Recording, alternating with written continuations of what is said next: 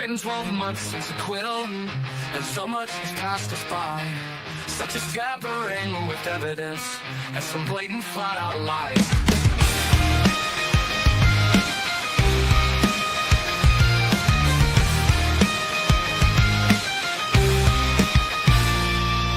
Special new press sector, and Hank Breeden is his name. He is a dirty Boston lawyer, and his arguments are lame. He's tried to squash all of our experts, as he has no case to claim. He should have won an Oscar medal to convince the court he's sane. He can lie without a conscience and keep that smirk upon his face. I bet he wears those silky undies, the ones with that jean made of lace. And Judge Beverly Academy is so biased for the state, is wading through 100 motions in a rush to seal my fate. So you can bring in Massachusetts, cause we all ain't got no quit. And we all know that the truth is my car is not the thing John hit. Surprise! I got ya. I'm on time. Expected. Well, technically, I have not completed all the tasks one wanted to complete prior to arriving on your box monitor. Good thing is, he's alive still. That one there. Ooh, I want to get wet welly. And he was fluffing in and out today. So I got 90% of the stuff I wanted done. I've managed to cook myself some dinner. Haven't managed to eat it yet. So whilst I won't make you watch me, I pretty well sure as shit I'm going to make you listen to me. Good morning. Surprise. Eyes on time. So, yesterday, Jen McCabe, already. And isn't she just the most precious little soccer mom ever? He has done a number. He's had her zhuzhed over. And had the hair done and the softness of the face and the makeup and the presentation and the whole smiley, giggly hug, and all the clips he's showing, hugging Karen and stuff, It's so lovely. She's so precious. Oh, Jen. Just wait till Alan gets to her. That's what I'm looking forward to anyway. So she continues today. Now, I will admit, I did fall asleep at the end, right at the tail end of yesterday's stream. So luckily I was muted. And so I've missed the last bit of her testimony, but that's all right. I can catch it on the replay anytime I like. So day 7 today, she's back on the stand. She's brought her brownies, her freshly baked brownies for the jury. She's yep. She's all sugar and spice and everything fucking nice. But wait. So I thought we'll get straight into it. I'll scoff down my dinner because that thing today I've been stoned. So let's get into it, shall we? Does anyone know any updates? Because I haven't had a chance to even turn the computer on before I set this stream up. Any updates on the rulings for the ARCAs? Because that's pretty much what I'll be searching for whilst I'm shoving food in my mouth and listening. All right, so let's share the screen. Showing the wrong one. Share this one instead. That's better. Hello, Bev. How you doing? Do something with your hair. It's nice, isn't it? Hey? Made a bit of an effort. You Jen was coming in, didn't you? Yeah. Okay, that's the one, I think. Let's go. Like the clappers, she said.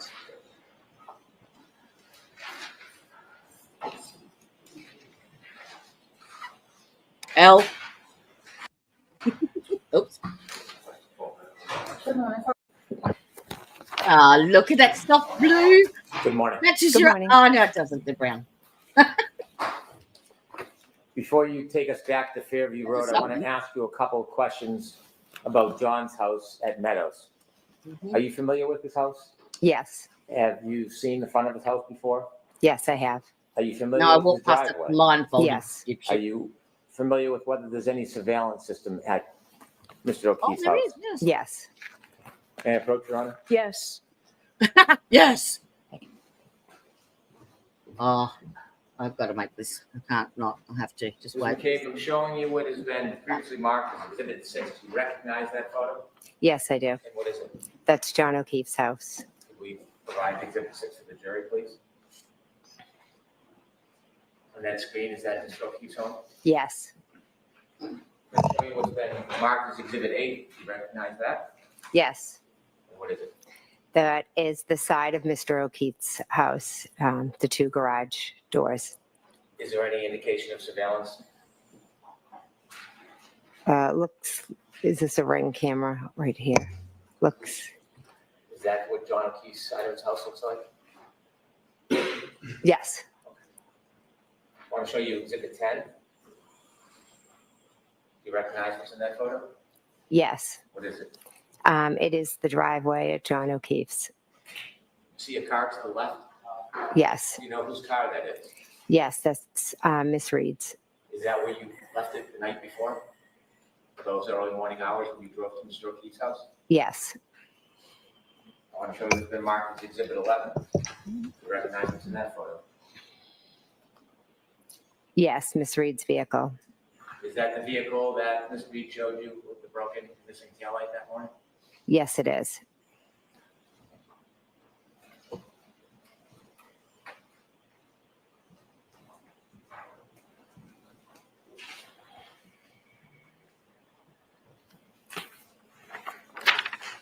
You mentioned earlier in the night, you spoke to John O'Keefe when you called him or he called you about directions to Fairview Road. Yes. And you also shared that you had a phone conversation offering directions. Yes, I did. Did you tell John that the house at Fairview was near Bella's mom's house? Objection. Sustained as to form, Mr. Brennan. Okay. What did you tell John as far as directions to Fairview? How did you mark it for him? I told him to go by, past Bella's house, the Bella's Street, and then to follow it down to the end. Now I want you to take us back where we were yesterday when we left off. You had brought us to Fairview Road. You had found John. Yes. You had found him, had you? You shared with you're us that clever you were girl. trying chest compressions. Before the chest compressions, did you make a phone call? I called 911. I thought it was you. Very doing the chest compression.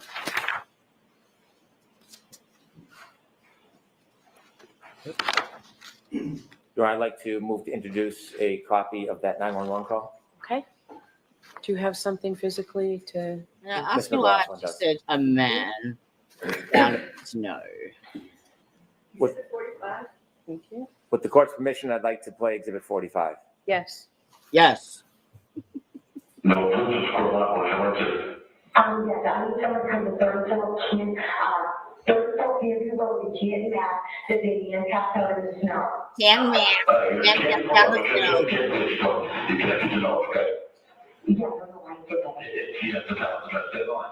I'm 15 years old, like, looking at that area in 15, okay? What's your deadline? That's it. Okay. I know. Oh, you're in the process. He's going to cut out the bits. 911, what's your emergency? I need someone to come immediately to third floor Fairview Road, Jan Matt. What's going on? Damn man. There's a guy unresponsive in the snow. A guy on his response. Yes, third floor, the Albert resident, yes, I just pulled up and found it. What, have you? Not on the subject order, Wait, emergency. what, have you? Can't do it. Hello? Yes, I'm sorry, can you come to 34, Fairview Road in Houston? 34 Fairview? Yes, there's a man unresponsive in the A man unresponsive on the Did he, snow. what else? He's gonna get here, okay? Okay. Oh, she's gonna pretend to cry, is she? Oh no, she is. We just switched him over. Okay. Oh my. Who's that in the background? Is that someone related? No, you are not. Okay. Oh, you are not. John is 46 years old. 46, how long has he But been he's a outside? man on the I don't snow. know. I don't know. He got out of the car and. He got out of the car, did he? Is he Jerry? Is he? I don't. I don't know if he's women. There are two women trying to. It could be Sparky and then Sparkle. Okay, can you just try asking? I know it's tough, but we gotta get the fire department going, they just gotta know. Is he breathing? It doesn't seem to be breathing. Okay, do they know how to do CPR? Do they want to test CPR? I'm sorry, I just have to do this. I can't not. Okay, they don't feel comfortable doing so? I'm not sorry. No, I think he's passed away. Okay. All right, we have the fire department and the police department on the way. If everyone's declining CPR, then I can, I'll hang up with you and, if anything changes, you can give us a call back. Where are you guys outside? I'm right up front. I know, I'm on the phone with the Andrews. I know, honey, I know. So, Kelly, you gotta get off of me. Kelly, you gotta get off of him. You know if there's any, alcohol or drugs involved? He has been out. They've been on drinking. Like I'm talking hours about maybe, and I can't believe she's like crying. Okay, is there any bleeding or anything? Maybe hit his head up, Fucked yes, up. possibly, I think to put it in the face. Okay, bleeding from the face, all right. Yeah. And how big's the pool of blood, if there is any? I didn't know that one of You just did. them. Now, make sure you Okay, feel one more remorse. doing CPR. Yes, they're both working on him. All right, if you want CPR, and just let me, just give us a call back, if you tell us your sponsor, right, but we're on the way. Okay, thank you.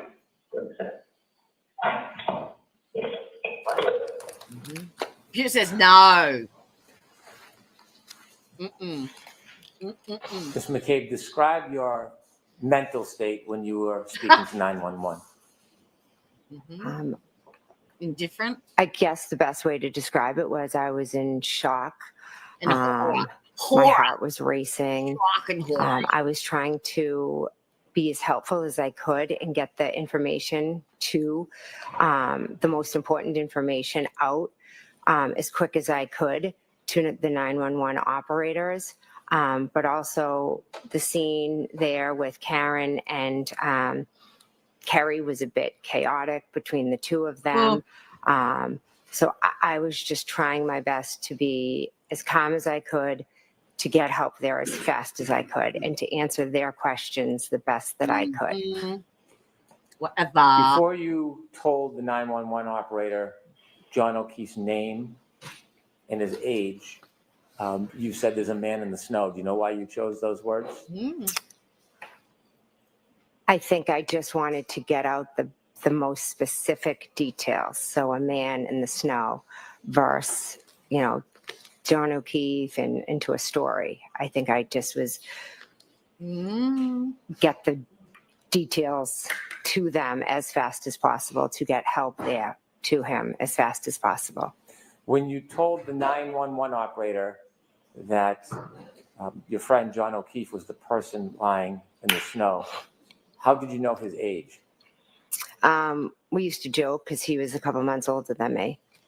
So I would, say, oh, you're older than me. It was a silly little thing between friends. Between friends. When you called the 911 operator, had Kerry and the defendant already been around or near John? Yes. Do you know if they had begun trying CPR before you called 911? I'm not sure if they had, because Karen had straddled him and was lifted her shirt, was warming him up. And then Kerry was yelling at her to get off. And I think when Kerry got the blankets and was trying to put him under John, I think as she started to move him and wipe him, blood started to come out.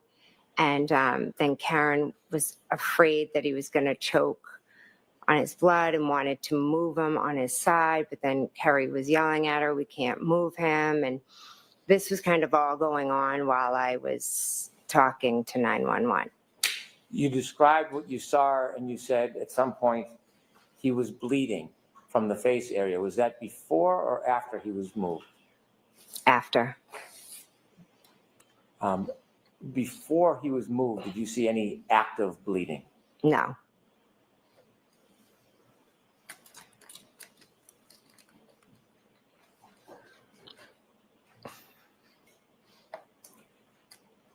After you called 911, what do you do next? I think I called my sister and she didn't answer. And then as I think I called her as I was walking over to John and she didn't answer. And then I immediately got down on the ground and Kerry Roberts asked me to take over. How long did you try to help John for? I'm not sure. I'm not sure. How long were you and the defendant and Miss Roberts there before someone else arrived? Police officer was the first to arrive. In the moments, it seemed like a long time, but I think it was fairly quick that they arrived. Any point during the time when you tried to help Mr. O'Keefe and the first police officer arrived, at any point did you see any signs of life from Mr. O'Keefe? No. When the police officer first arrived, do you remember what happened next? I remember it was very chaotic, but there was talk about a spotlight. And I remember, I think I got up and ran to kind of wave the, to get the police officer's attention so he could see where we were. And then what happened? The police officer, not sure specific, I do remember him asking about John. I think he said, is he a drug user? He was just asking some basic questions. And what's the environment? What's going on around you? Karen's just running around crazy, like just yelling, screaming, kind of like a ping pong. What are you trying to do? I was just trying to talk to the officer. I guess I just went into this like type of mode of, all right, I have to just talk to him, get the information out, figure out like how we can best help John and like what happened to him and try to save him ultimately. And what happens next? More officers begin to come, fire and EMT. So the scene becomes active with a lot of different presence. John, I think they lift John onto a board at one point. The officers are asking us questions. Karen's kind of coming over, talking to the questions, and then kind of just running away. And then she just runs back over. She's doing a lot of screaming, a lot of repetitive, is he dead? Is he dead? Is he dead? Could I have hit him? Did I hit him? Kerry, I think, Kerry's off kind of making phone calls, I believe, to John's family. She did not say. Do you know what time the first responders lifted John from the ground and put him on that bed? Gurney I don't know a time, but it was... Okay, that's the only question. Okay. You heard your 911 call. Do you know the time of that 911 call? Not off the top of my head, no. At some point, did you talk to a number of different people at the scene? Yes. And who were you talking to? The first officer was Officer Saraf. I know I spoke with him. I spoke with an Officer Lank, an Officer Good. There were other officers. I don't remember their names. There were EMTs. I don't remember their names either. You have lived in this area for a long time? Yes. Active in the community? Yes. Did you know Sergeant Good from before that night? I knew of him. I didn't know him personally. Did you know Detective Lank? Yes, I knew him. How did you know him? We were friendly. Oh, how friendly. Did children ever associate with each other?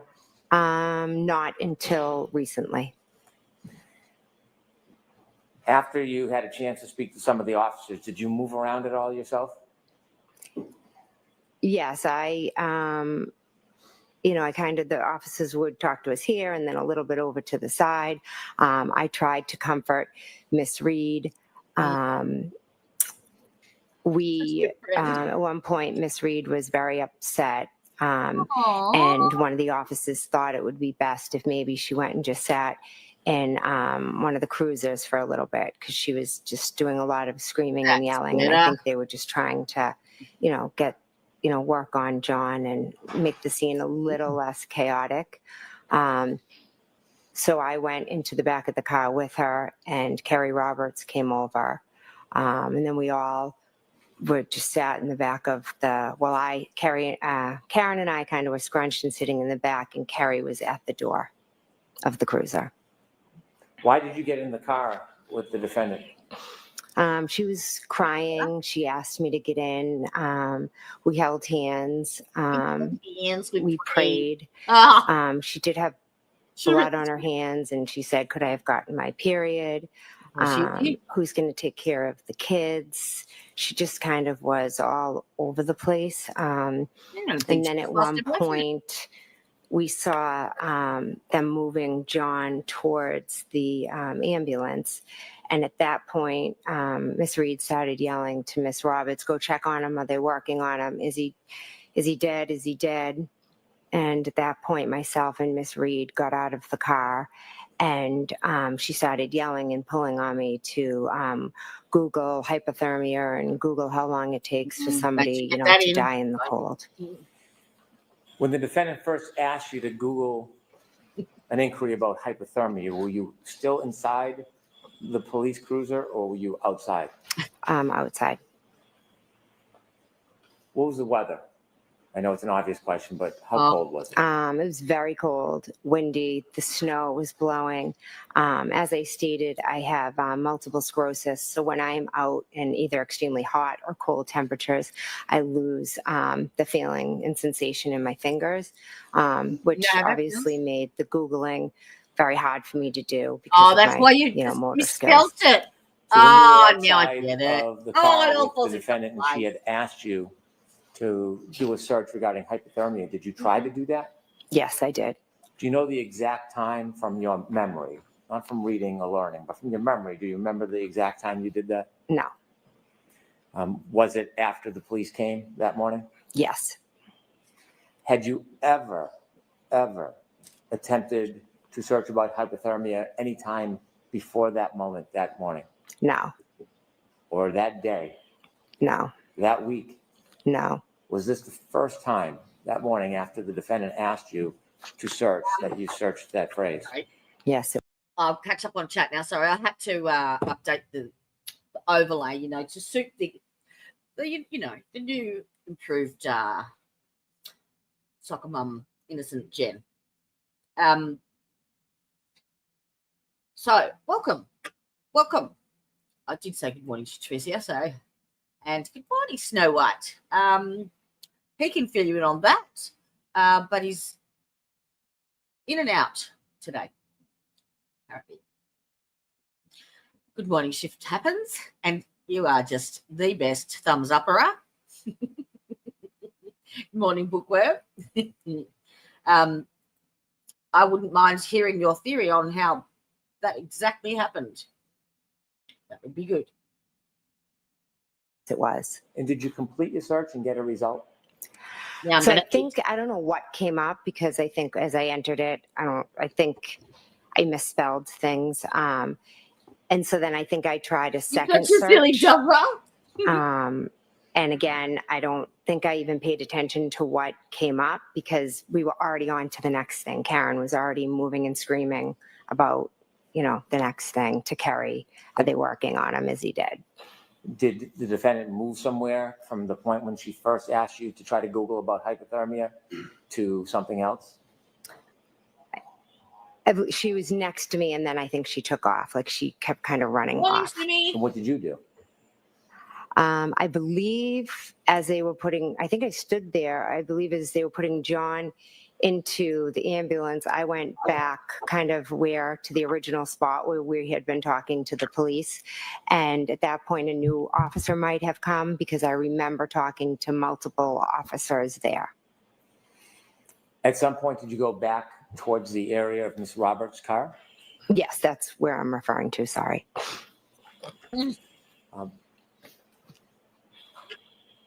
At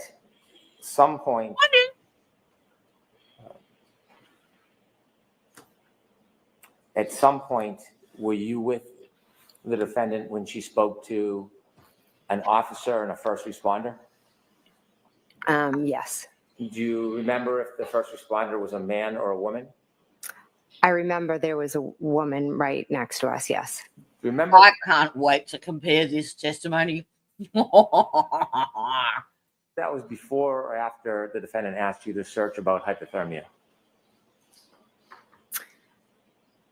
I'd be guessing if I then don't. Don't guess. No, don't guess. Oh, I see, she's been prepped. When the defendant was speaking to the first responder, the woman, were you She near? Yes. She just absolutely proved right then and there that she's been prepped big time, because she repeated what he had said to her. Don't guess. Let's go back. Betty J. for juniper berries. Woman right next to us, yes. Do you remember if that was before or after the defendant asked you to search about hypothermia? I'd have to guess. I'd be guessing if I then don't. Don't guess. Then don't. Mhm. Yeah. See? When the defendant was speaking to the first responder, the woman, were you near? Yes. Oh, we're on the big Did you screen. hear or do you remember the defendant saying anything to the first responder? Yes. What did she say? Thank you, Simi. She told the first responder, I hit him, I hit him, I hit That's him. fine, sweetheart. No When problem. she told the first responder, I hit him, how did you react? Uh-huh. I was like Oh my startled, gosh. kind of like, what are you saying? What are you talking about? Did you say anything to the defendant? I think after the second or third time she was saying it, I was like, Karen, like, what are you saying? Why were you trying to interrupt her? Because I thought she was just talking crazy. And I'm saying, why is she saying she hit him? Were you trying to look out for her? See? Yeah. She put the seed in their mind. She provided. I'll strike it. You can ask it That- differently. What was your motivation for trying to interrupt the defendant making the statements to the first responder? Karen was hysterical, irrational, kind of. I'll move on. Oh, okay. I'm going to see counsel at sidebar for just a minute, please. Yeah. They all stood up and he's like, I'll move on. No, you fucking won't, mate. You go sidebar. There's been an objection. And I object to you being there. And Teresa, I have had to go in. And I've done my rage stream. For the voir dire. I've actually gone in and I have cut it. I've cut that part, the original part, and I've made it a members only, so you know what you're in for. And then I've done a PG version where I've just reinserted the testimony for that with no commentary whatsoever. So you got a PG and an original. I even demonetized myself halfway through the stream. That's how bad I was.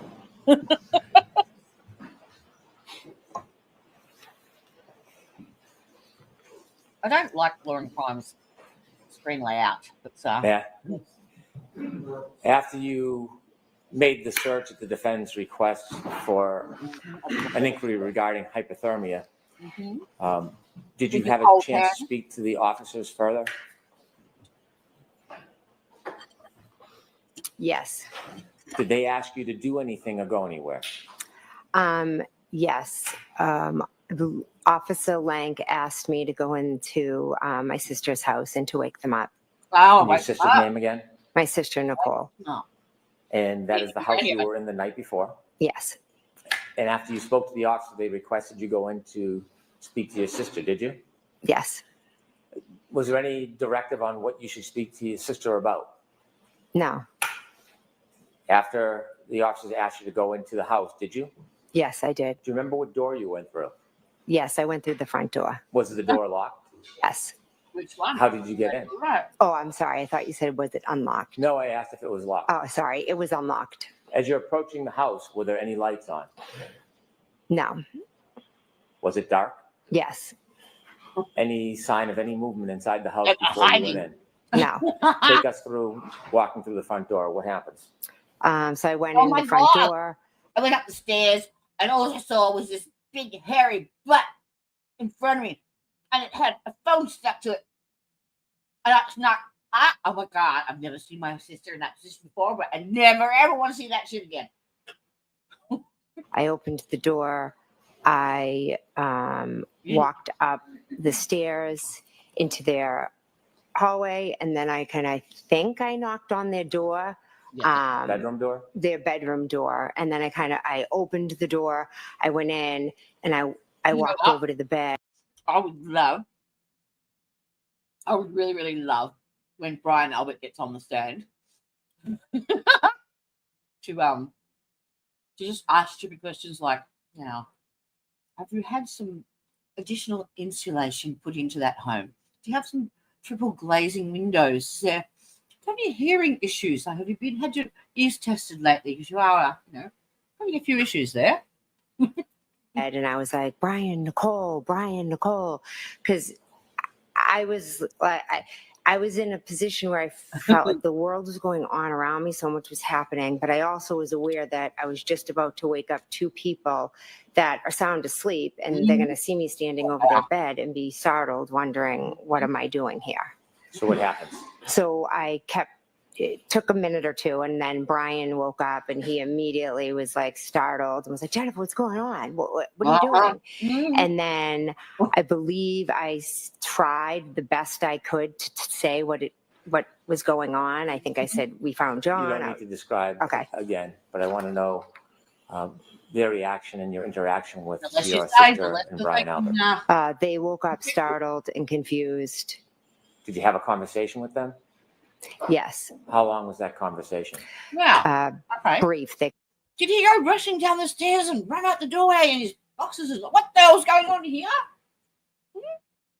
No, he didn't. Did he even ring dispatch? Fill me in.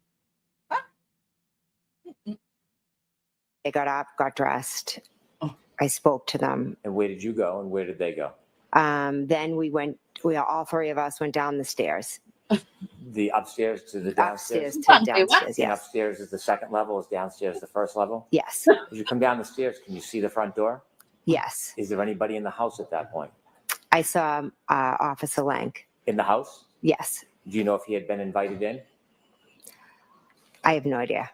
When you came down the stairs and saw Officer Lank, where was your sister and Brian Albert? They were walking with me down the stairs. And did you see whether or We not let Lank in. the officer spoke with your sister and your brother?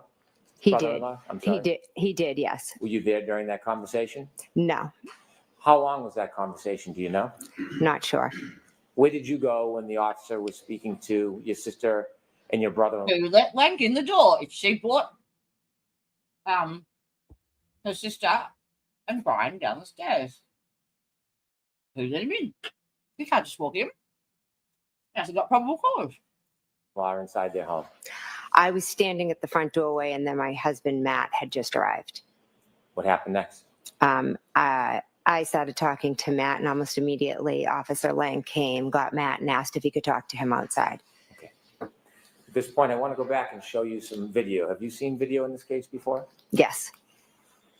I'd like to ask the court He's permission not French. to display Exhibit 4, and I would like to walk through some of the video. Okay. Ms. Gilman, if you kindly put on Exhibit 4. Hence why I put my stuff on. I'd like to start at 6:09:57.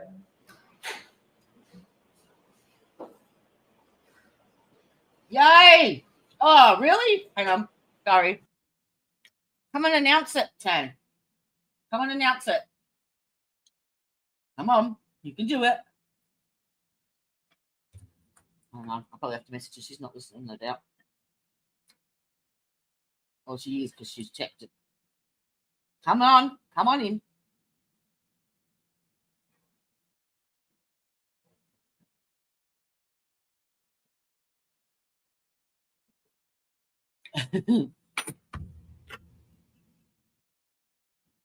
Shit hot.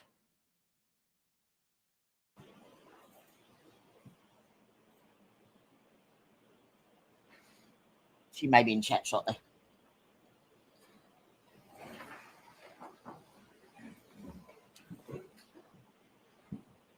Oh, look. That's Officer Suresh car again.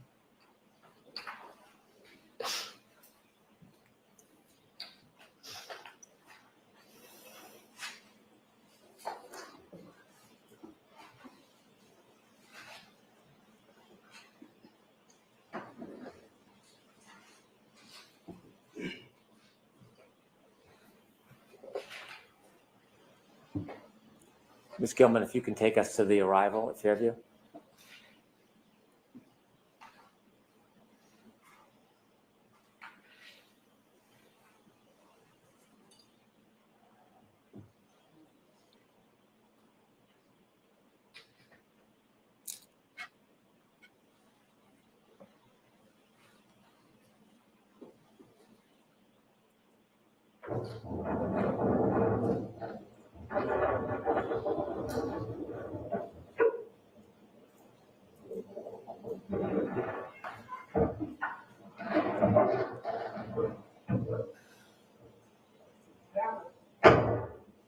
Can you stop there, please?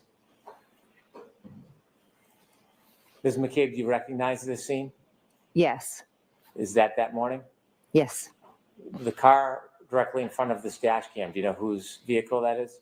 Kerry Roberts. On the left, we see somebody with a blue parka or jacket. Do you know who that is? I believe that's me. Can you continue to play, please?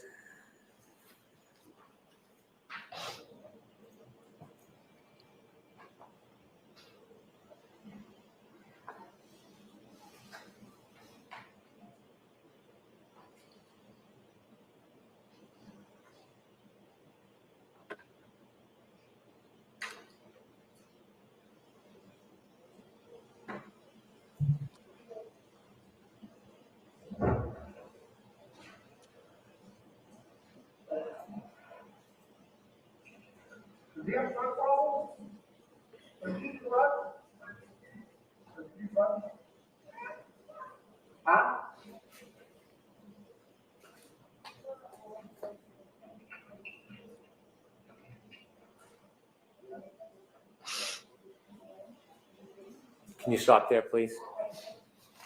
Does that fairly depict your first interaction with law enforcement? Yes. Do you see the flagpole in that video? Yes. And is that the area where you found John? Yes. On him. I'd like to move forward in the video. If we can move forward to 6:14:45, please.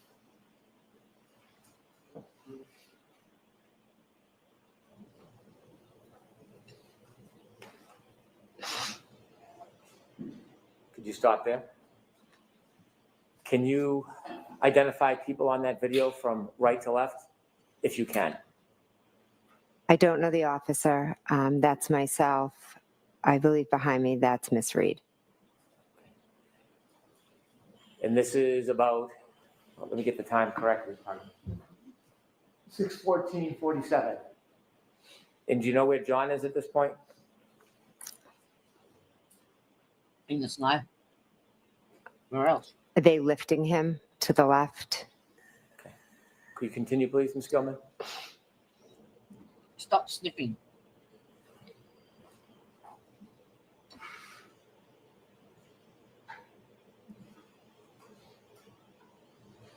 Could you stop there? The person all the way to the left near the flagpole. Do you know who that is? I believe Kerry Roberts. And is that the area where John was found? Yes. And that's at 6:15 a.m.? If you don't know, that's okay. Do you know what Ms. Roberts was doing at 6:15 a.m.? My guess is I that don't want you to guess, just if you know. I don't know.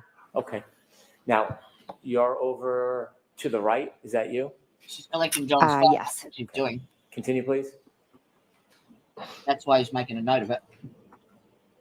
Because he'll match it up with the battery.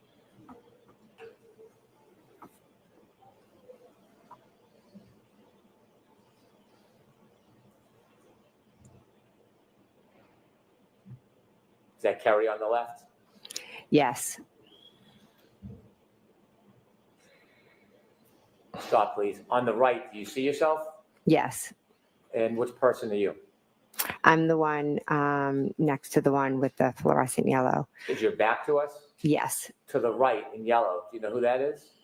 I don't. Continue, please.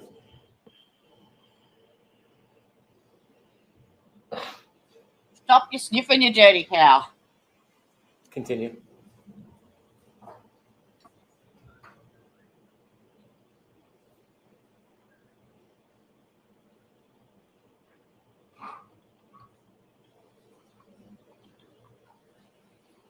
Do you know what? I bet Hank even requested that Jennifer McCabe sign says friends with John O'Keefe. Guaranteed. Stop, please. Do you see the defendant move from the right to the left? Yes. Do you see the yellow jacket? Yes. Do you know whether or not that's the woman first responder? I believe so. Yes. Do you know why the officer moved the defendant over from right to left? I don't. Okay, continue, please. Stop. At that part, is there a conversation between the defendant and the first responder? Yes. Are you listening? Yes. Continue. Of course she is. And now what Stop. Hank say? Do you see the officer that was with you in that group? Yes. Do you see him now Say turn away from the whatever group, she speaking to wants. somebody else? No one knows. I do. Continue, please.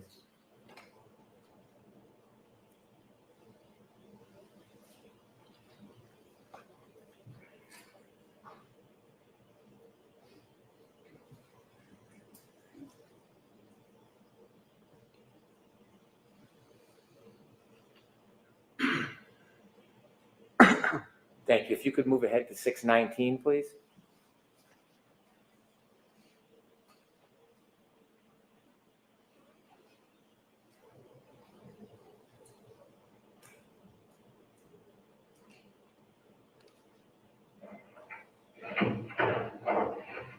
Is that you, Ms. McCabe and Ms. Roberts? Yes.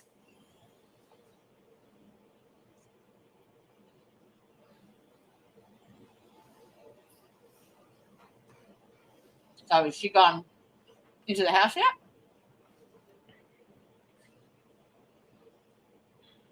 Oh, I'll have a look at my timeline, shall I? Oh, that helps.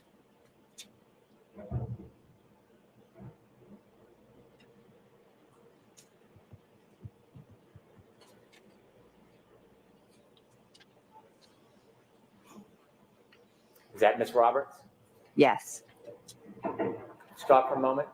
Do you know at which point you went to the officer's car and sat in the back with Ms. Reed? I believe it's right after this. Can you continue, please?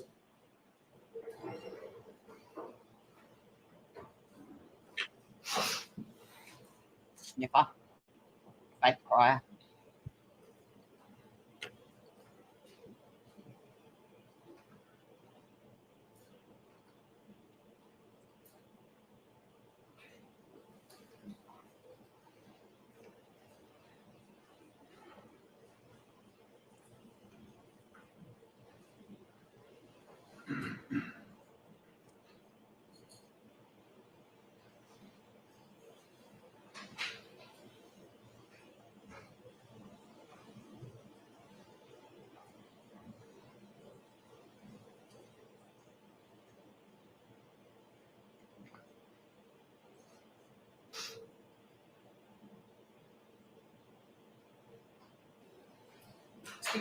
$6:34, 43 seconds.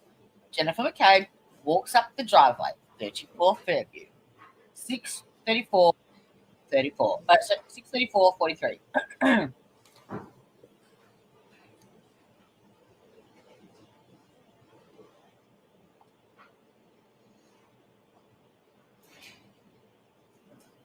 Where is the they've taken the clock off the top. See that? That was in the last one. They've taken Is the that time Ms. Roberts?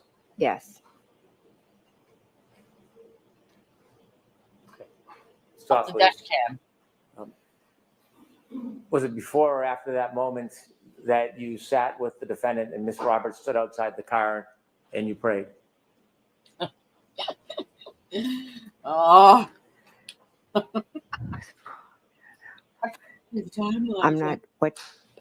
I'm not exactly sure from that video. That's fine. If we could move forward to 6:23:40, please.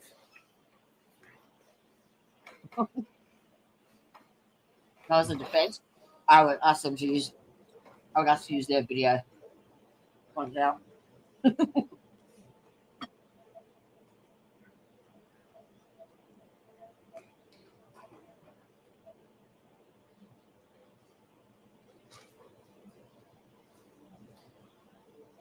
This is what I mean about.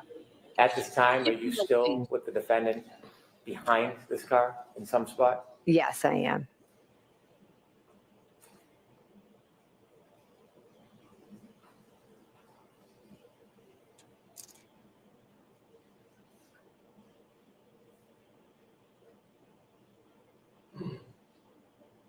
Is it during this time, 6:23 and 6:24, you tried to make those searches at the defendant's request?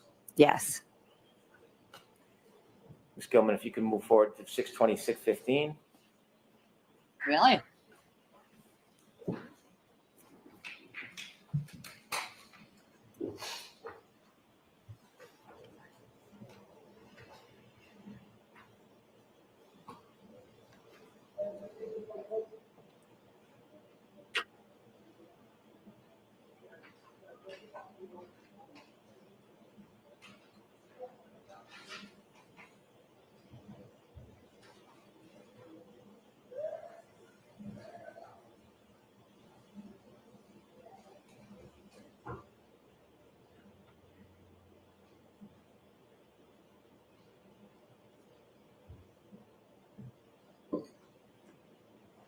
Pause, please.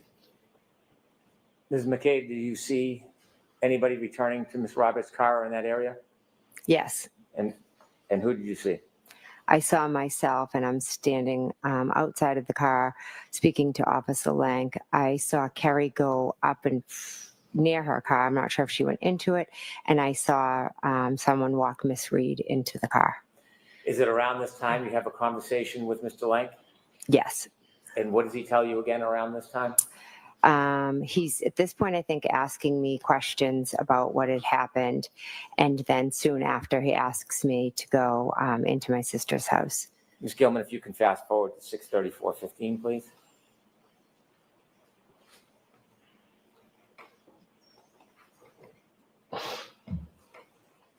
Was that Hank sniffing?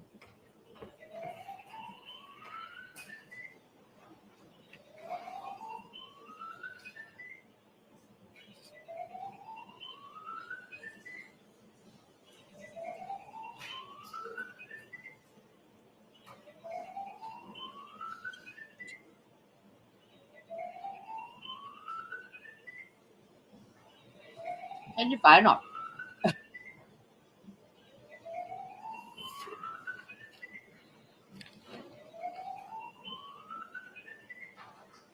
Stop, please. You described that the house had no lights on. Is that a fair depiction of Yes. the view? Yes. Do you So, see a figure walking up the driveway? Not on this pause clip, but I did see it. Yes. Let's play it and see if you can identify. Yes, I can see myself walking up. Where are you now? I'm walking up the path to go up to the stairs into the house. And this is at the request of Officer Lank? Yes. And you described first you went in and woke up your Mhm. sister and brother-in-law? Yes. Mhm. Could we move forward to 639, please?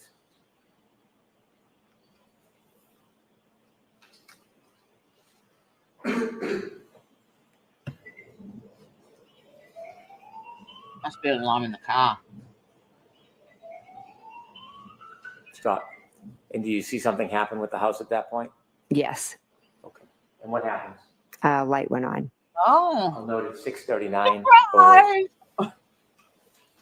Thank you, Ms. Gilman.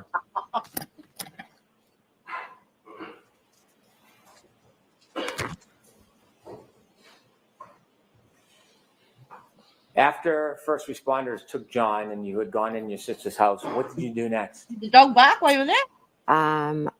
Next, after Officer Lang spoke to my husband, Kerry Roberts, her and I had a conversation. She was going to go pick up John's parents in Braintree. At first, I had told her I would go with her. But then Officer Lang said that one of us had to stay at Fairview to speak to I believe it was the state troopers that would be coming. Did you stay at Fairview? I did, yes. What was your mental state at that point? Again, I was in shock. The best way I can describe it is the feeling of I'm present and everything's going on around me, and I'm just trying to process and make sense of everything. Did you speak to your sister about what happened? Yes, Did you speak to your brother-in-law about what happened? yes, And were they giving you any comfort or support? yes. They were being very comforting and supportive. As you were waiting at Fairview, did anybody else come to the house? Well, my husband, Matt, had arrived. A little while later, Julie Albert had arrived. She was dropping something off, and then Brian Senior didn't called know? her in. Didn't know she was Is talking Julie to Albert the wife of Chris annual Albert? donor. Yes, she is. And Brian Albert and Chris Albert are brothers. Correct. When she arrived, did you talk to her? Yes. Were you in a group? Were you talking to people privately? No, we were all sitting around the kitchen table. And why were you talking to everybody? We were trying to figure out what had happened. They were trying to be supportive, trying to help me. What was your mood? I was extremely concerned. I was calling Kerry, trying to get updates about John. I was worried about John, his family, about Kaylee. At that point, did you know whether John was going to live? I had a very strong, I think deep down I knew that John was gone. But, until you hear it, I think there was that little bit of hope maybe. Did you speak to anybody but Kerry, who was not at the home that morning? I believe I spoke, Miss Reed. You had a conversation? Yes, I spoke to her when she was in the ambulance. Did you speak to her again later that day? No, I think I texted her asking her for Kerry's number because I didn't have it. Did you hear back? No, Did you ever speak to Miss Reed again? no, I've never spoken to her again. When you were trying to get information from Kerry and you were in Fairview, did anybody else other than the people you've described arrive at Fairview? Chris Albert, Brian Higgins showed up, and Chris Albert. Did you know Brian Higgins? I knew him as a friend of Brian's. Did you see him at the waterfall that night before? Yes, I did. And after you arrived at Fairview that night, after leaving the waterfall, was Brian Higgins one of the people there? Yes. And did you talk about what had happened in front of Brian Higgins as well? Yes. Was there a group discussion? I wouldn't say discussion. I would just say, for instance, someone would ask me a question because everybody this didn't make sense to anybody. No one knew what had happened. Agreed. So just move on. And so was there a lot of questions about what you saw and heard? Yes. You mentioned earlier that you felt like you were in a state of shock. Did you feel like you were still in that state, or were things changing mentally? Little by little, as I sat there, I started things started coming back to me that had been said to me earlier. Did something significant come back to you about what happened earlier, or what you heard? Yes. And what is that? When Miss Reed stated to to myself and the female, I hit him. And did anything else over the course of that morning come back to you about that moment? Props there. Throughout, Props there. He got both in. Yeah. He has really honed in and worked on her. Let's go over it because, you know, what is it? What did I say? I don't think of it, but dipshits where dipshits are. and I would just say, like, for instance, someone would ask me a question because everybody this didn't make sense to anybody. No one knew what had happened. Agreed. So just move on. Just move on. And so was there a lot of questions about what you saw and heard? Yes. You mentioned earlier that you felt like you were in a state of shock. Did you feel like you were still in that state, or were things changing mentally? Little by little, as I sat there, I started things started coming back to me that had been said to me earlier. Yeah. Did something significant come back to you about what happened earlier or what you heard? Yes. And what is that? When Miss Reed stated to myself and the female, I hit him. Mm-hmm. And did anything else over the course of that morning come back to you about that moment? Amazing. Throughout, when I was still at Fairview, or throughout the day? Still at Fairview. I believe that was maybe the main thing. I can't be sure what memories came back. When you remembered the defendant's statements to the first responder, did you decide to do something with that information? Yes. Officer Lang had said if I, remembered anything or needed anything before the state, the state police came, to give him a call. And did you? I did, yes. And you knew Officer Lang? I did, yes. Were you comfortable calling him? Yes, I was. Did you tell him the information that you had remembered? I just asked him to come back to Fairview. Did he? He did, yes. When he came back, did you speak to him? Yes, I did. Were you with the group or were you alone?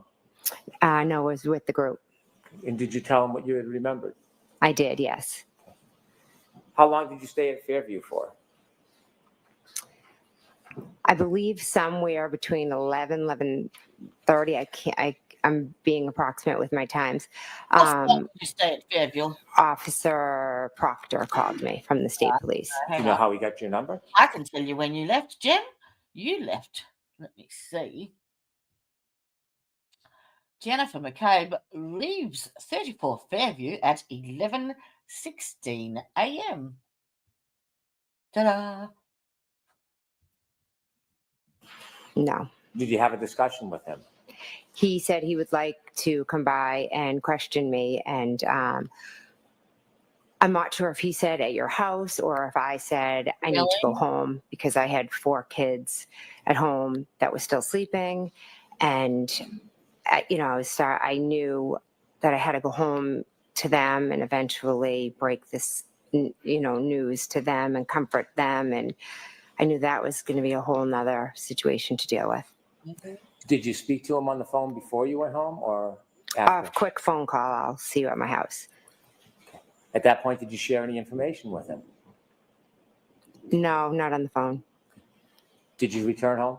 I did, yes. Do you remember about what time that was? Mm-hmm. That was I'm going to say 11:30 or after. 11:22. Approximate. General, yeah. Okay. 11:22. When you got back home, did you have a meeting or speak with Mr. Proctor? I did, yes. Was it a phone call or an in-person conversation? He came into my house with Officer Buchanan. Okay, him and Trooper Buchanan came in? Yes. Was there anybody else at your home? No, but I My husband was home, and my brother-in-law, Brian Albert, came over. Did you speak to them? Yes. Did you tell them any additional information at that point? The troopers or? The troopers. Yes. I know I had said what Karen had said to me, and then she had said I hit him. Could I have hit him?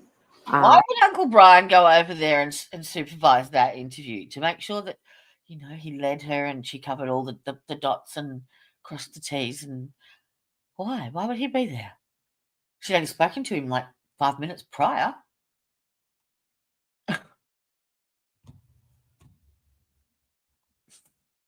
I told them how she showed up at my house. I just basically gave them the events of that morning. At that point, did you mention anything about the I can't defendant's wait to broken cross. taillight? At that conversation, no. Did they leave? They did leave, yes. At some point, did they reach out to you again, or did you reach out to them? At some point, I had another conversation with them a few hours later. I'm not sure if they called me or if I called them. Do you know what generally the content of that conversation was? Yes, I had remembered that Karen had told you me remember. about her taillight. Mm-hmm. As you're processing that morning, are you trying to think and staged. recreate the event, or are you trying to put it out of your mind? I couldn't get it out of my mind.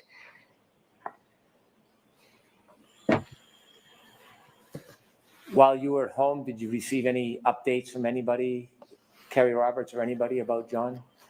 Yes, when I was still at the Alberts, Kerry had given me word that, John had passed.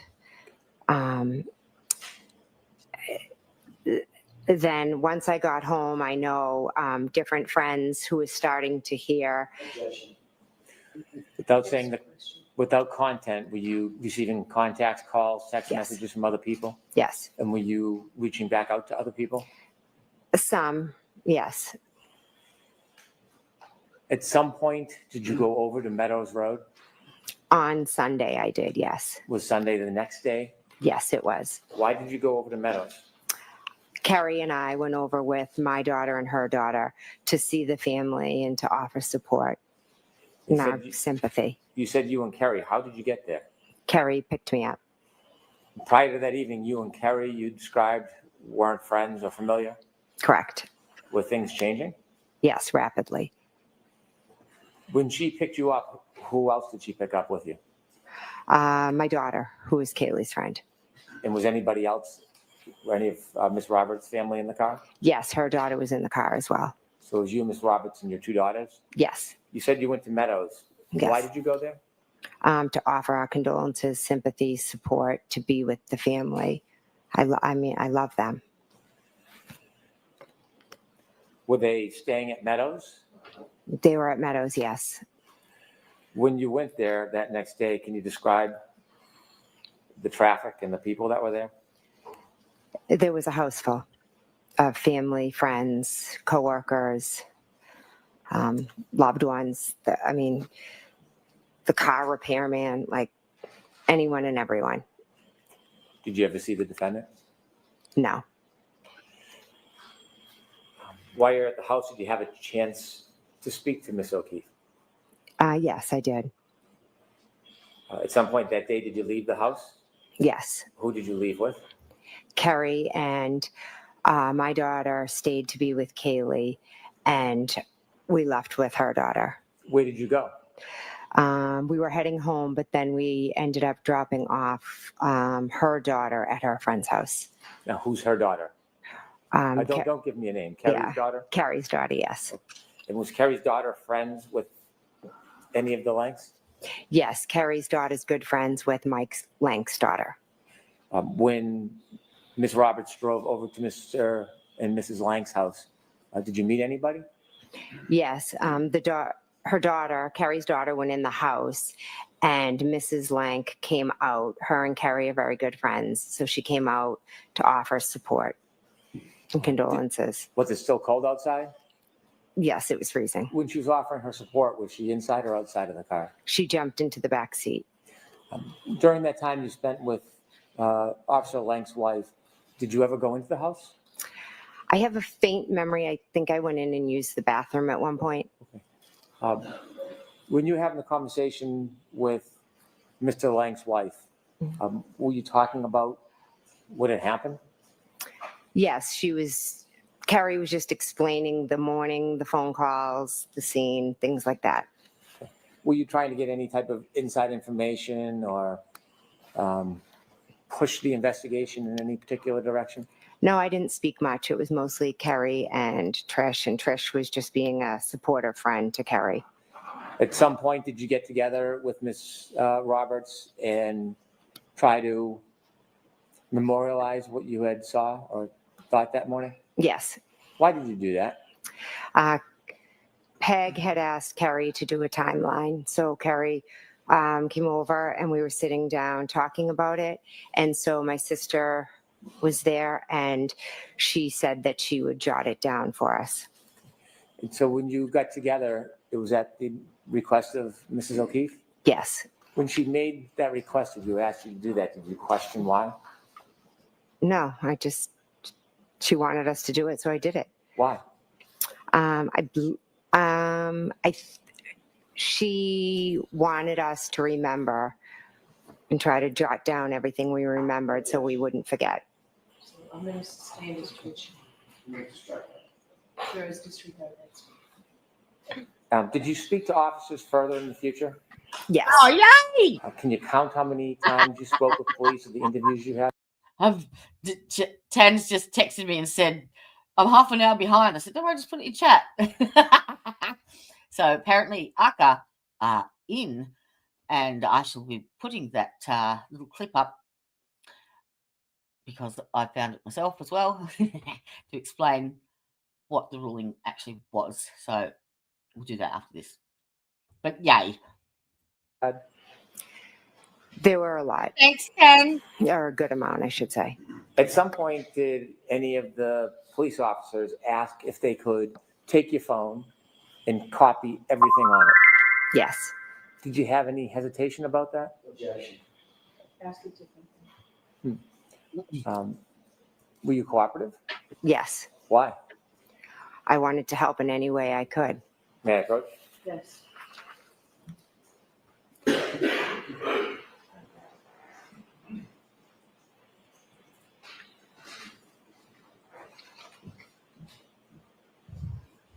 Handing you a piece of paper. Do you recognize that? Yes, I do. And what is it? That's my signature. Do you know what that document is? Yes, it's the consent form that I signed from my phone. I can use this as an exhibit. Any objection? Yes, Your Honor, we can deal with it sidebar. I have no objection to the identification of it, moving in and exhibit, I do have objection. Okay, I'll see what's on that. Oh, God. I have got some really, really good questions to ask this this AI. I diz. Yep, because he is leading her down the oh, I'm such a good friend, I'm fake crying, you know, got the sniffles and giving Jen hugs, soccer mum route, and we all know that that's a load of bollocks, don't we? All right, so just for everyone, ACA are in. They are allowed to testify. I'm not sure what the scope is yet, but we will watch that. Bev said something. Bev made it funny, did she?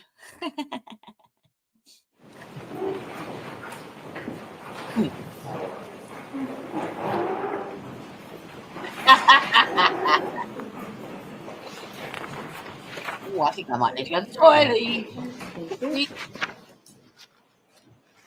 Absolutely.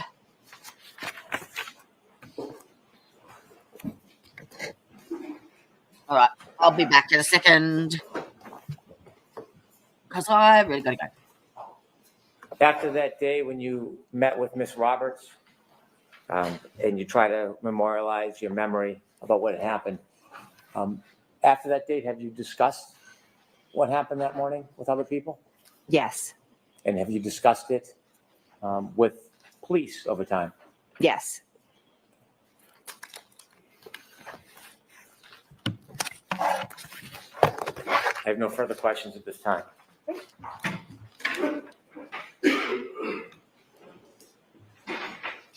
Oh no! What's directed? I've got to poop. Oh!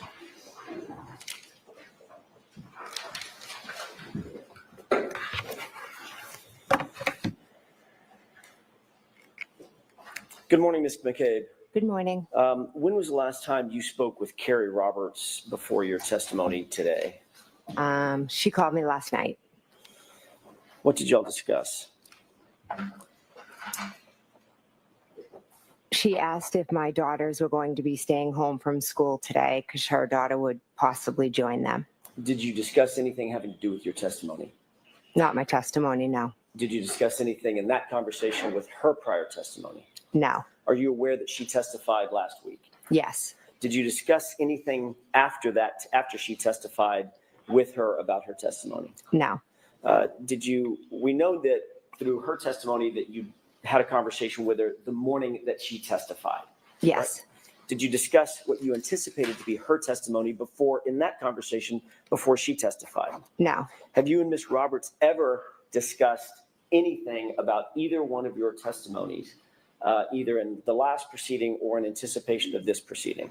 No. So for the entirety of the last year, even though you both went through a proceeding last year where you both testified under oath and it was highly, highly publicized, neither one of you, your good friend Carrie Roberts and you, have ever discussed either of your testimonies between that time and this time.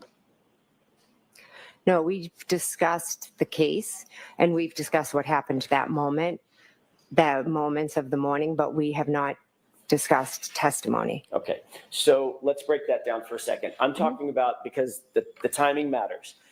I'm just asking at this point, if you'll bear with me, just the year from last year at a different proceeding to this year, you have discussed this case Yes. with Ms. Roberts. Many times, yes. And you've discussed the specifics of her memory, which would be reflected in her testimony, correct?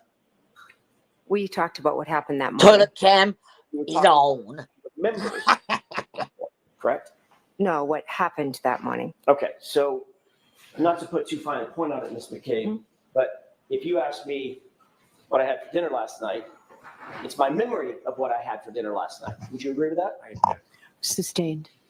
Did you talk about her perception of what happened that morning during the last year? We've talked about what has happened, yes. Okay, so I'm trying to break it down between you and Ms. Roberts. You've discussed her perceptions and her memory of what happened, as well as, and separate and apart from, your memory and your perceptions, correct? Correct. So there have been circumstances in which you and Ms. Roberts have compared, by definition, what she remembers versus what you remember, correct? I wouldn't say compare. Now let's move to what would you say in terms of what you've discussed and why? I would say that we've both talked about what we've discussed, but it wasn't like a comparison. We weren't comparing anything. You've talked about what you discussed. What does that mean? Talked about your testimony? No, we've discussed what happened that moment, Right. and in those moments. So, when I got a phone call, and that's my story. I got a phone call. And That's my story. I'm I sticking to got a it. phone call as well. As you said, that's your story, Not correct? my story. It's Those the were yours. truth. Ha ha. Got ya. So for instance, when you got a phone call at 4:53 in the morning, Carrie Roberts wasn't there, correct? Correct. But you've discussed that with her. Correct. And you've told her what your perception of that, your memory of that phone call was, even though she was not recipient to and did not witness that phone call, correct? I've told her about the phone call. Correct. As well as many other details that she was not privy to personally, correct? Correct. Conversations that you've Make had. sure you look over at the jury when you Conversations that you answer. claim you've had with Ms. Reed, correct? Correct. And you've told her what your perception is of those conversations, or your memory was or is of those conversations with Ms. Reed, correct? Which conversations with Miss Any Reed? conversations, just anything that she wasn't privy to. You've discussed that with her. Some things, yes. Okay. Absolutely. And conversely, Ms. McCabe, obviously, she's also discussed certain perceptions and memories that she has about this case, and the facts of this case, as she recalls them, that you were not necessarily privy to, correct? Yes. Things that may have taken place outside your presence, correct? Correct. And you've talked about things, she's talked to you about things, now I'm getting myself confused. Y'all have talked about things that were outside of her perception and outside of your perception. And you've shared those with each other. We've shared our experiences. We've become very close. We both lived through a traumatic experience. How many times would you say you and Ms. Roberts have discussed your individual perceptions of what you remember happening on the 28th or the 29th of January 2022? How many times? It would be hard to put a number on that. We talk about, it's hard. We're bonded. We talk about the trauma that we relive every day. Karen called us for help and we both answered the phone. And that bonding is the glue that holds you two together. Is this case, correct? Yes. So that probably, by definition, is the foundation of many, many, many of your conversations. Would you agree? We've grown into friends where we talk about many other things besides the case. Sure, the movie you saw last weekend and what the kids are doing next week. Yes, and yes, absolutely. We talk many different things, just like girlfriends do. I'm just concerned with and asking you about Just the like subject girlfriends matter do. of this case and the details and the facts of this case.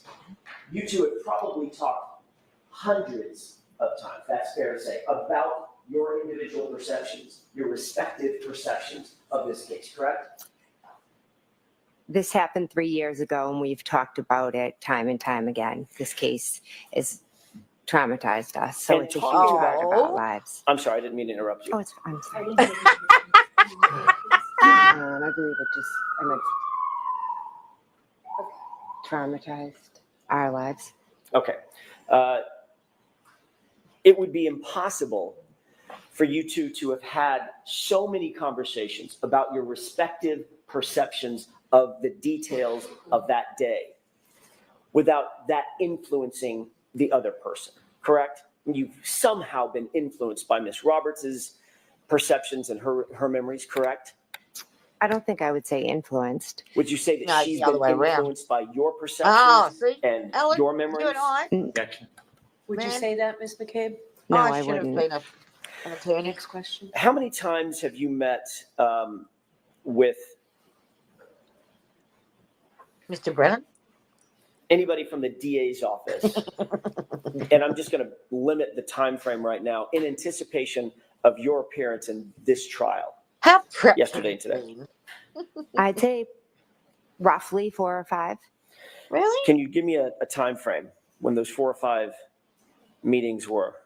I don't have dates. I do remember at one point I met with Mr. Brennan. He was new to the case. So I went in and he introduced himself. How long ago was that?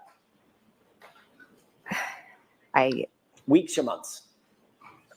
And maybe I can't give you a time frame. I'm sorry. Do you think it was Really? last summer? No, Do you think it was? no, it was more recent. Okay. Yeah, It wasn't sorry. in the fall of last year. No, It was in 2025 sometime? I believe so. Yes. So Think it it wasn't might have that been February, case. January? Again, I can't give you an exact. I'm sorry. All right. When was your I'm daughter's gonna talk about basketball the game, though? You remember timeframe that of time? those conversations, then I'll ask you a little bit more about those conversations. So that was the first meeting that you had was with Mr. Brennan in anticipation of your testimony. What were the subsequent 4 meetings or so that you've had? With whom and approximately what time? Okay, so another meeting with Mr. Brennan. Are you looking for who was?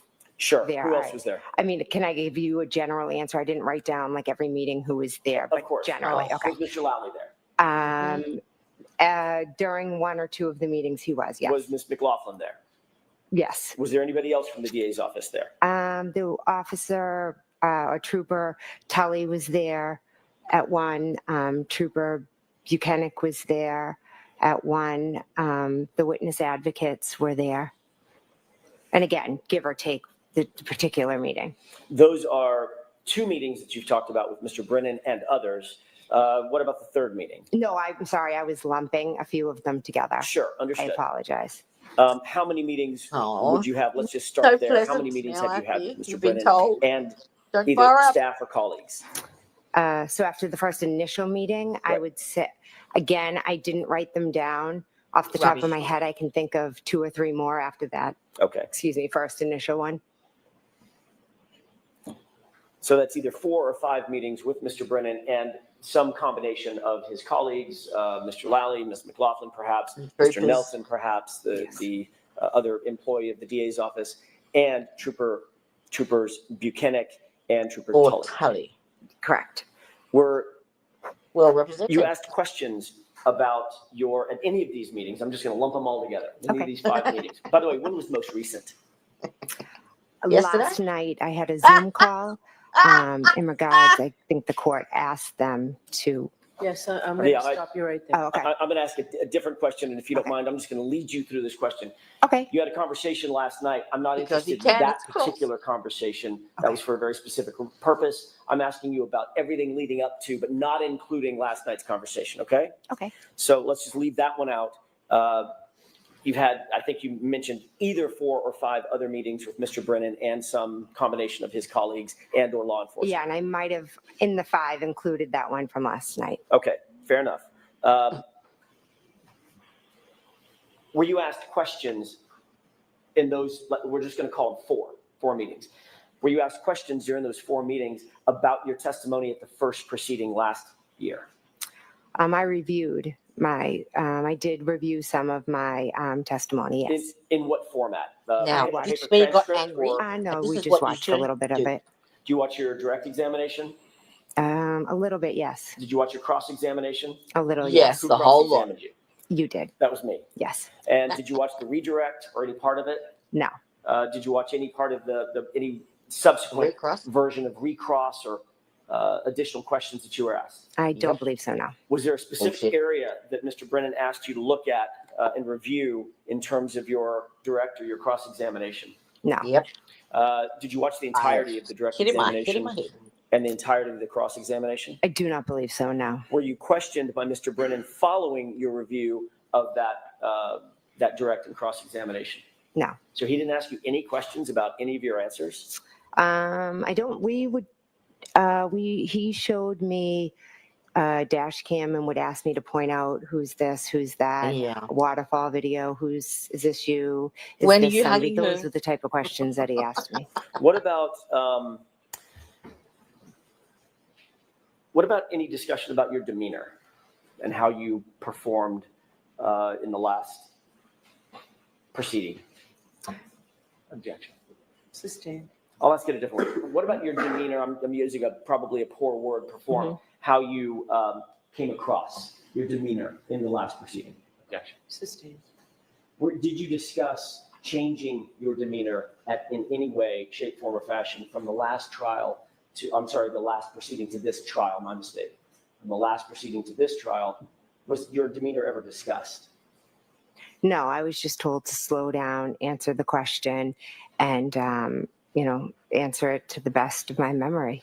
Was there any discussion about talking about your background, for instance, your family and your children and being a sports mom, as you talked about in your direct examination?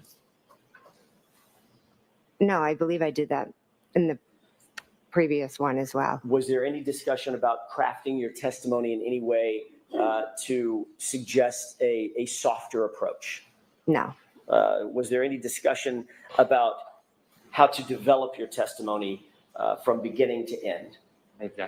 Sustained.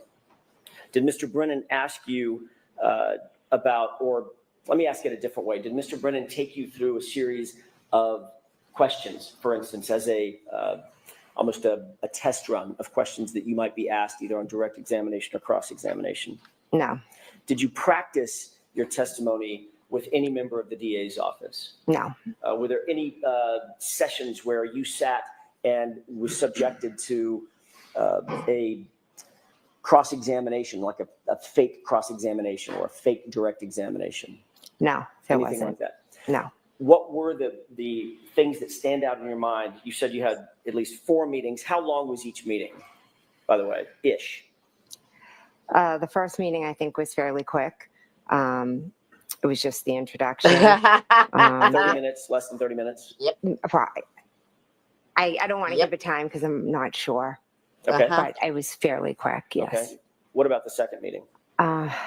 Again, I don't know specific meetings, but I can tell you that there was a longer one where I did watch some dash cam video, look at different pictures. Come on, Things like someone that. call a sidebar. I need to What kind of flush. pictures did you look at, other than the dash cam video? The pictures of John's house. Okay. The same photos that we saw today? Yes. How long in total would you say all of those meetings were? Just taking them all together. I really can't give you an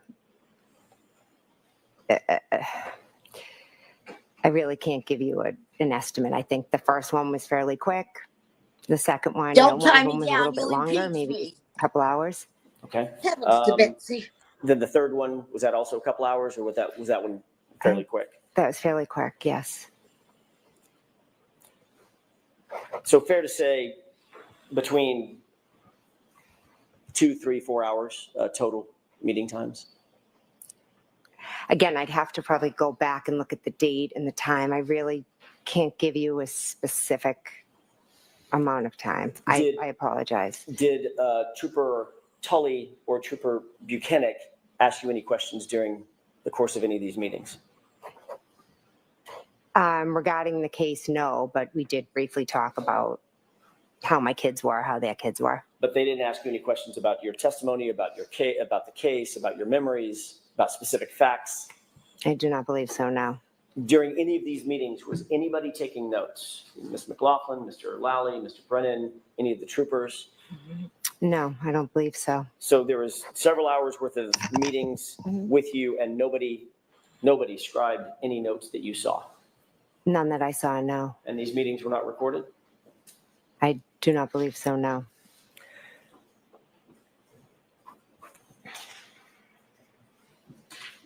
Ms. McCabe, I'm going to ask you a series of questions about your family because I just want to make sure it's crystal clear who's who. You're married to Matt McCabe, correct? Yes. Your sister is Nicole Albert. Yes. Nicole is married to Brian Albert. Yes. It was Brian Albert's home that you were at 34 Fairview that you arrived at where John's body was found, correct? Yes. The same home where that late night gathering was on January 28th going into the morning of the 29th, correct? Yes. Would you consider yourself to be close with your sister Nicole and Brian? Yes, very close. Your families, it's not just you and Nicole, your whole families are close, correct? Yes, we have a very close family. How long have you known Brian Albert? Since I was in kindergarten. You consider him, even though he is not blood related to you, you consider him family? Yes. In addition to Brian and Nicole Albert, you're also very close with Chris and Julie Albert, correct? Yes. Just to be clear, and I'm going to do this slowly, Okay. Brian Albert's younger brother is Chris Albert, correct? Yes. Chris Albert is married to Julie Albert. Yes. You consider Chris and Julie family, even though there may not be a blood relation as well, correct? Yes. Chris Albert is a Canton Select Board member, is that right? Now he is, yes. And the Canton, that's in Canton? I said Select Board member, did I mention Canton Select Board member? It is in Canton, yes. All right, obviously it's in Canton. The Canton Police Department reports to the Select Board, correct?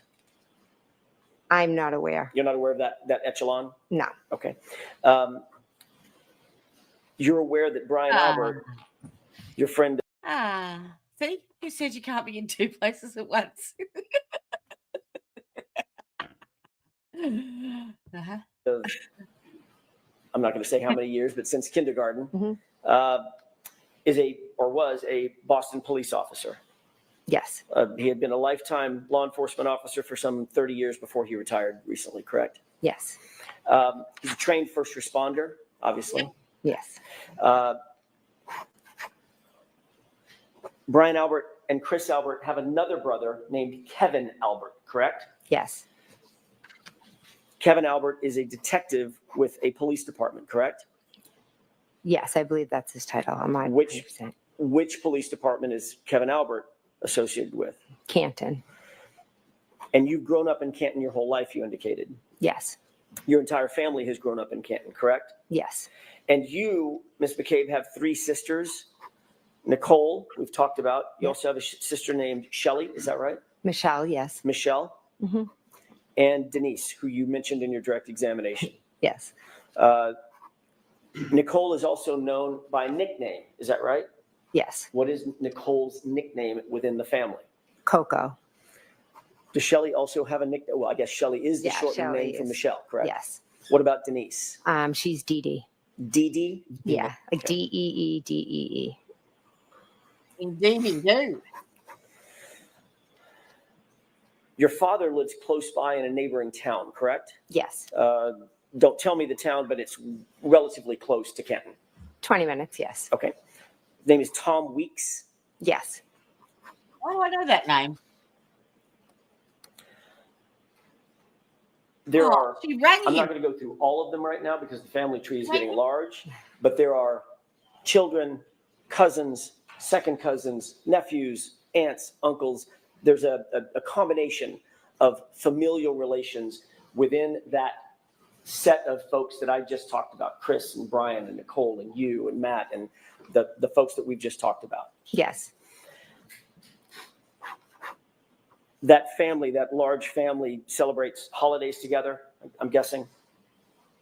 We don't typically, celebrate with Kevin and Chris, but my family does. Yes. Along with Brian, Albert, and Nicole. Yes, of course.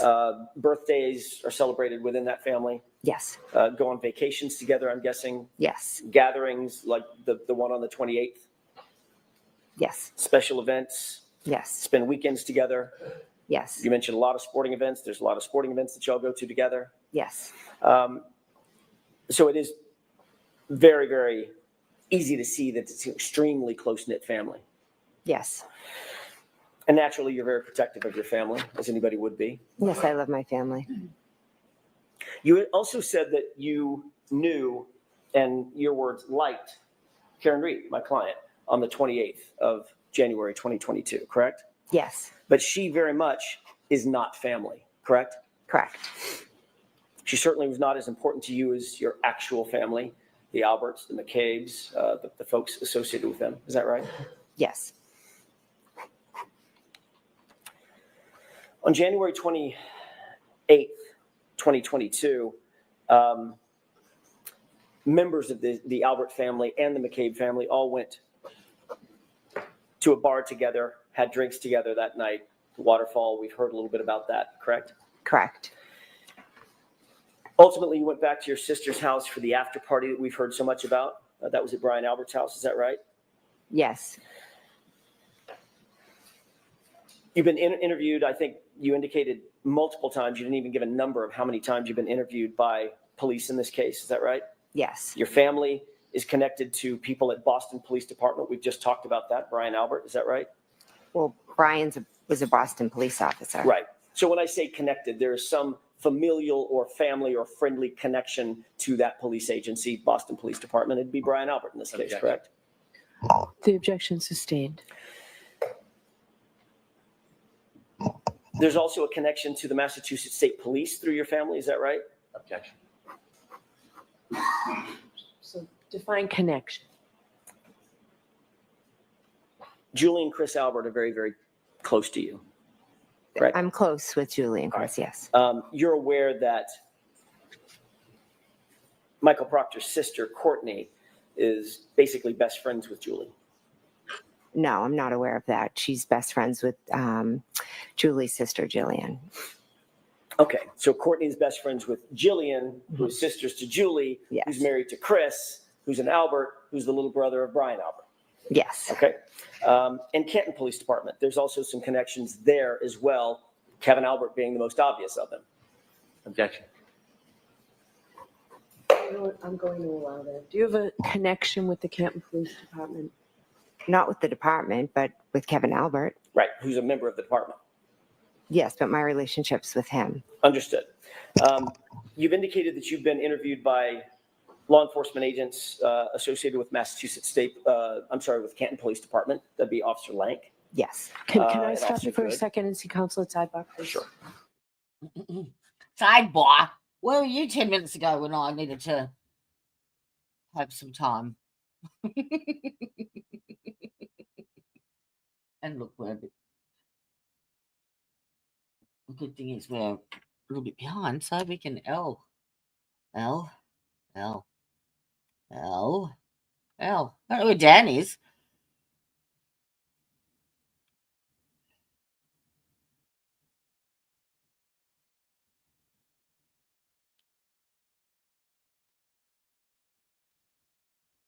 Come on. I'm gonna have a break now. Mm-hmm.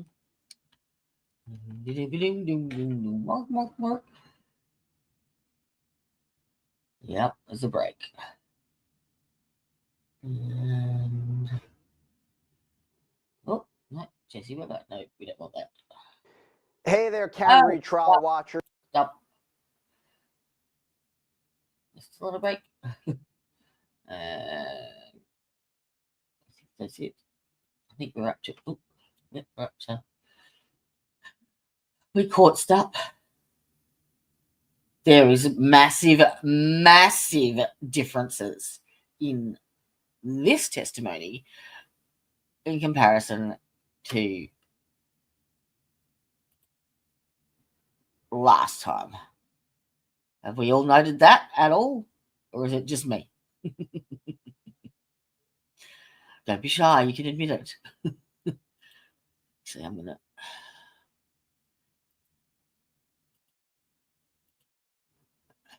let's make this a bit bigger. See, I could probably go into that for the moment whilst we're watching. All right.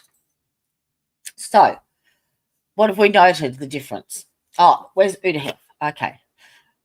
Udahef rang me on Discord at 7 o'clock this morning.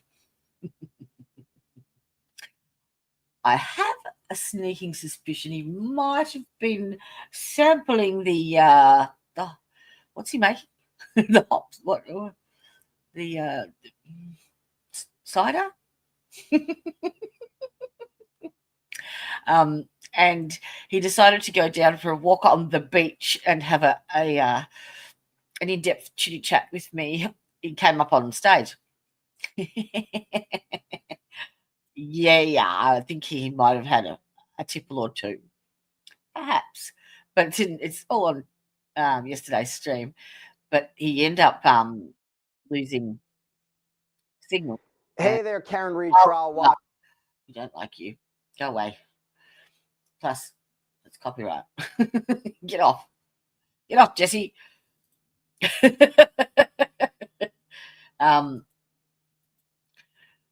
Yeah, so we lost feed. I don't think she'd have him. He's a turd. He teases the shit out of her. Absolutely winds her up. Something horrid. Something horrid.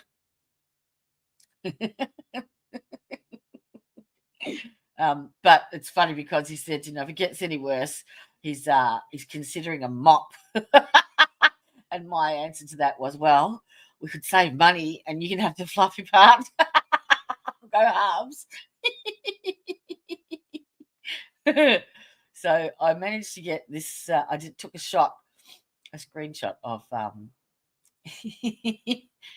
of Udahef, in that pause moment when he lost connection. So this is. Oh, I got a bigger one. There we go. Yeah, that's how he left us. He froze. The Florida beach paused, deep in thought. But he couldn't really elaborate a lot on camera, and I think he was in the mood to have a D&M. So, yeah, he gave me a call. So it was good. It was nice. It actually gave me a lot of insight into why he is so passionate about this case, and yeah, so it's good. I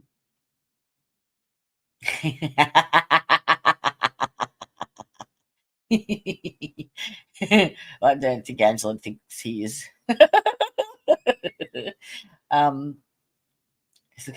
Hello, Mr. Married Bri Bear. You need to change your handle now to I'm taken. Did you watch his Did you watch yesterday with his chat? He didn't actually hear a lot of what I was saying, so he was just sort of talking. Yes, he can absolutely be stubborn, but there is reasons behind it. and he can't elaborate on that. It's like the same as me, why I lost my shit the other day. Like, there is reasons I have that shit like that triggers me. And it wasn't I don't give a shit how many times he wants to question the Arcas or whatever. It's the manner. You don't need to be an absolute tool to extract the information you want to extract, or you shouldn't have to do it by trickery. You shouldn't have to do it by any other means than honesty and fairness. That's it. I don't agree with the way he goes about. So if you listen to his wording even, so he's trying to insinuate there is a relationship between the ARCA and the defense. So every word he used to describe them, it mentioned either relationship, or you were close to them, or you became friends, or you shook hands, so you were first name basis. Did you, like, fuck me. He creates this scenario using his vocabulary. He's very clever at it to create a scenario that you think is possible, but it's all smoke. Like, it's bullshit. The cat. Cat. Cat. Yes. I think she was the lady that actually met me in the car park and escorted me into the courtroom. Okay, yeah. Not 2 seconds later. Now, you've met Kat, haven't you? You know who she is. Like, made a big, massive deal out of it. And it's like, she walked you into court, mate. Okay. Yeah. Oh, absolutely he is. Absolutely. And he's a bit like me on that, whereas he won't let it go. It goes around and around and around in his head. And you just can't stop thinking about it. That's why I take Valium. No, antidepressants really actually help calm my brain down. Otherwise, I'd be more obsessive. But, like, I have so many things that I want to do and show and break down with this. I'm hanging to get on to this testimony anyway. But I don't have time to present it. I don't have time to put it up. I don't have, like, I'm already doing 5 days. So, and when I'm not on here, I'm either asleep or I'm actually editing, recording, prepping, researching, and poor Tan's doing the background stuff, like registering my Pacer account and shit, which took her all day yesterday, poor thing. But I do think Uda Hef is getting a little blindsided, not on, like, he realizes that it's a trial by social media as well. He's more than well aware of that, but he's tying it to other events in the US that he's not happy with. And I think there may be a little bit of blame shifting because it's like the Free Karen Reid movement and all the protesting and stuff is triggering that memory. Does that make sense? Like, it's something that he really can't stand. And because they're behaving in a similar fashion, that attitude, that bias, I suppose, is perhaps maybe erring on the side of not allowing himself to open up to the possibility that there may be another answer. Now, like, the first thing I said to myself was, okay, if I was going to create a conspiracy, who would I choose? Would I choose a nobody from backwaters of Canton, or a well-organized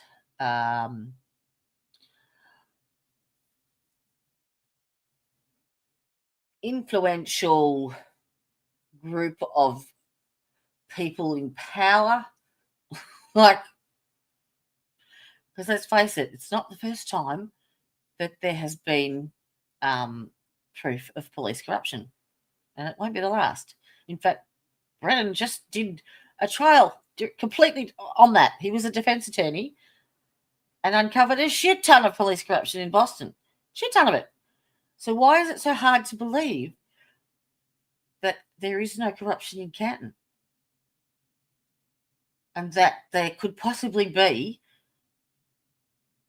reasons why these people are covering each other's backs. I don't think it's that hard to, it's not at all asked. Like, and it started with Brian Albert. That's what got me from the very beginning. Why would you need to make conscious choices, conscious decisions right at the very start, especially when you have just returned from New York to attend a funeral of another fellow in blue? You've driven, well, you flew all the way there and drove back with Higgins, but you can't come out your fucking front door for another one. Yeah, you see where I'm going? And it just chuckles on from there. And you only really need a couple of things to allow a story to fit your narrative: time and opportunity. Now, was there time? I don't know. Was CERT delayed by 12 hours? Did anyone call in CSI? Well, if you don't have any evidence collected, you've got nothing to compare it to. You've got nothing to answer to. Simple. You don't come out your house. There is no probable cause to connect the two. They can't come in. Nope. They need a warrant because you haven't inserted yourself, especially given the fact that you're law enforcement.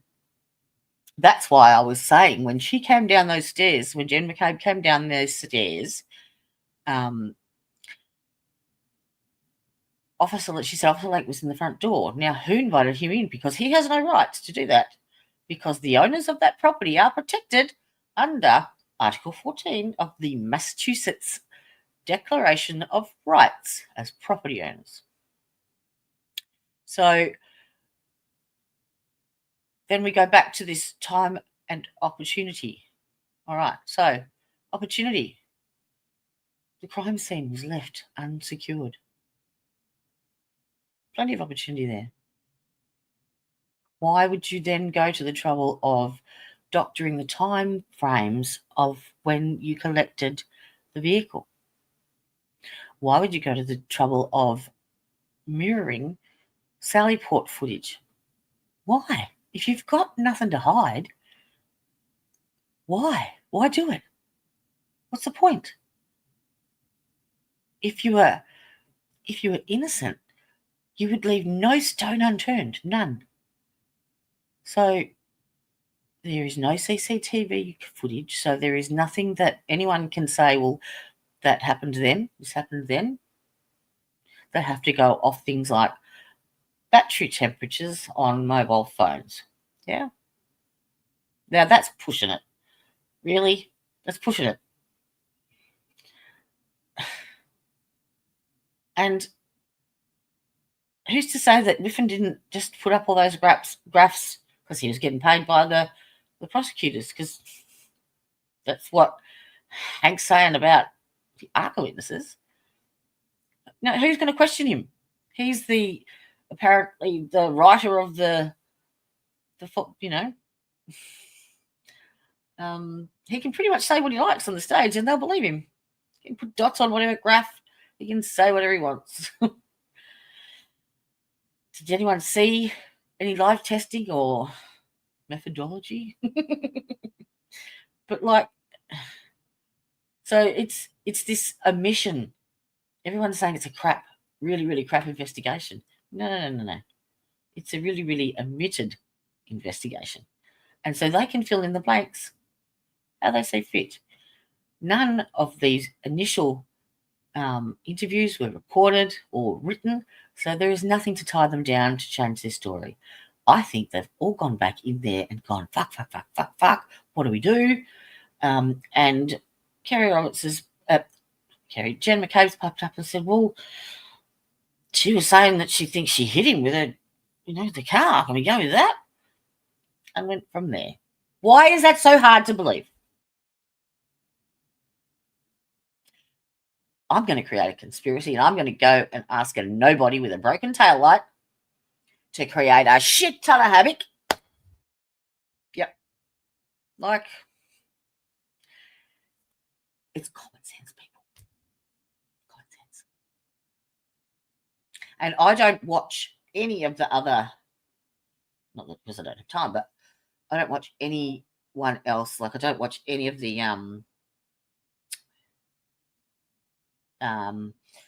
the Free Karen readers. I don't watch I've seen snippets of Turtle Boy, but he shoots me to tears.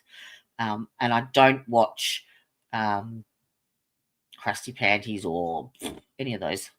They're all just in it for the clicks, and so they don't mind embellishing here and there. And Chinese whispers are Chinese whispers for a reason. So I think that the whole waters have been muddied so much with so much bullshit, especially from social media, and both sides are equally responsible for involving social media, for sure, because this trial is trial by social media. That's it. There is no other explanation for it. Sorry. Not at all. So, it just, nothing. What doesn't make sense and what doesn't make common sense is a red flag for me. And as Ian Runkle said the other day, okay, so John's been hit, because this is I focus on the head injury and how it happened, because at the end of the day, that's all that matters. That's what killed him. Doesn't matter the dog bites, doesn't matter how many texts he sent, doesn't matter how many people he was shagging or she was shagging or kissing or whatever. He was killed from a blunt force trauma that was so great at the back of his skull that it caused multiple skull fractures and hemorrhaging. That's the cause of death. Now you've got to work out how that happened. So he's gotten out of the passenger side of the car, which is the side that is the lawn and the front of the house. So he's on the house side of the road. Why the fuck is he walking around the back of the car? He's got no reason to.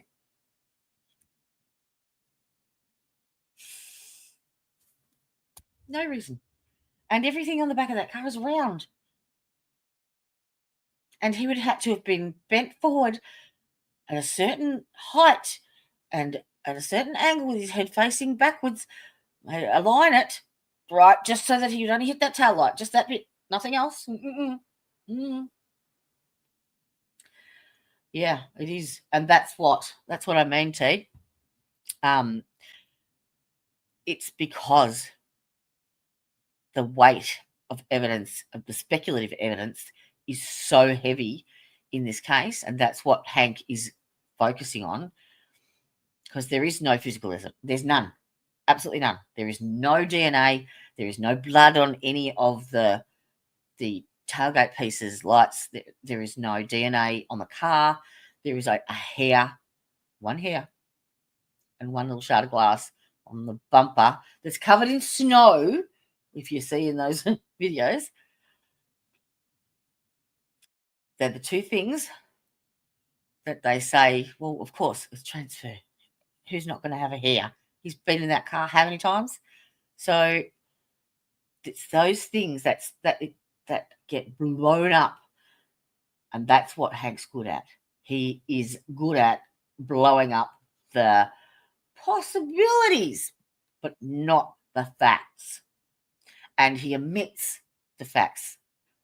Like one of his motions was he wanted to keep the medical examiner's cause of death out because it was ruled indecisive.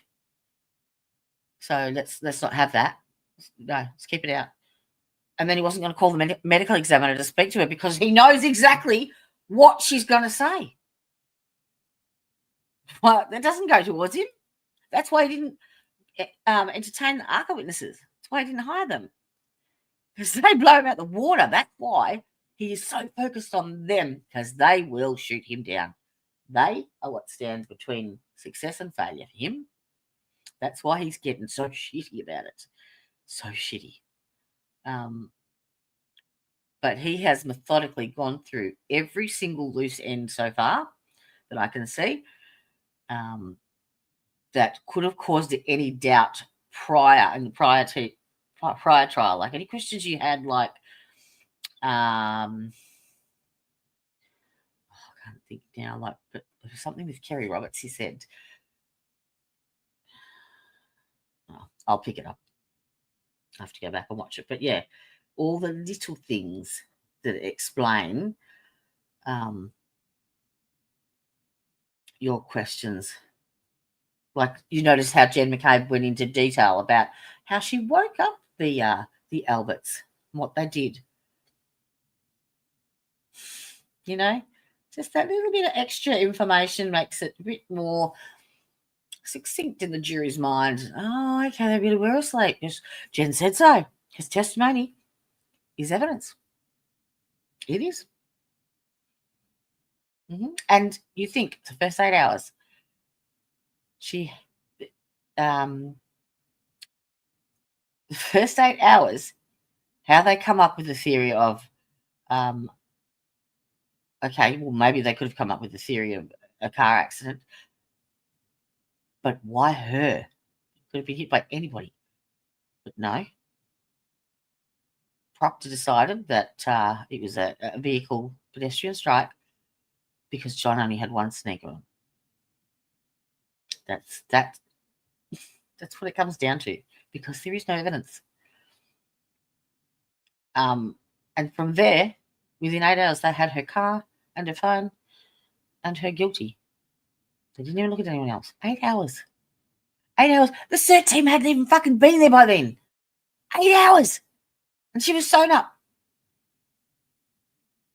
The cert team response time in their protocols, if you look it up, the Massachusetts protocol for cert to attend the scene is 1 to 2 hours. They were delayed for nearly 12. They had to wait for the green light. And everyone's thinking, oh, it's a blizzard. Fuck off. They are there 24 hours a day, 7 days a week. That's their job. Rain, hail, or shine. Oh, it's a bit drizzly out. I don't think I'll go and collect DNA today. Nope, doesn't work like that. They were waiting for Morrissey to give the green light when everything was set up, ready to go. That car was back at the Sally Port. That those tailgates, that tail light was manipulated. Oh shit! Better get those clothes out of the footwell of your car, Yuri. What does he have in his hands? Tail light fragments. Puts them on the butcher paper to dry. Voila! Yeah, 5 bits. Didn't hear that in the first trial, did we? No. 5 DNA samples on his shoe. Now look, that could be. He's in a pub, for Christ's sake. He could have stood by the toilet trough and the guy next to him splashed. Who knows? Like, fuck. But if you wait 12 hours in the snow, in a blizzard, how much DNA is going to get diluted and washed away? It's doing the job for you.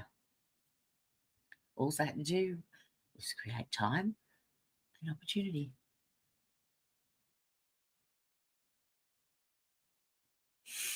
That's it. The only thing and I don't believe it wasn't a beat up. It wasn't I don't believe it, but I would like to see this this audio visual from the waterfall, but I don't think he was lured there to fight. His injuries do not support that at all. And as I said to you like the other day, when you're punched in the face, you get the black eye under your eye, but you normally get your brow bone split as well. And then I thought, well, he didn't have those split, but that could have been a soft punches. But those two, but Brian Albert's a boxer, for fuck's sake. One hit, he would have split that thing right open. You don't get the raccoon eyes, the actual pulling of blood in the eyelids from punch up. It's all inconsistent. So, they're taking a long break. I could have, if my body would have let me, I would have gone to the toilet before now than before. So, all right, let's list the things. Can you put in chat, list the things that you noticed different about Jen McCabe from trial 1 to trial 2, be it clothing, attitude, testimony, whatever you want. Put it down in there, and I'm going to add it to the question that I ask between the differences in 1 and 2 and see if it gets picked up. She had blonde falls, and did you know she had a softer layered cut, so it came around her face and softened her face because she has a very harsh face. I dog ate it. Where was all the blood? Exactly. Yeah. 3 liters. The ME said he had lost 3 liters, and he would have because he was drinking, and it's a head wound. They bleed like stuck pigs. So, like I said, add some snow, and if you bled 3 liters, it would have been all over the phone. Wouldn't it? Under him? I don't know. I actually thought the other day with the dog thing, someone said it as a joke that perhaps, he's been put out there and, a neighbouring raccoon or something has just got up to him and tried to nibble his arm. Like, I know that's awful, but it could be something so simple like that. Could be something so simple.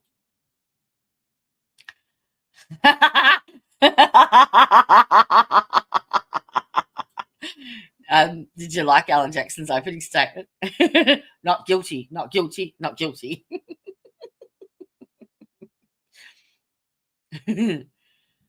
Yeah. If they thought she was innocent, they wouldn't have paid someone so much money from out of state to come in and make it fit their narrative. And he's a closer. That's all he is. He's a closer.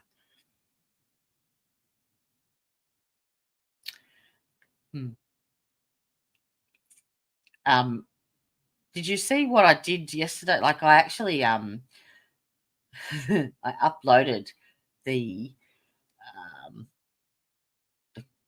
voir dire of Hank and Daniel Wolf. So I uploaded the transcript into this trial thing and asked it if I basically said, based on the phrasing and terminology used and the questions asked, what is your professional opinion on the trial strategy and the prosecution strategy and what they're trying to what their goal and aim is, like what they're trying to obtain. And I'll show it to you after this court's back now. I'll show it to you after that. Because it was spot on. Like, oh.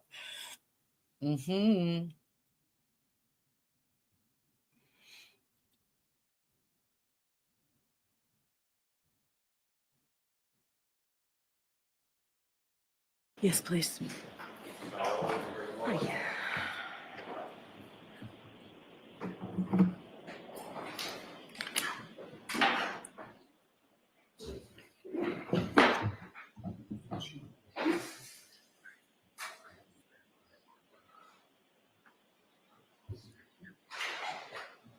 Oh, these?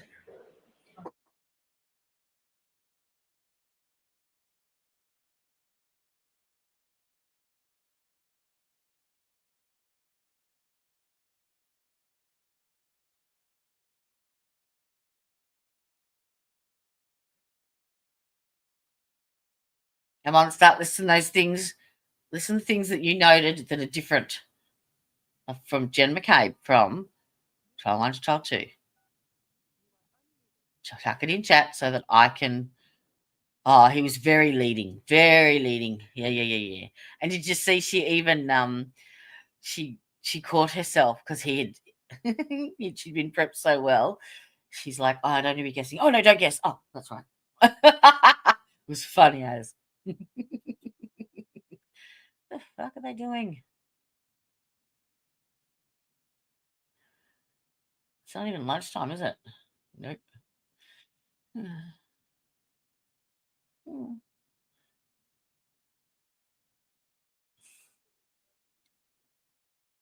Nope, no, they're coming back again.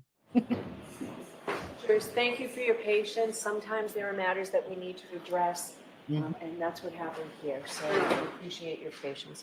Mr. Jackson, What did could you please address? have Ms. McCabe back in here? Oh, I should have shown the ACA thing. Oh, God.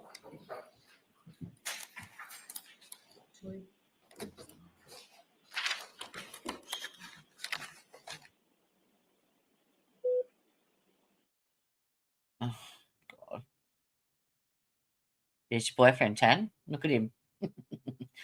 I like his little bracelet. It's like leather bracelet from Bali or something that he keeps on his right hand. I reckon his daughter made it or something and he wears it everywhere. Very cute.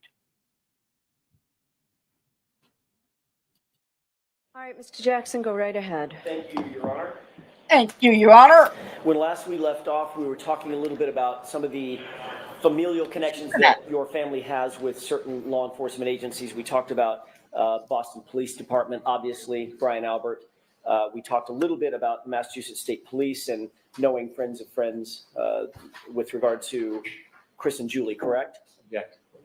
Knowing friends of Chris and Julie? Friends of friends of Chris and Julie. Is that your relationship? With who?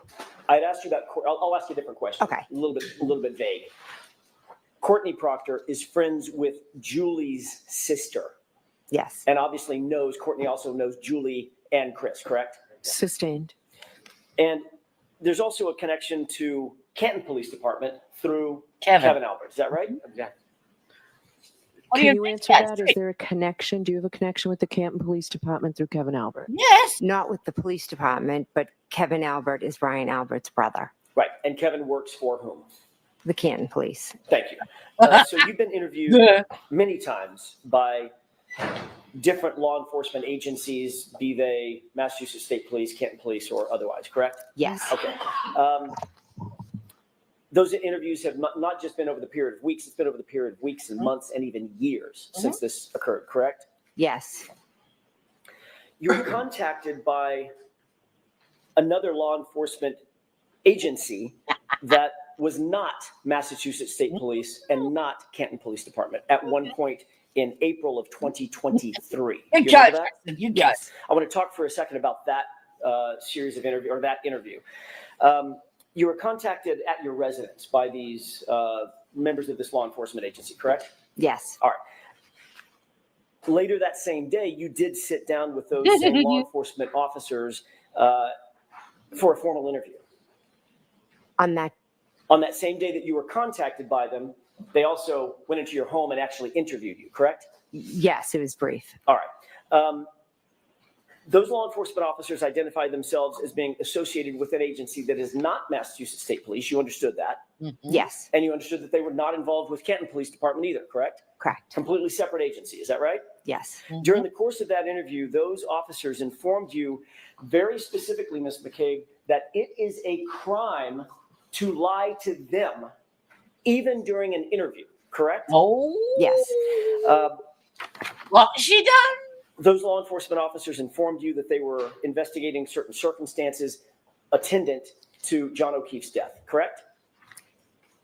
They were very vague on what they were. Understood. I don't know what they were investigating. But you did understand that it was having something to do with your involvement at 34 Fairview on January 28th, 29th, 2022, as a witness or otherwise. Objection. Sustained as to certain terminologies. Sure. Let me see if I can rephrase that, Ms. McCabe. You were aware Gonna of the rattle it. Look subject at the face. matter Look at the face. of their interview, right? They weren't interviewing about a car you bought last year, correct? Correct. They were interviewing you about, basically, about what you're testifying to here, correct? When I first spoke with them, the conversation was pretty vague.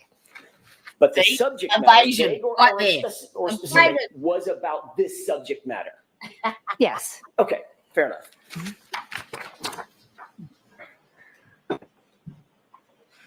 They first contacted you telephonically, called you on the phone. Is that right? Telephonically. Actually, they walked up to my car. They walked up to your car. Yes. Okay, that was the very first introduction, correct? Yes. At that point, they had not identified themselves, They correct? didn't know. All right, and at that point, you told them that you were not Jennifer McCabe. They asked you who you were. You said, I thought they were like selling something. So I was like, oh, no, I'm not the homeowner. fair enough, fair enough. However, Nice. after they said, sorry, after you said, I'm not Jennifer McCabe, Mhm. you walked into the house, they then called you on the phone. Yes. They were Correct. still sitting outside your house. I don't know where they were, but they did call me. They were close by.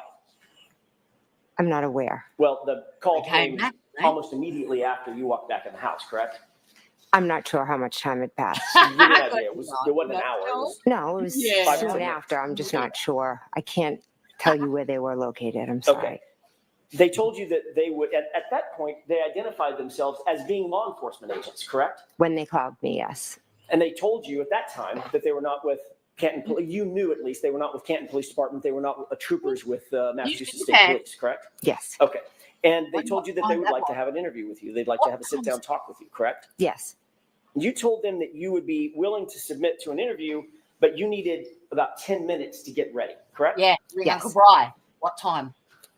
You What time? ultimately did allow them into your home, and you did sit down for a formal interview with them, correct? What time? Yes. Brief, but yes. And it was during that formal interview inside the home that it was explained to you that it would be a crime for you to lie to them on any material issue, correct? Yes.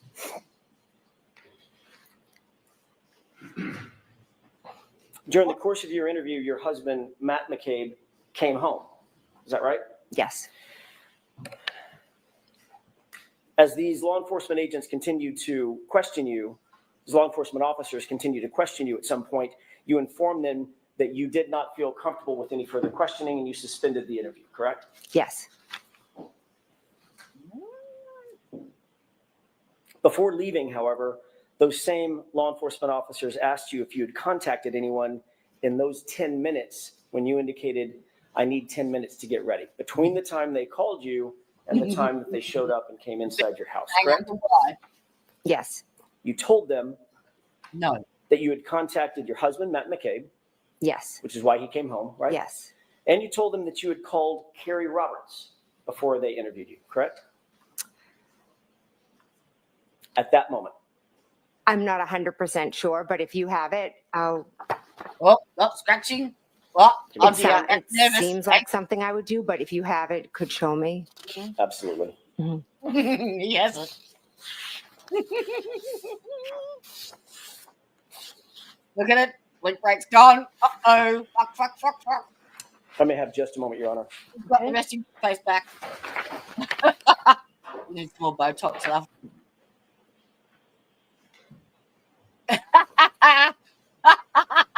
I'm looking in my face. What the fuck has he got? Holy crap. What's this question?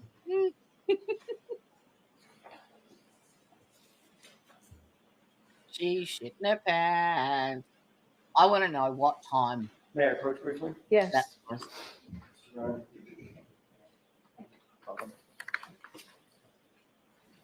Because there's nothing on here First, about I'm going to ask you, if Ms. McCabe, if you recognize that as being a report of that interview, just generally.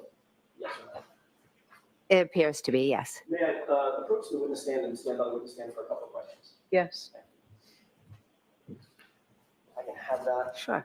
I want to direct your attention, if I may, and for court and counsel, page 3 of 4, starting with the second to the last full paragraph, going into page 5, top full. I'm sorry, page 4, top full paragraph. Okay. You could review those 2 paragraphs, read them to yourself, and then look up and let me know when you're finished.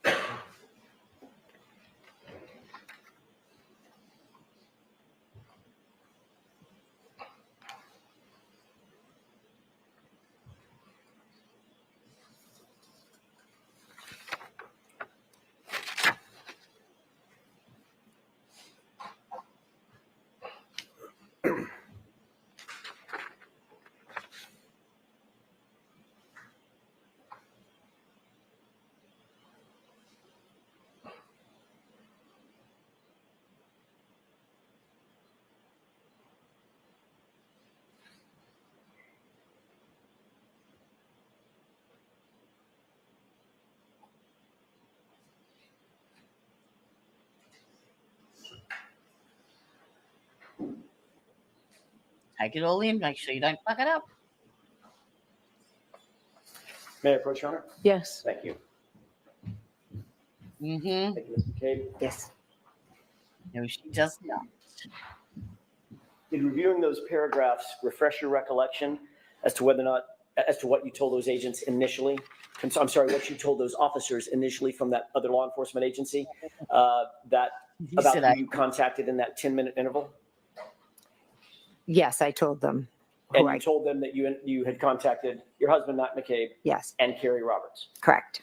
I want to stick with that for just a quick second.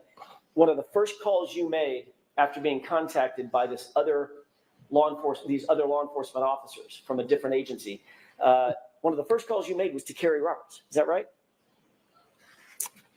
She was the first one. That's what I'm asking. One of the first 2 calls you made, your husband, Right. come home, there's law enforcement outside my door, I'm guessing is what you said, correct? And I Terry, don't remember my exact words now, but I did ask him to come home, correct? And Yes. Carrie Roberts. Okay, yes, You wanted to let Ms. Roberts know that you had been contacted by certain officers from a different agency, correct? I was curious if they had already been to her. That what was did you my say? next Oh, question. yeah. You also wanted to find out, had these law enforcement officers from this different agency contacted her, correct? Yes, because typically if I you just enter asked our you. town, she's. Ms. McCabe, yes or no? Oh, sorry, I was just trying to That's explain. okay. I'm sorry. Is that why you contacted her, to find out if in fact they had contacted her before you? Yes or no? Yes, And you also wanted to find out what she told them, if she had He's a been talker, that contacted by them, one. correct? That was your He's a motive talker. in calling her. no, So you just wanted to find out, had she been contacted? But if yes. she had said yes, you weren't going to say, and what the hell did they say? What'd they ask you? Mm-hmm. Well, I can't say what I would have answered, what I would have asked her, but I know I was calling to see if they had been there. Yes, That that was is your correct. that was your intent. I called to ask her if they had been there. Yes. So that was your intent. Yes. Yes. Okay.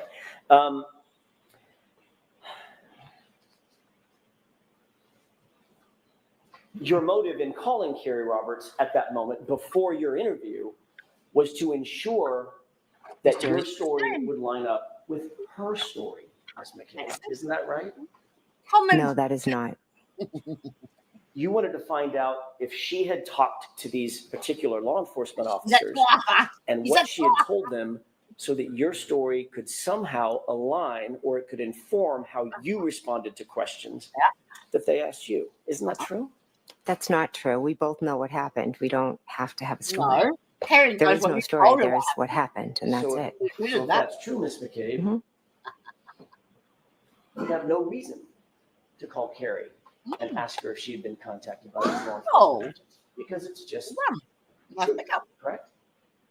We're going through this whole experience together. We call each other about everything. There would That's be no nothing reason. more than that. So I'm let her- sorry. Let her finish her answer. Go ahead, Ms. McCabe, you can finish that. There's nothing more than me calling and saying, hey, did they come to your house? That's what we did when the media showed Run up, her after. when Miss Reed's private investigator showed up. We just give each other the heads up. Hey, somebody's coming. Because we're Oh, just like heads normal up. moms. We're not used to this. And that's helpful in making sure that the stories Yes.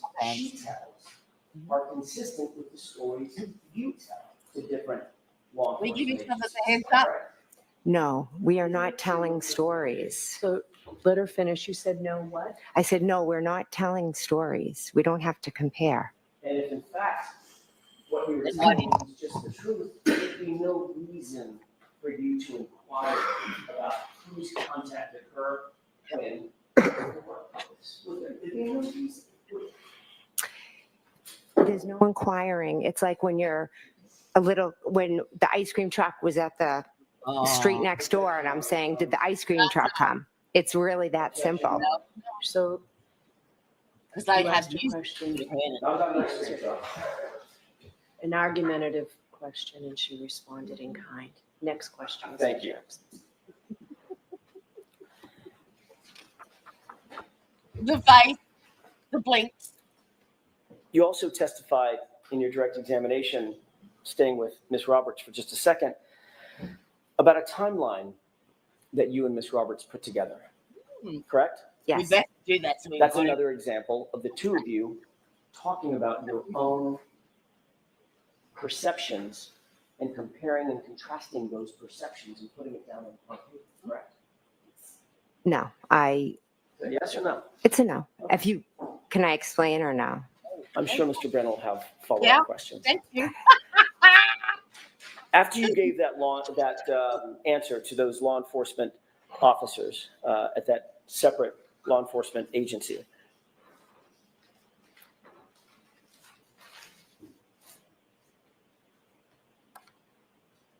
they asked you, was there anyone else that you contacted in that 10-minute period before we got a chance to talk to you? And your answer was no, correct? Correct. And that was a lie, correct? It wasn't a lie. No. Was it true? Was it the truth or a lie? It wasn't a lie. Okay, so it was the truth. You had not spoken to any other person between the time they contacted you telephonically and you said, I need 10 minutes, and then they came in the door. During that part of time, you didn't talk to anybody else or contact anybody else other than Matt McCabe, Carrie Roberts. Now you're testifying that was a true statement.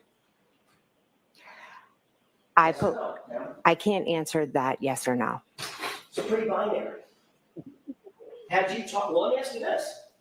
In point of fact, you did talk to other people. You contacted others in addition to Matt McCabe and Carrie Roberts, correct? Yes or no? Yes, I did. Okay, so when you said no to the answer, did you contact anyone other than Matt and Carrie?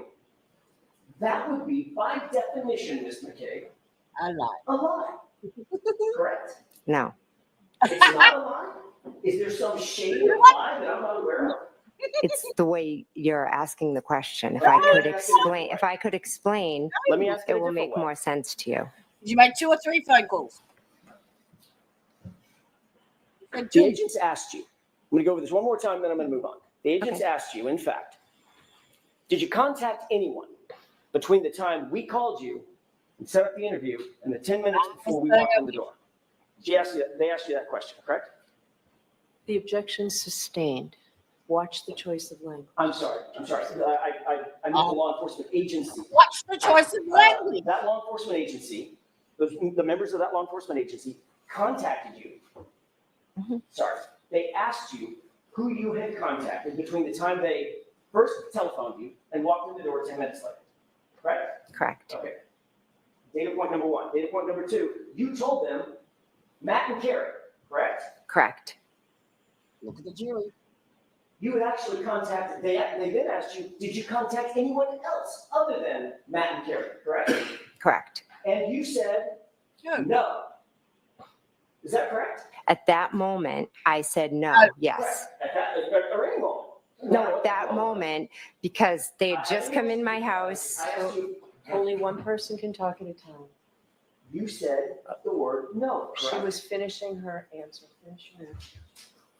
I had said no because I was in a situation where there are two officers from a different agent had come in, were asking me questions, or they had said, can I come in and ask you questions? At first, I thought they were selling something. Then they identified themselves. I just dropped my kids off at school. Going to be completely honest, I hadn't brushed my teeth. So I kind of made some phone Objection, Your Honor. calls. This is That's, non-responsive. so next question. Thank you. Yeah. Ms. McCabe, after you said no, that you hadn't contacted anybody else, Mhm. The lifting. those two law enforcement officers from that separate agency who had told you it was a crime to lie to them, they left, correct? Yes. Subsequent to that, Karina, Mr. you- McCabe, your husband, Objection. Sustain. they left you their card so you could call them if need be, correct? Yes, they did. And you in fact did call them back, correct? Yes, I did. Without telling me the content of the conversation you had, did you have a conversation with Mr. McCabe? Objection. Sustain.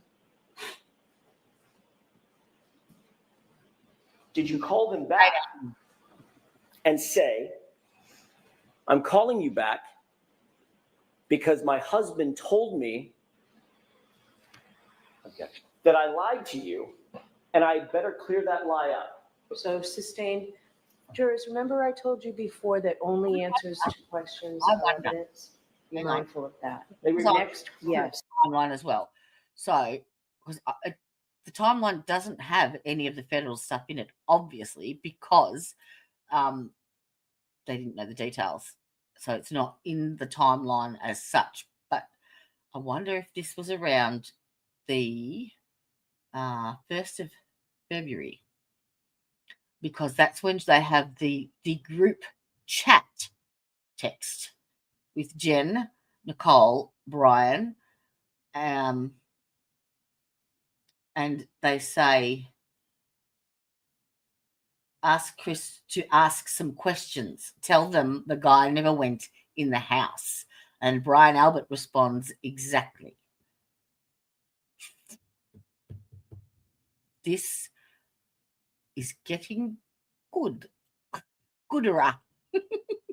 That's a technical term for fucking awesome.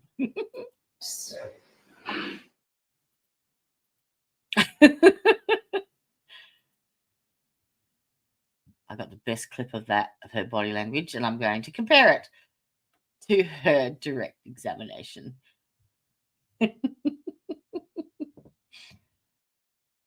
She's lying out of her ass, yeah, lying out of her butt. She couldn't lie straight in bed. She's a real freaking nut. Sorry.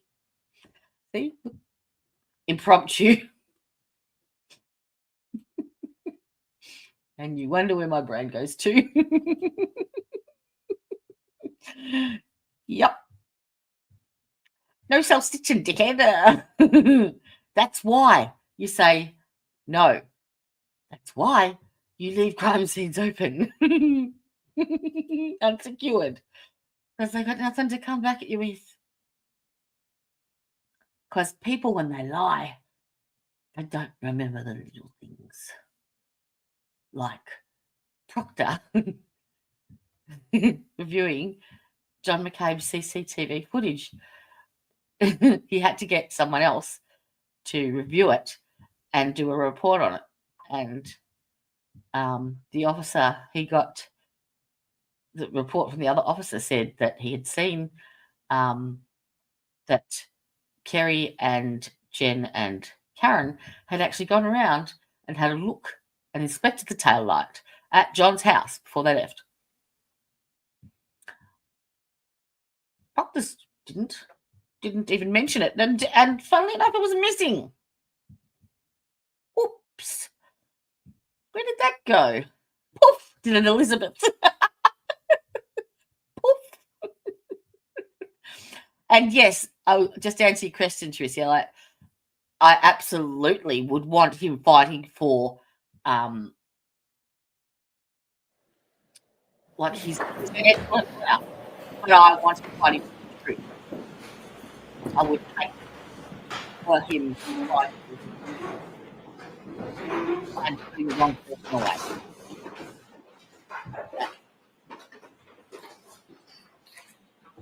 May I? Yes. Thank you, Your Honor.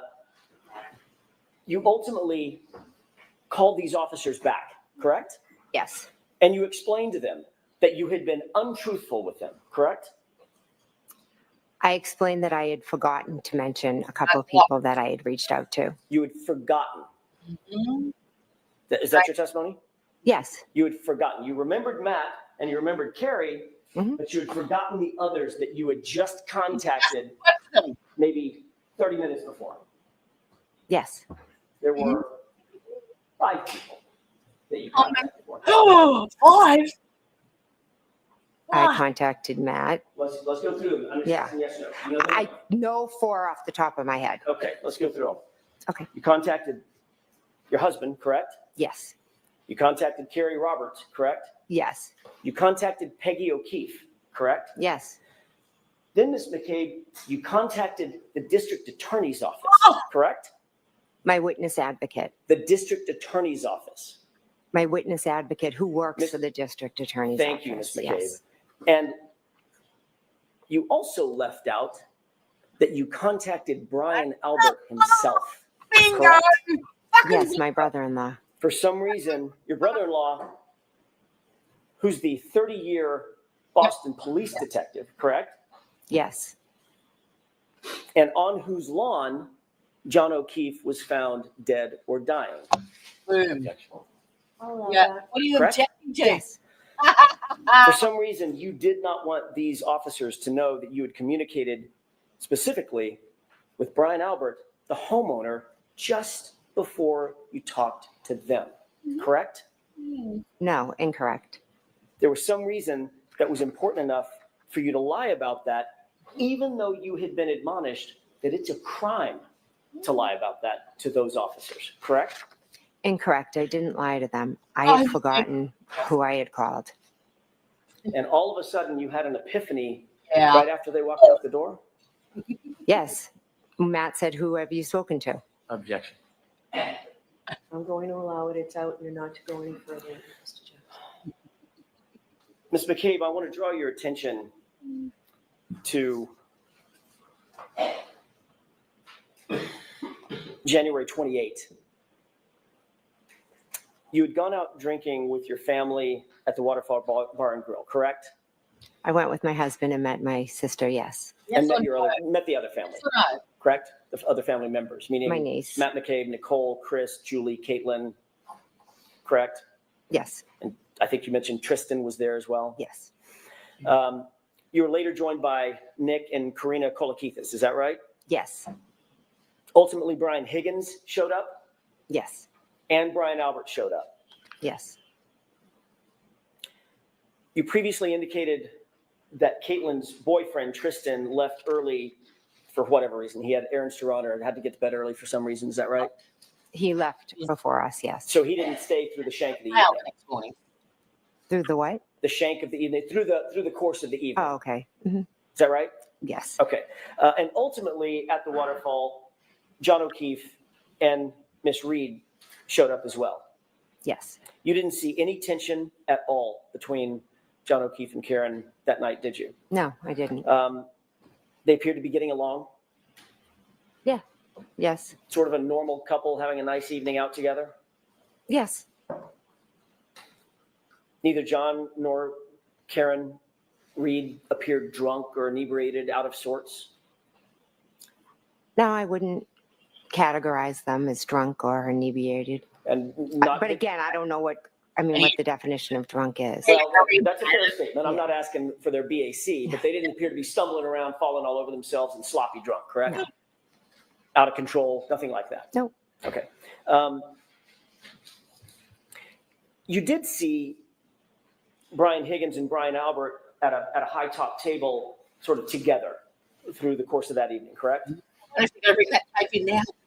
We were all kind of around like a long high top table. And John O'Keefe, and as you look at I'm going to use the perspective of the video that we've seen, that camera angle that we've seen. John O'Keefe and Miss Reed were sort of further off in the corner, closer to the bar rather than to the tables, along with the Kolakitises and those, and you, as a matter of fact. Yes. At different times, everyone was kind of moving around. I spent the majority of the time that Karen and John were there speaking with Karen. And that was sort of over toward the bar.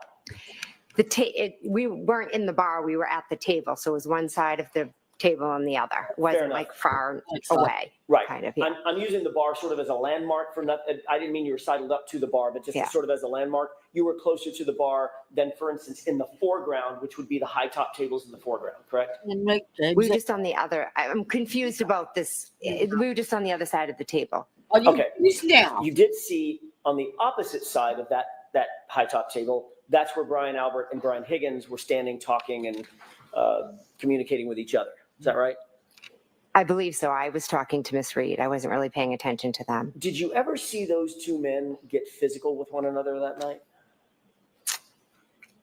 I did not that night. I did not see that. Have you ever seen a full review in all the hours that you've sort of prepped for your testimony? Have you been shown that waterfall video? I got to bring it in. Got there, the time you left? Not the full video, but I have seen a good portion of it, yes. Okay, and you've certainly seen the portion where Brian Albert and Brian Higgins get up from the table and sort of get physical with one another, correct? I would say more like play fighting, and Nick Kolakitis was a little bit like doing it with them as well. Okay, so the physical part is, all I'm asking is, did they touch each other? Yes. I guess, yeah. And you described it as play fighting, correct? We could watch the video, it might explain it better than I could. You probably will. Oh, okay. But right now, I'm just asking about your memory. You remember them squaring off on one another, playing, but squaring off on one another, correct? I don't remember them squaring off. Like I said, I just watched the video. I don't remember it from that night, and I didn't really pay attention. It looked like foolish, like guys just, I don't even know how to describe it. From your perspective, having watched the video, it appeared that they squared off on each other and sort of took a fighting stance. I didn't look at it that in depth, so I could not say that. Did you see them walk up to each other and grapple with one another? Like they was punching each other. Right. So they grappled with one another, like faking punches to each other. I don't know. Almost like sparring a little bit. I don't honestly know. But you did see. I saw them together. It's blurry, and they're I don't know really what they're doing. Okay, but they weren't standing there holding hands. Oh, God, no. No. They weren't on their phones. Oh, God, no. They were engaging with each other, playfully, grabbing at each other. I don't really. Playfully grabbing at each other, play fighting, correct? That's my point. I'd have to watch the video to categorize it as play fighting. You don't have that in your head? I didn't know. It was a quick clip. I wasn't like focusing on Brian and Brian. I was just identifying that was myself in the video, and there was Miss Reed. And I believe Miss Reed actually did some play fighting to Matt. There was, in fact, to Matt. Yeah, I feel like she was about like this to Matt at one point. Yeah, in the video. So let's talk about Brian and Brian Higgins and Brian Albert. Those two men, very large in stature, correct? They're big guys, yeah. Big boys. A lot bigger than me, right? Yeah. They took a fighting stance with each other and started grappling, playing, coming toward each other as if they were engaging in a fake physical altercation, correct? I did not see that. I'm sorry. Okay. You didn't even see it on the video. I saw them on the video grabbing at each other. I didn't see stances but again, I didn't pay much attention to it. And that's your best memory as you sit here today? Let's play. Yes. Shall we? Okay. Roll the tape. Roll the tape. Eventually, you, your husband, Brian Albert, Brian Higgins, Nicole, Caitlin, everybody went over to 34 Fairview at the end of the night, Yes. correct? The bar closed at, I'm guessing, midnight. Okay. Is that right? I think we were wrapping up around then. I don't know what time it actually closes. When you left Waterfall, the people that were still there included Matt, your husband, and John O'Keefe. Is that right? Yes. You walked out with Karina Kolakithis and Karen Reed. Yes. And you said to Miss Reed something along the lines of, "You're coming with me," correct? I said, why don't you come with me? Okay, fair enough. You were prompting her to join you for the ride over to 34 Fairview. Is that right? Yes. You even went outside and sort of waited in the cold. There's a video. Have you seen the video of you outside, the surveillance video of you outside in the cold? Yes. And you're sort of waiting there, moving from foot to foot like it's freezing out, which I'm sure it was, correct? Yes. In a big puffy coat of some kind, right? So the question was, I moving foot to foot in a coat? Yes. My question is more, did you see yourself waiting outside the cold? I saw myself convert. I believe I was in a conversation at that point when I was standing out there with John and Karen. And that's when you were asking Karen to come with you? No, I had asked Karen previously when we were at the door to come with me because I didn't know how long Matt and John were going to be in the bar because they were in there still. And that would have, by definition, brought Karen to 34 Fairview separate and apart from John O'Keefe if Karen had come with you. Yes. Mm-hmm.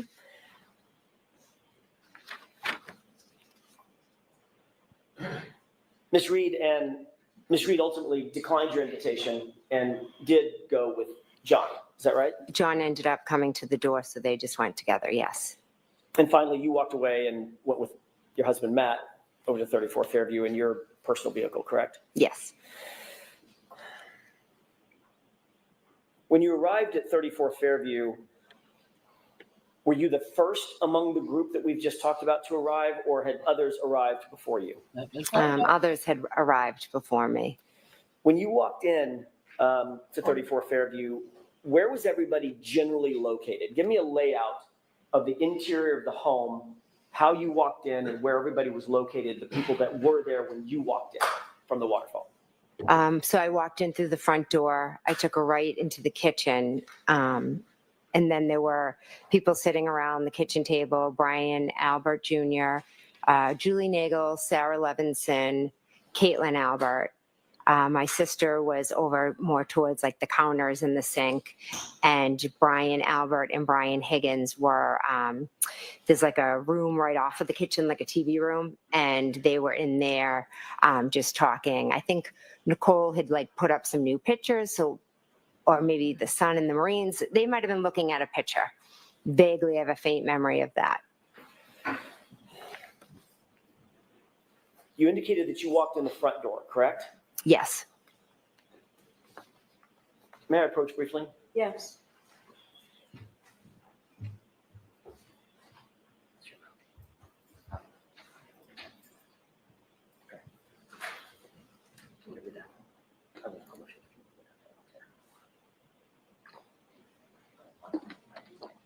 So, Sure.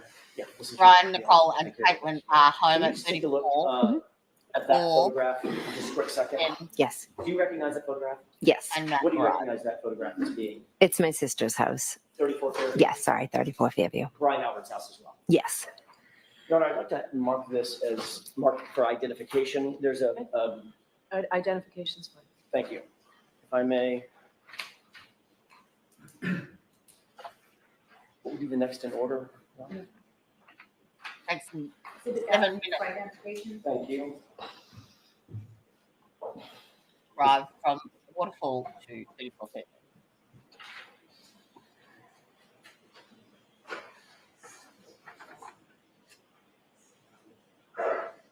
Go ahead, just a moment, Your Honor. Okay.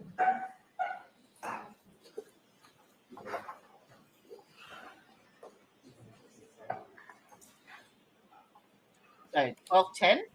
Ryan, Nicole, and Caitlin arrived home.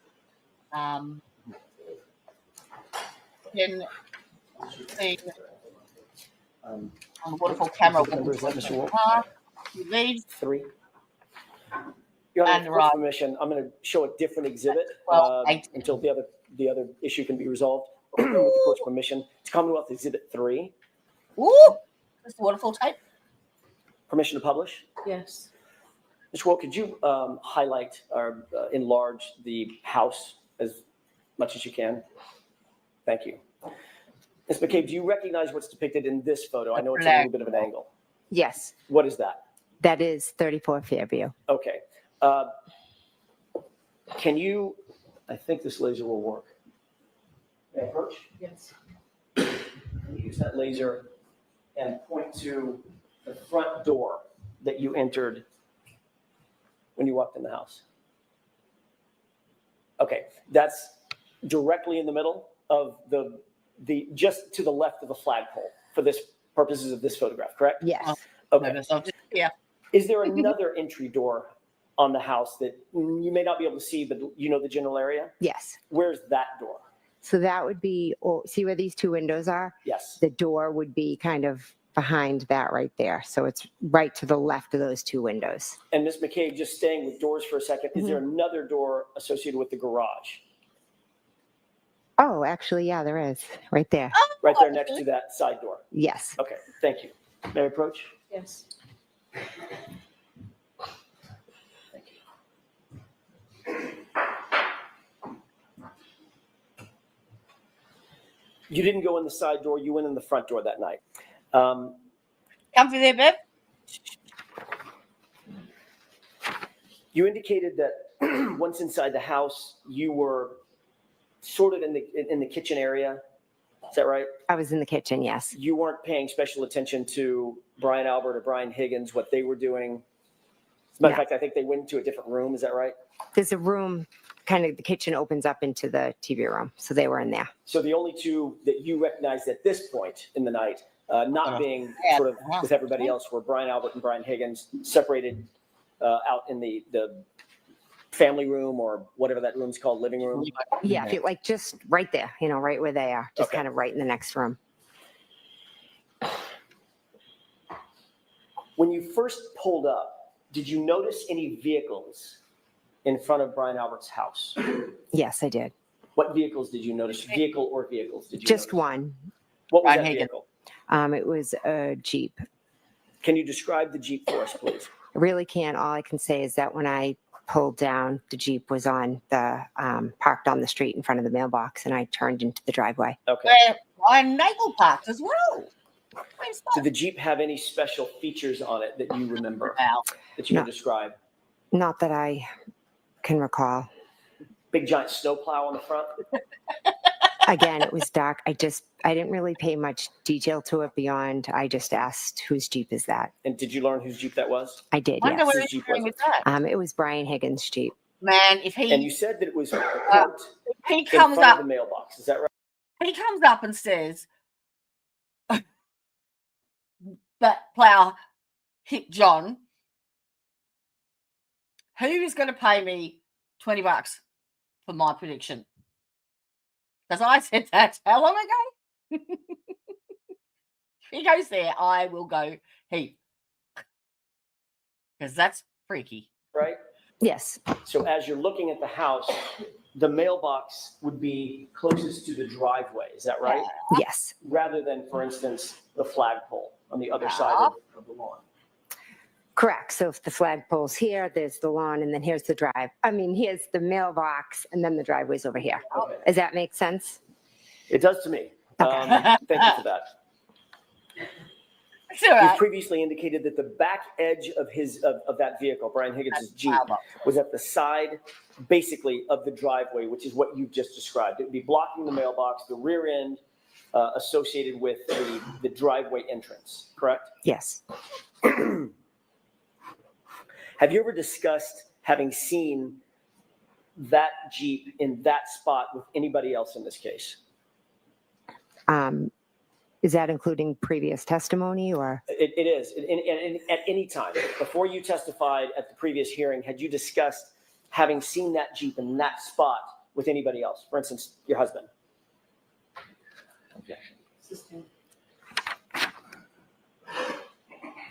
We looked straight at Brennan then. Straight at him. Why? Was there any other car on that curb line, if you will, other than the Jeep when you pulled in? Not that I remember. And Brian Higgins, if it's his Jeep, he's in the house, that Jeep's not moving, correct? So it stayed where it was. Yes. In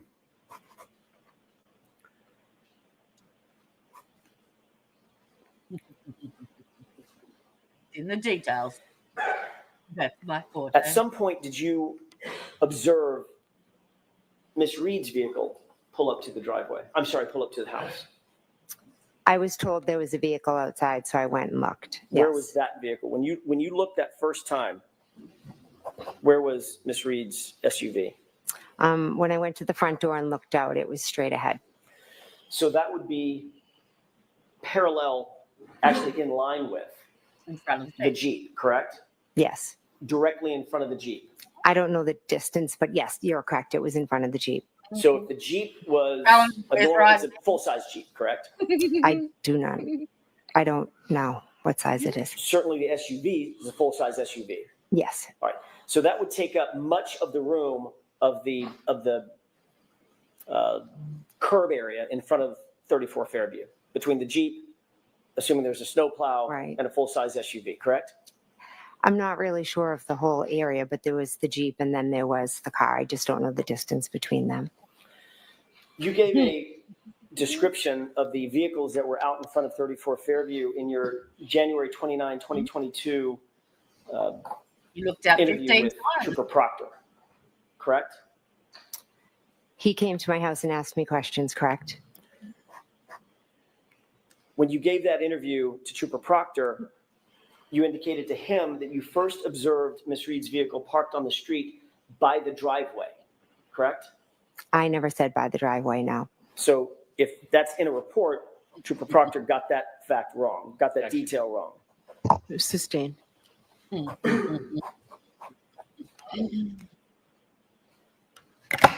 If in fact, well, let me ask it this way. What did you say to Trooper Proctor about where that vehicle was? Miss Reed's vehicle? Correct. I told him it was straight out front, the window. The straight out front of the front door. Sorry. Trooper Proctor wrote a report about his interview with you, correct? Correct? You've seen that report in other hearings, is that right? Yes. This is why none of the early interviews were written down, because they can get used against you.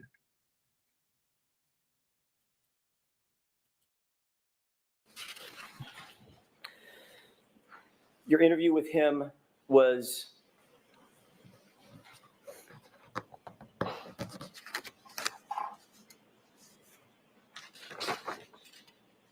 on January 29th. Do you remember the date? I'm sorry, I just said the date. Do you remember the time? My mistake. I don't remember the exact time. I'm assuming afternoon, like after 12, or I'm not 100%. Sorry. You had been contacted by Trooper Proctor while you were still at 34 Fairview, is that right? Yes. Ultimately, instead of coming from the Canton Police Department to 34 Fairview, you went home to your house. I did. To Yes. the Country Lane address. Yes, I did. And Trooper Proctor ended up meeting you there, correct? Yes. And in addition to you and Matt being there, hmm Brian Albert showed up, correct? I asked him to come. So you asked your brother-in-law to come to the interview that you were having with Trooper Proctor formally in furtherance of his investigation surrounding the circumstances of this case, correct? No. But Brian Albert did show up at your house. He did. I asked him to come. Yes. And he was inside the house when Trooper Proctor ultimately interviewed you, correct? He was in the house. Yes. And you'd spoken to Brian Albert before Trooper Proctor had interviewed you formally, correct? I believe so. Yes. Matter of fact, several times you had to have spoken to him at 34 Fairview. You've already said that, right? Oh, right. Yeah. We were all there in the And kitchen. then obviously you spoke to him about the interview before Trooper Proctor got to your house to interview you on the 29th as well, correct? We were just Yep. talking about what happened. It wasn't 11:30? specifically about Trooper Proctor. Right. Not about Trooper Proctor. You talked to Brian Albert about the circumstances of this case before you spoke with Trooper Proctor. Yes, I had. Half an hour, 45 minutes actually.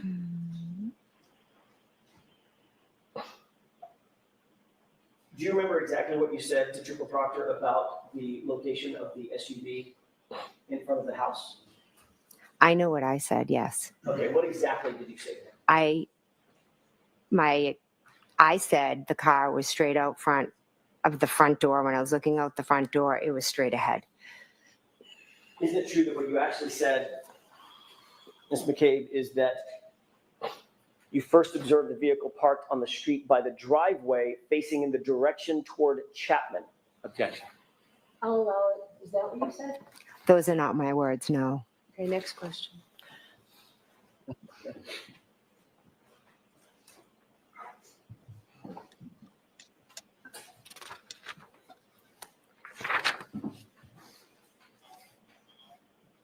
You've already indicated that following the events of January 28th and 29th, you have spoken extensively with your family and your friends, members of your family and your friend group about what happened that night, correct? Yes, And that includes Brian and Nicole Albert, is that right? yes, That includes Matt McCabe, your husband, correct? yes, That includes Chris and Julie Albert. yes. Includes other people that were there that night, including Brian Higgins. I haven't spoken to Brian Higgins since, I believe, John O'Keefe's wake. But you did speak to him that morning at 34 Fairview, is that right? Yeah, oh, yes, he was there, yes. As a matter of fact, he's the one that told you to call Officer Lank back and have Officer Lank come back for the additional statement that you wanted to give Officer Lank. Is that right? He may have suggested it, I'm not sure. So in those discussions that you've had with all these folks, you've talked to the details about that night being at the bar, the house, who was where, all of those things, correct? Yes, You've talked about the timing of the night, who arrived, when people arrived at 34 Fairview, when people arrived at Waterfall Bar and Grill, correct? no, those really aren't details we discuss. I mean, everybody kind of knows when they came and when they left.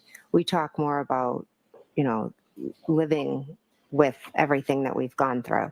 Well, what about on the morning of January 29th, when everybody was still in that sort of friends and family gathering inside 34 Fairview? When I was there with my husband and sister and brother-in-law and, then Brian's friend and Julie Albert, I was trying to piece together what had happened. They were all being supportive. They had no idea what happened. We were just kind of sitting there in utter shock, waiting to hear from Kerry about John. It was nothing more than just us being together and trying to figure out what had happened. I had gotten a phone call from Karen to help her. And here's where I am. during that conversation, or that series of conversations, you were sharing what your observations of that evening were, what your story was, how the evening started, how it ended for you, correct? Or the morning ended for you, correct? No, I'm not correct. During the time that you folks were inside the house discussing this, there was no law enforcement agent or officer inside that house, correct? Correct. So the entire family and the friend network that we're talking about, with whom you discussed all these events, everybody was entitled to and did coordinate their statements without any separation and without any law enforcement oversight, correct? I was with my family, my sister, my brother-in-law. It wasn't really a big group of us. As I've mentioned, I had 5 or 6 people. I was in shock. I didn't know what had happened.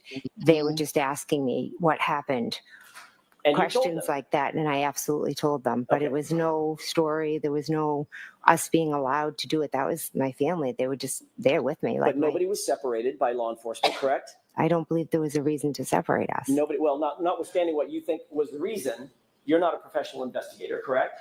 I'm not, You're no. not a trained investigator. No, You're certainly not a homicide detective, correct? no. None of you witnesses were ever separated, were you, that morning?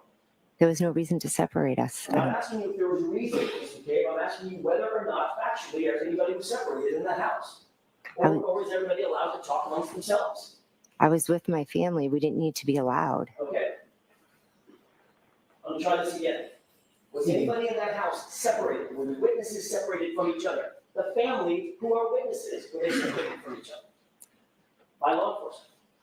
At that point, I don't think anyone but myself and Matt were maybe even witnesses. Okay. I'm not asking you what your determination of who the witnesses are. Mhm. I'm asking you whether the folks in that house were separated by law enforcement before you were able to have discussions about the events of January 28th and 29th. That's a yes or no question. Were you separated or not? At one point, when Mike Lank was in the house, he had separated and talked to Nicole, then Brian, then Matt. And then you Mhm. promptly left and left everybody in the house together, correct? He left us, yeah. Right. Nobody was taken down to the station, is that right? No, As a matter of fact, Trooper Proctor didn't even come over to 34 Fairview, the scene of the incident, to interview you, correct? I asked him to meet at my house because I had to go home to my children. And he accommodated you, didn't he? He did, yes. And he accommodated the fact that Brian Albert escorted you to the house for your interview, correct? Brian didn't escort me, no. Well, he went to your house at the same time that Trooper Proctor was there to interview you, correct? He came at some point, yes, by But himself. Before Trooper Proctor did the interview. I'm not sure if he was there, if he got there before or when Well, he arrived. You've testified in the past that Yes. Brian Albert came to your house alone. I don't mean you came in the same car. Yes. They followed you over to your house before Trooper Proctor ever got there. And he was in the house while Trooper Proctor conducted his interview, correct? Yes, Brian was All in right. the house for the interview. Thank you.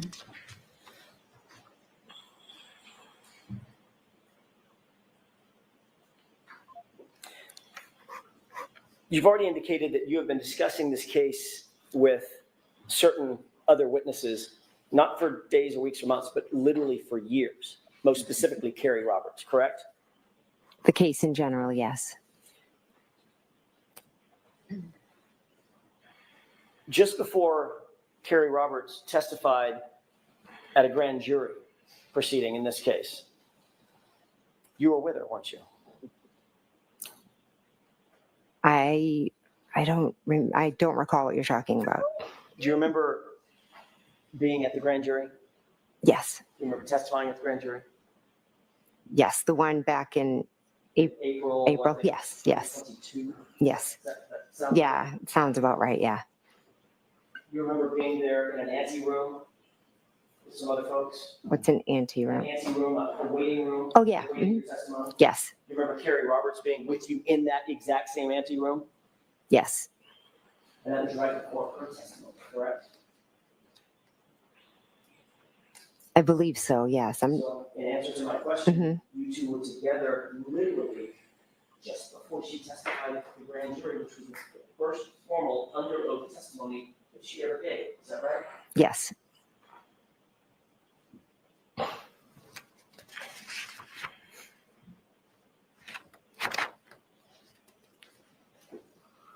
When she testified at the grand jury, was that before or after you two had gotten together and created this timeline?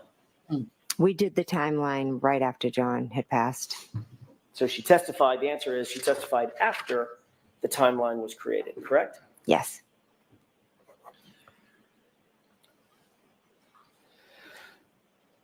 Brian Albert and his family had a dog on January 29th, 2022, did they not? yes, they did. What was that dog's name?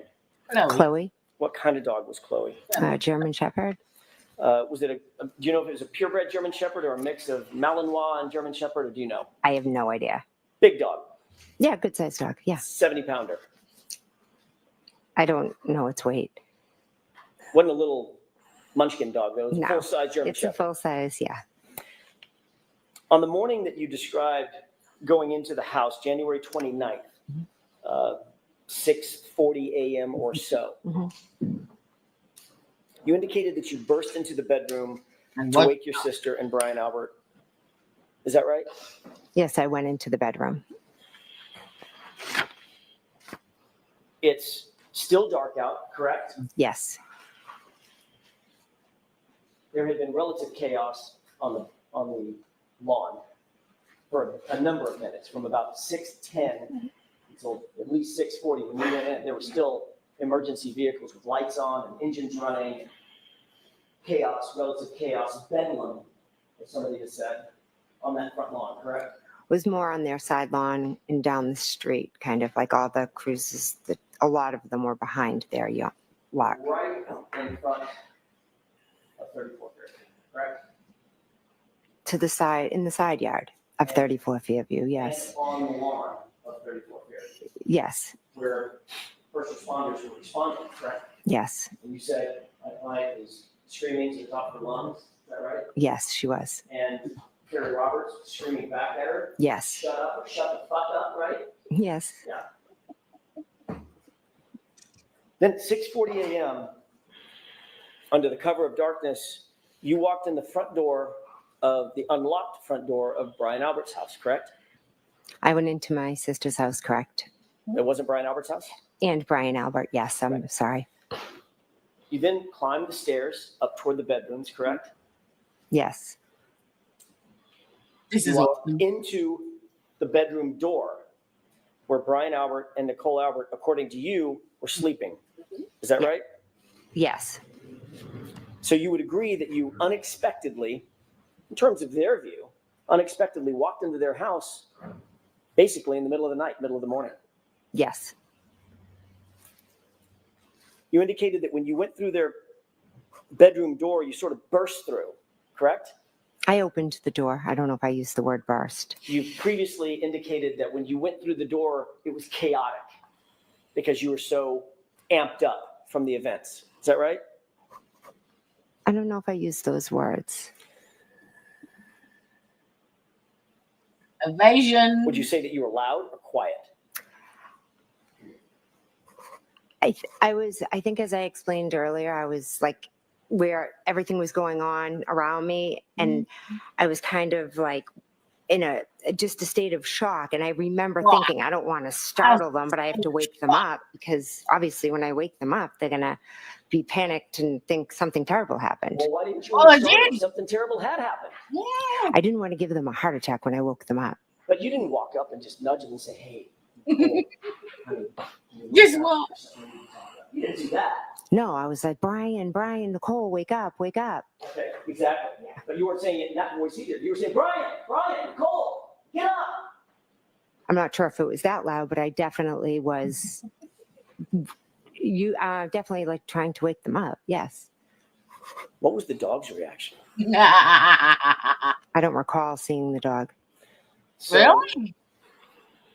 according to you, to the dog at least, we can get in the mind of a dog, a relative stranger walks in the front door, climbs a set of stairs, the house is completely dark, walks into a bedroom door and starts barking. The person starts barking, get up, wake up, Brian, Nicole. And you don't remember seeing or hearing a dog at all. Objection. Sustained.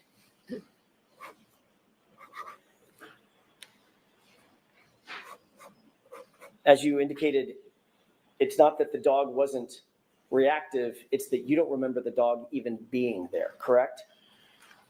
I have no memory of the dog, no. But you do know that that dog sleeps in Brian and Nicole's room, Between the window and the bed. correct?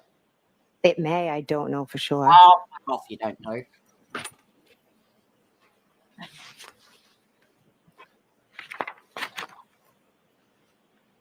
The reason you don't remember the dog being there is because the dog wasn't there, was it? Oh. Oh. I don't remember the dog. Right. So when you walked No, I out of the haven't. room, when you walked in the house, didn't see the dog. No, When you walked up Cool. the stairs, no dog. no, Walked down the hallway, no dog. no. Walked Where was the into dog? Brian and Nicole's bedroom door, no dog. I don't remember seeing the I dog. realize that. Mhm. Dog or no dog? No dog. I don't remember seeing the dog. It doesn't mean it wasn't there or it was there. I just don't remember seeing it. Well, no dog came up to you and barked at you, correct? No.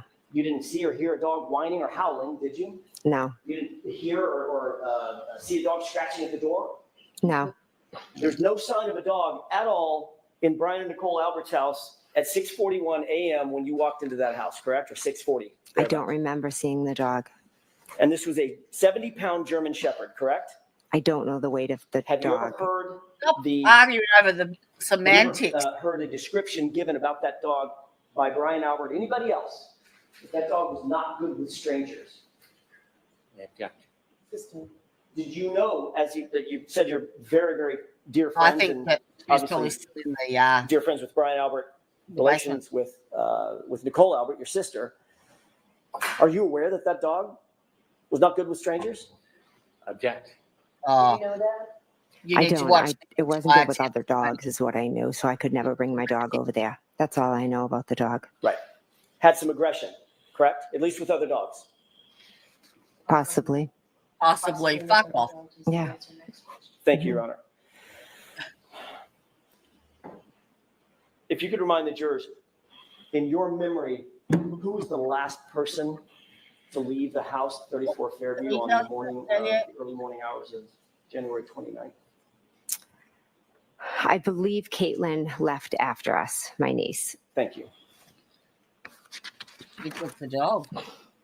Caitlin Alberts. Ah.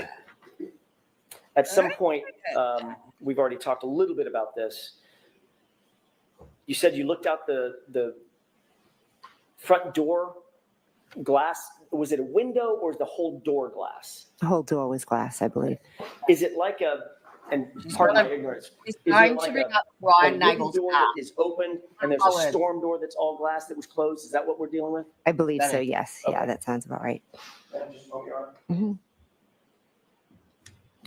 Can we take one more glance? I'm going to back up for a quick second. Okay. Can we take one more glance at that exhibit? You want to come up now? No, now. It's fine. I'm here all by myself again. Thank you.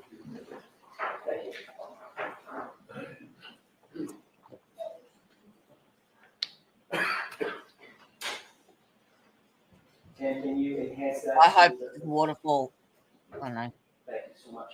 Mayor Coach, Yes. I forgot to ask you, and I apologize, Ms. McCabe. Thank One you. more point of reference. Mhm. Can you please show the jurors where Brian and Nicole Albert's bedroom window is Top in that left. photograph? Two. Sure, it's right there. Upper Yep. left window, uppermost Yeah. left window, correct? Yes. Thank you. Mayor Coach. Yes. Go.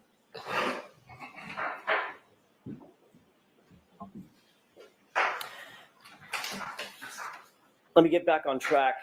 You indicated that you looked out that storm door and saw Miss Reed's vehicle, her SUV, directly in front of you, correct? Yes. That was the first time you noted or clocked that SUV being there? First time, The sorry. first time you noted the SUV, in other words, that you visually saw it, it was directly in front of you. It was not back by the mailbox, correct? Correct. Did you still see the Jeep parked back by the mailbox? I looked out the window. I saw the car. I really didn't pay attention to details of other cars.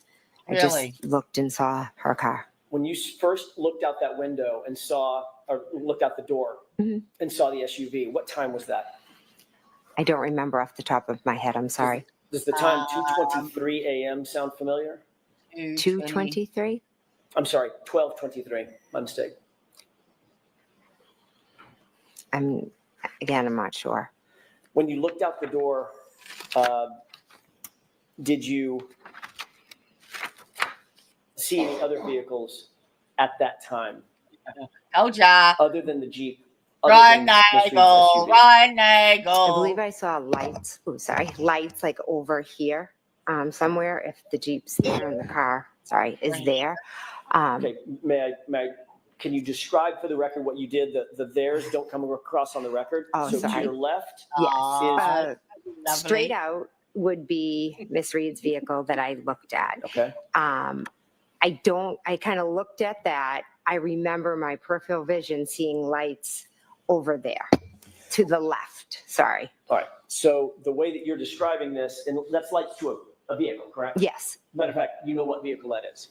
I do. Yes. What vehicle is it? Describe it Fine, to the jurors, please. It's Ryan Nagel's. Ryan Nagel's what? Car, The- truck? I believe he has a truck. Okay. Yep, it's a big sucker too. So what you're describing is you looked out the Mhm. window, you saw Miss Reed's SUV directly in front of you.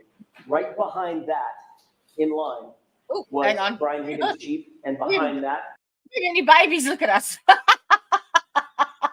Hang on. I tried to make myself really small because they had the house up there before and I was in the way. This is like such a liar. This is like the it's why is she being so nice? It's creeping me out. Because she's been made into super soccer prepped. mum. She has been super prepped. She's been made into soccer mom. And this is like this is it. This is like this is what I've been saying all along. She looks like Skeletor. How much Botox has she had? Well, then she can't frown. She is frowning. She looks like Grumpy Cat. And how much Botox has she had? Oh my gosh. And she went and had highlights done and everything. Being made over to make her out to look. You should have seen the first half in a direct. She was as sweet as sugar.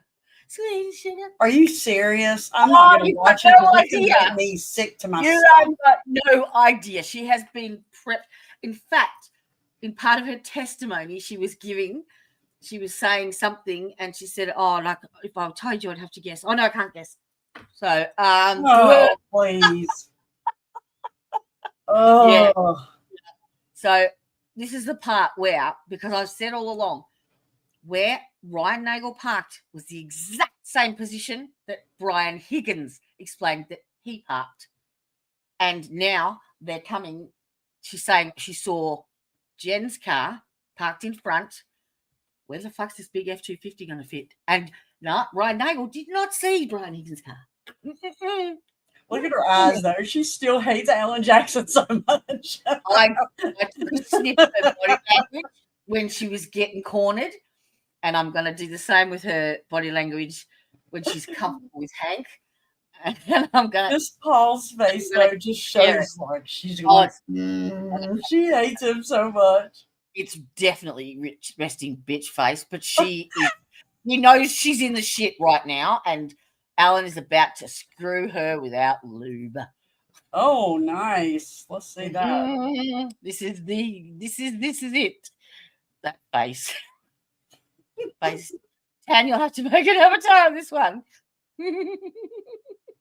Oh, I can't believe they bloody Look at Karen. Karen's like, do you believe her? It's her. I wonder if they'll get to the hang on. Let me just put this where I've got to put it before I forget. I did watch Crash Daddies yesterday though. Oh, the Vortier. The Arca guy. Yeah. I had to demonetize my screen. Why? My stream. Because I had a rage stream. Oh, did you freak out? I lost my shit. Are you okay? Oh, yeah, it was at Hank Brennan. Just his whole attitude. Oh, okay. You freaked out at Hank Brennan. Well, it's okay to freak out at Hank Brennan. I started verbally, then I had to put my avatar up, and then I had to take myself completely off and then I started in chat, and I was literally like on a keyboard. Oh. Yeah, so I have basically split it up and done I've kept the uncensored version and I made it a members video. Oh. And then I've done a PG version where I just recorded the normal video without any content. Oh. It bees that way sometimes. I had to. It was bad. Funny bad, but bad. Sorry, dear. Yeah. Even I think I scared Teresa away. Oh no. And I did not say one word the entire time. They're all too scared. They're sitting there watching, going, "We are not saying anything." Just look, I don't mind. You can ask questions. You can, you can get whatever you want out of a witness if you can. But don't be a fucking dick about it. Like the attitude and the condescending nature and the Hank was a jerk. Shit. It was just it just riled me because I think it triggered shit that had happened you know, blah blah blah. But Yeah, it was too much. It was too much. he didn't need to do that. It's just it was downright wrong. Yeah. Ryan Nagel's truck, is that right? I'm not sure. I went to press save on my update on my layout. I missed some. You're right. Oh my God, she wants to scratch his eyes out. Went from hate to fear. Oh yeah. Ooh. Sydney, did you see her in the first trial? She answered every question like this. I don't know. She hated his guts, man. She admitted she had 5 or 6 meetings before she testified to this trial, and he With the Commonwealth? With Hank, with 5 or 6? Kelly, with Buchanan, with the victim advocate. It's pronounced Bukaki, Jody. Bukaki. Bukaki, yeah. I'm just teasing you. Okay, go ahead. No, it is Bukaki. All right, I've got to listen to this answer because this is what I've been waiting for. I've been saying it all along. Where his truck lines up, I just remember seeing but then I'll lights. come I back. just quickly saw Miss Reed's car and went back into the room. I wasn't, I apologize, paying attention for like specific details about cars. At some point, you did become interested in exactly what time Ryan Nagel's truck arrived, correct? This is after the fact, well after the fact, months after the fact. Yes, I did. As a matter of fact, you took it upon yourself to ask Julie Nagel, Ryan's sister, to send you something, correct? Yes, I did. What did you ask her to send you? I ran into the two of them. I didn't ask you who you ran into. Just what did you ask her to send you? Oh, okay. I'm sorry. A text message. Oh gosh, A screenshot of a text message. Yes, a screenshot of a Ryan text said, message yeah. between Julie and Ryan Nagel. Yeah. You knew at the time that Miss Nagel. Julie, Ryan sent Julie a text saying, "Here." In other words, I'm here. Come and get me. That was at 12:23. Come get me and Chloe. 12:23. And then, and what's always bothered me? 12:23 because his phone showed going up and down the steps at 12:20. Oh No, my No, gosh! no, it's got nothing to do with John. Nothing Well, to do with it. Oh, okay. Oh, what bothered me is this 5-minute period, okay. because Ryan Nagel pulls in straight after Karen. He is the driver. He is not drunk. He states that Karen is the only one in the car as he passes. Okay. Julie comes out to speak to Ryan. Now, if I rang my brother and said, "Can you come pick me up?" and then go to the car and go, "No, I'm going to stay," I would get a bollocking. Yeah. Right? No. So she must have passed John coming in, Had at to. least. Had Now, to have. Or a passed out man in the snow. I mean, come on. But Ryan pulls out. He said he pulled in behind Karen and then pulled around her and looked in because she had the interior light on. There was only her in there. And so, yeah. But She's sitting there going, 12:23, he arrives. So that's where Jackson's laying the foundation. I got Very the obviously pipeline up. was a precipient witness in this case, correct? I believe so. It was very early on. Well, I mean, she was in the house. Mr. Yes. Tate. She was in the house when Why would you John want went that? in. correct? Correct. She was in the house when you were looking at the vehicle. Correct. She was in the house when everybody came home from the Yeah. 34th Fairview from the Waterfall How Bar much Grill. higher? Correct. She was interacting with those inside the house at the very time we're talking about, right? Yes. She went outside at some Yeah. point to talk to her brother outside the house, 12:23. right behind the SUV that you're describing as Miss Reed's SUV, correct? Yes. So you knew that she was, and you knew all this. You When just got you to asked for admit that it screenshot. right there. I was trying to piece together. You the knew all time. this when you asked for the screenshot. You Yes. knew what her position was in this case, correct? But it's She had evident. no involvement. What happened I didn't outside ask is She had no involvement. What? Why are you asking for a screenshot then? Go ahead. Ms. McCabe, finish that. That was I didn't- proof that they what were happened there outside then. was separate from anything that happened But what's inside. No, it wasn't. I'm going to ask you what does again. that mean? You knew all of that information, that Julie Nagel was a recipient witness in this case, Yep. as was everyone else inside 34 Fairview, when you asked for that screenshot, correct? Yes. That is another example of you coordinating information with other witnesses in this case, correct? Got you No, that busted, is not girl. correct. Were you ever advised by Michael Proctor not to Uh-oh. coordinate information with other witnesses in the case? Did he ever say, don't do that? I don't recall. So you don't recall, or he didn't? I don't recall if he did or not. Okay. Can't impeach him. I If don't he know. did Makes tell no you sense, ma'am. not to coordinate with other witnesses, this would be a breach of that agreement, wouldn't it? Objection. Sustained. Of course it's sustained because you She's always already lied to the grand jury. You got her out. She ran three Indeed, other once you people got that and she lied. screenshot, we'll talk about that in just a second. When you got the screenshot, did you ever share that with law enforcement? No. I'm not sure if I did or not. You never provided that to Michael Proctor or any other investigator, did you? I'm not sure if I did or not. As a matter of fact, Ms. McCabe, the only reason we know about that screenshot is because of the extraction on your phone. Isn't that right? If that's how you know about it, I'm not sure. How long did it look the screenshot? You asked for that screenshot Her face is turning red. for your own personal use, for your own personal information, for your own personal coordination, correct? Of what happened that night. What timeline? That's what are you asking? There's 3 questions there. Did you ask for that screenshot for your own personal use? Yes. Why? And indeed, you do know what time it was that you looked out and saw Ryan Nagel's truck, because the screenshot told you that, correct? The screenshot told me when Ryan Nagel pulled up. It didn't tell when I saw. Trying to think of an And answer. what Come on. was the time when Ryan Nagel indicated that he pulled up? I'd have to look at the I'll be screenshot. back. 2:23 a.m. Oh, you're missing it. 12:23 a.m. Sound right? If you have it and that's what it says, absolutely.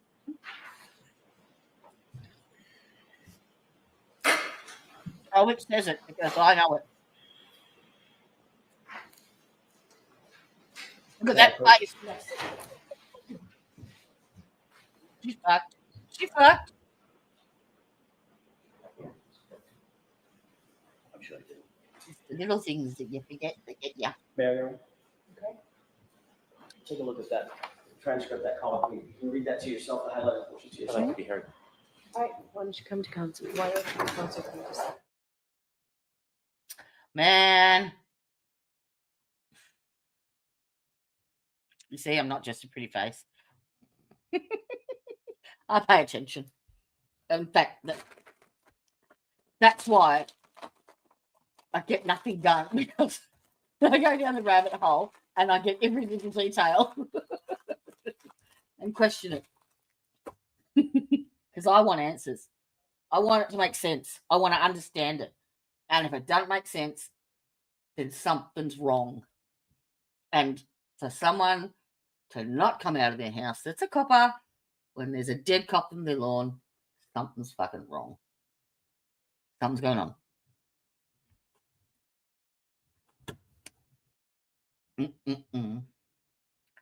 So, according to the timeline, Ryan sends Julie the text at 12:23 saying here, and then she comes out. They have a chat, and he pulls out at 12:27.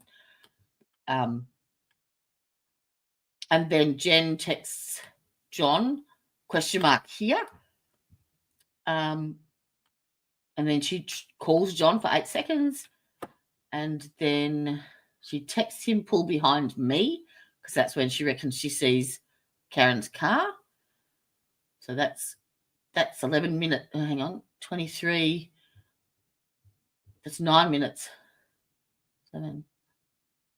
So 8 minutes later, she says, pull in behind me. And then 12:32 is a minute later is when John O'Keefe's phone is locked for that final time and there is no more movement. That's 36 steps. So how could that happen in 1 minute? Someone is lying. The timeline is wrong. And it ain't Ryan, because he's got the screenshot. So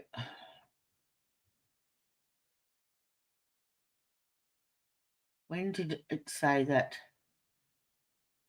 So it says that, and even in the testimony of both, Ryan said that he pulled in pretty much straight after Karen, because she had to do they sort of came in opposite ends, and she had to do that 3-point turn to waggle in. And then he said he pulled up straight behind her. So where the fuck was John then? Where was he? He wasn't having a piss on the wheel. He would have been seen walking inside. And why would he walk around the back of the car? He's on that side of that road, like he's on that truck, he's on the lawn. He's just going to go in the front door. He doesn't have to go around the back and get it. Just get in the car and get it. That makes sense to me.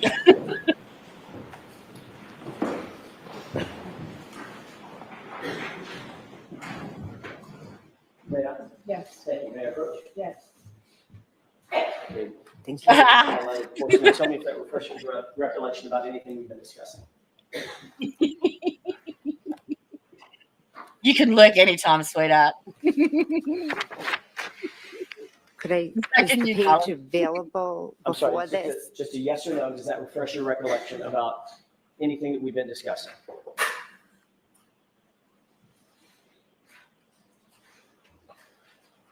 It's just what we've discussed. It doesn't Okay. really refresh. So it does not refresh her memory. Next question. I don't think that's what she said. That's what you? Yes, that's what I said. That was her answer. That does not refresh your recollection? Objection. asked. That was her answer. Next question. Are you for real? Oh, you fucker. Yes. You fucker.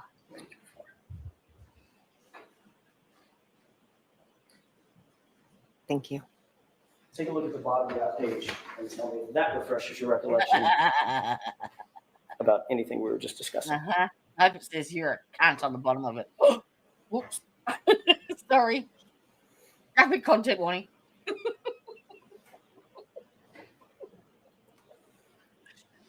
I've got that, where is it? Spontaneous potty mouth syndrome.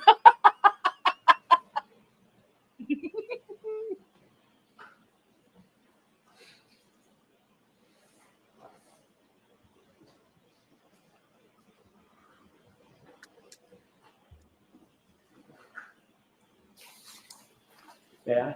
Yes. Thank you. Now, discuss that. Having seen What? these, does this refresh your recollection about what we were just discussing concerning that conversation? Regarding me asking Julie Nagel for the time? Correct. Yes, it does. Okay.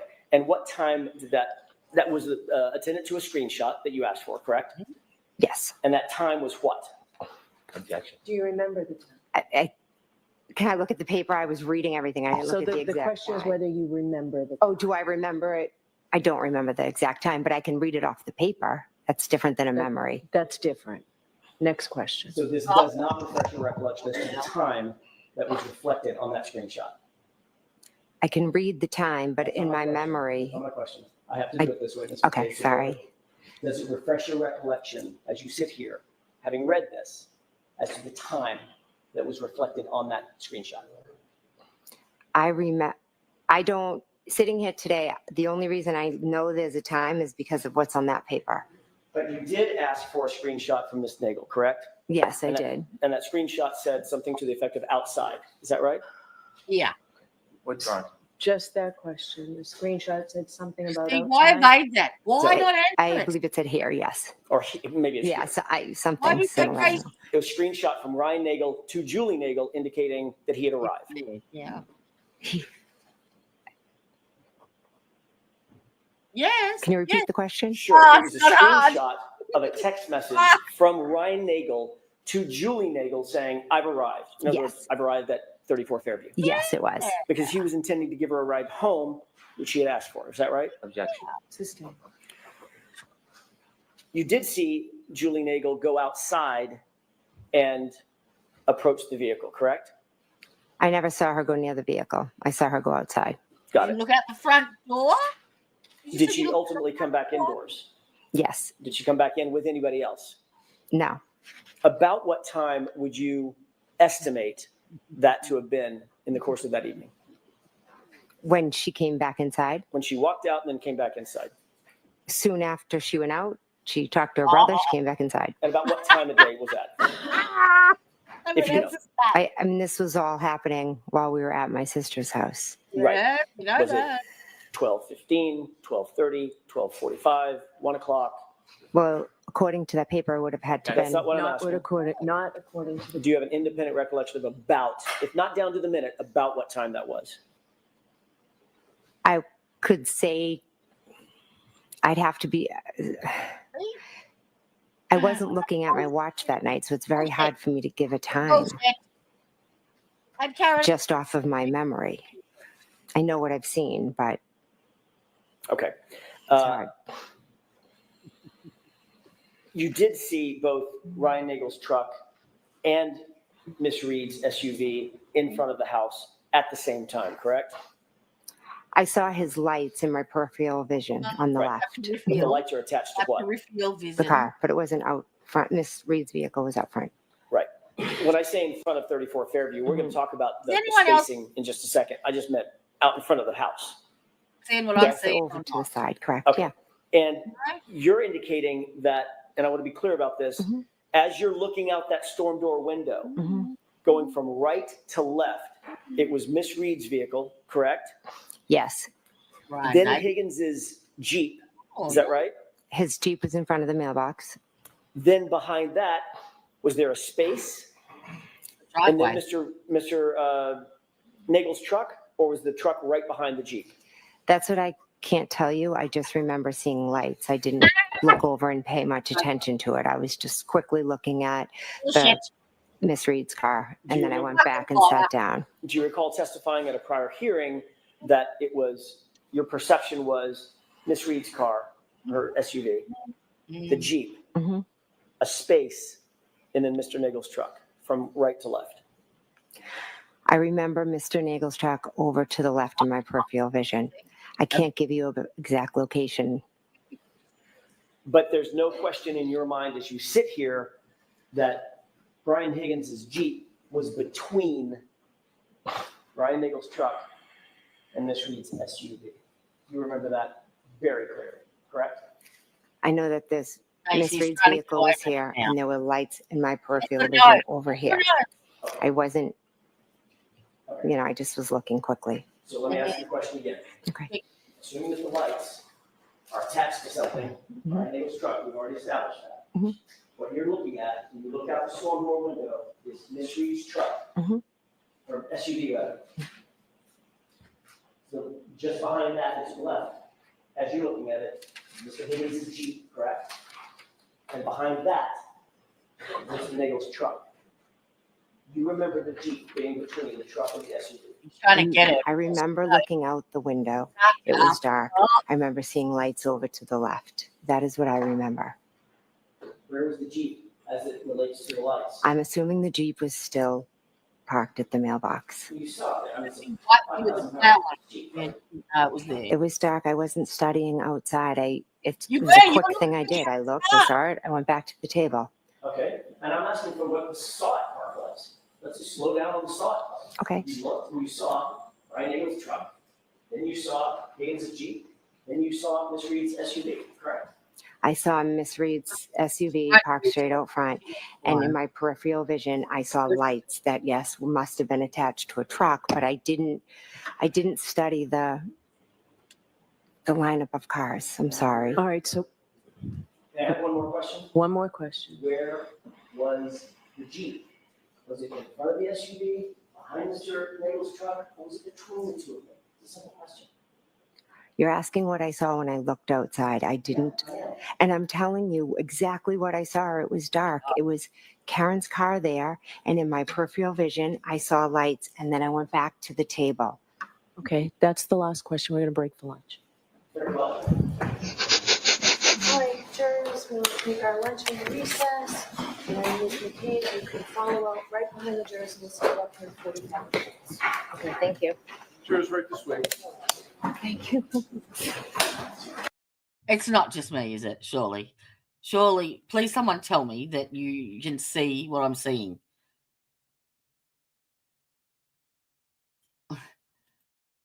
I'm not making that shit up. That's obvious evasion. Obvious. She knows damn well that's been testified to that he has pulled up behind Karen. And so she doesn't get impeached. She's just, I don't remember, I don't recall. I just say my peripheral vision. My peripheral vision. As opposed to her peripheral. As opposed to her bullshit. Because that's what I'm calling it. Right there. And you know what? That has actually been, it's been documented and verified to be correct, because I'm going to pause here and say, well, yes, you fucking rock. The defense rests. What can I say? Don't need to. Shorty says it all.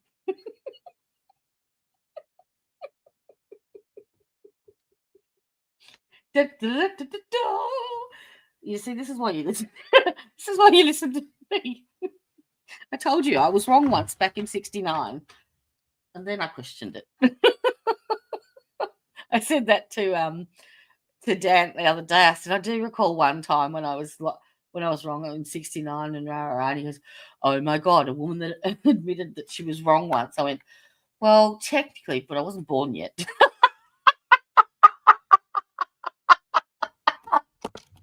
And who might you be referring to there? Coded friend 01?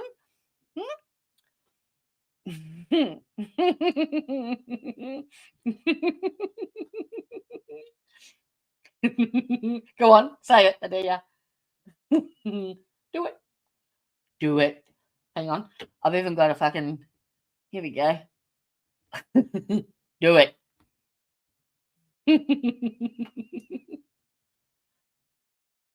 Go on, Adia. Does she know Dan is a common grifter who ripped his audience off for thousands of dollars? Who's she? Who's she? The fatty? Is she the fatty? Come on. Spit it out.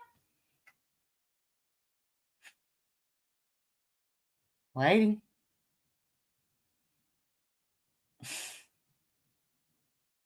No?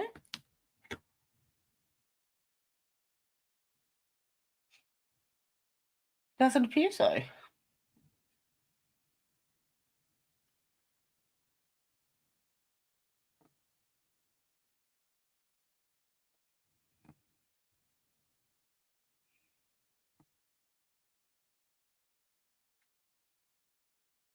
why isn't that refreshing?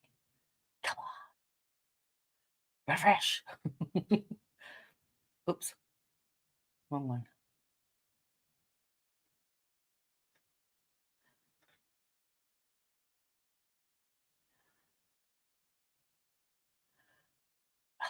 Still not refreshing.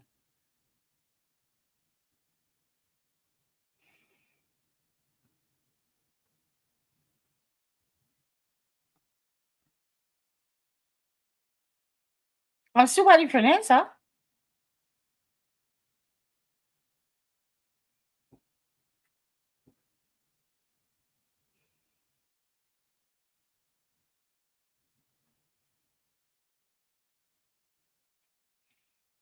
Tricia.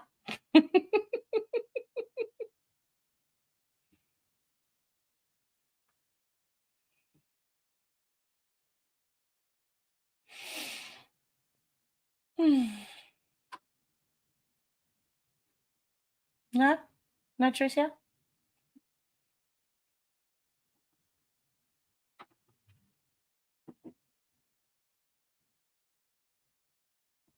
All right. I'll do it then. Bye-bye.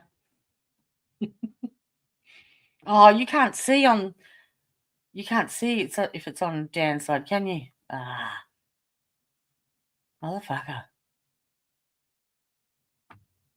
Oh, it's still on the screen. Oh dear. Why? Like I've got my studio up,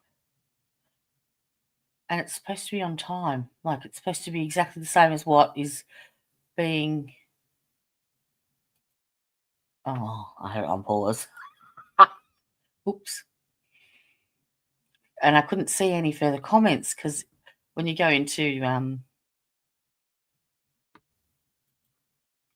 there, you can do other things, but I could only. Never mind. Is anyone still here? Is anyone? No one's answering me. Well, I might actually refresh this page because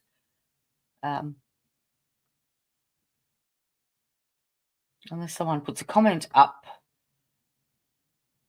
I might have a frozen chat, perhaps. All right. I'll refresh this page. It will go black for a second, but it will come back. It won't disconnect you or anything like that. I'll just refresh StreamYard.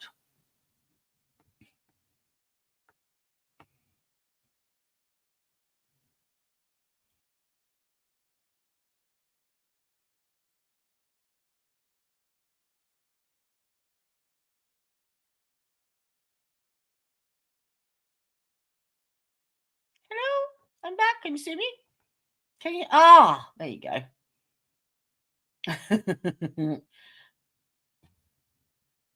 I must have been frozen. I must have had a frozen chat. Sorry about that. Tanya, would you like to do the honours? Let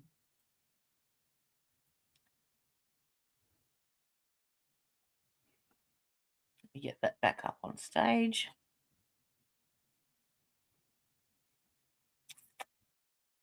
Which is, where is it?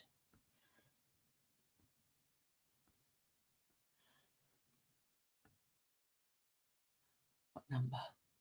4447. Good job. Can you do it? You get your kicks. Off Route 66.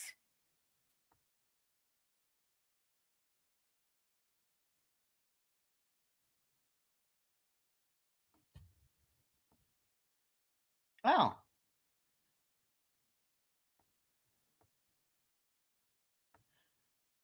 There you go.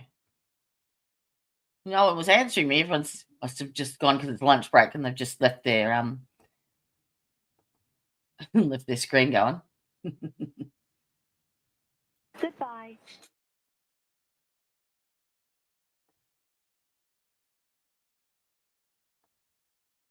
Oh, I'm not watching that.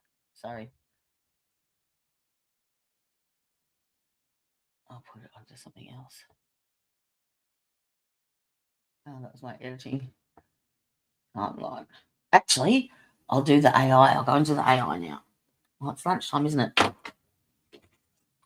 Are you going to do it or am I?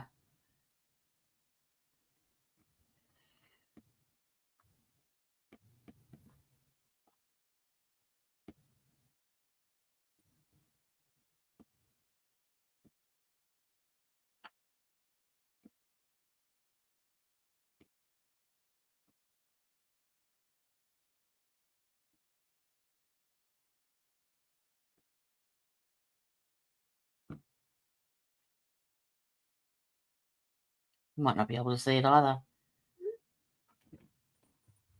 You probably can't because you're on my side too.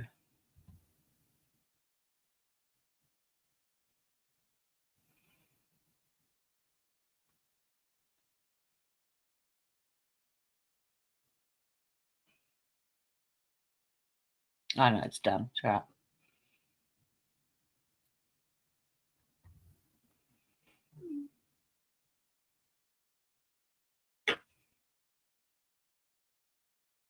Can you see the comments though? Well, you normally go into StreamYard, but you can't do it, I don't think. So it's all good. It's done. That's bullshit that you can't go into, you can't see what's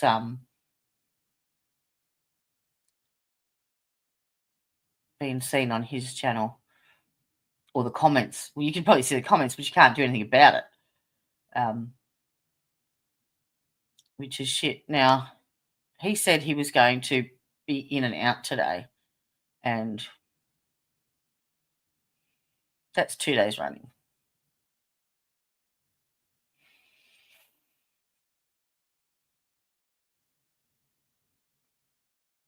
Mm-hmm.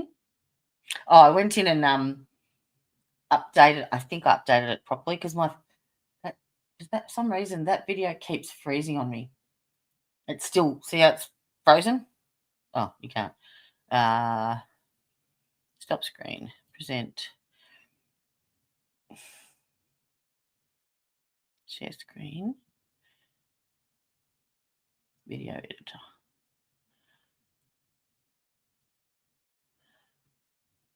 It's stuck on that.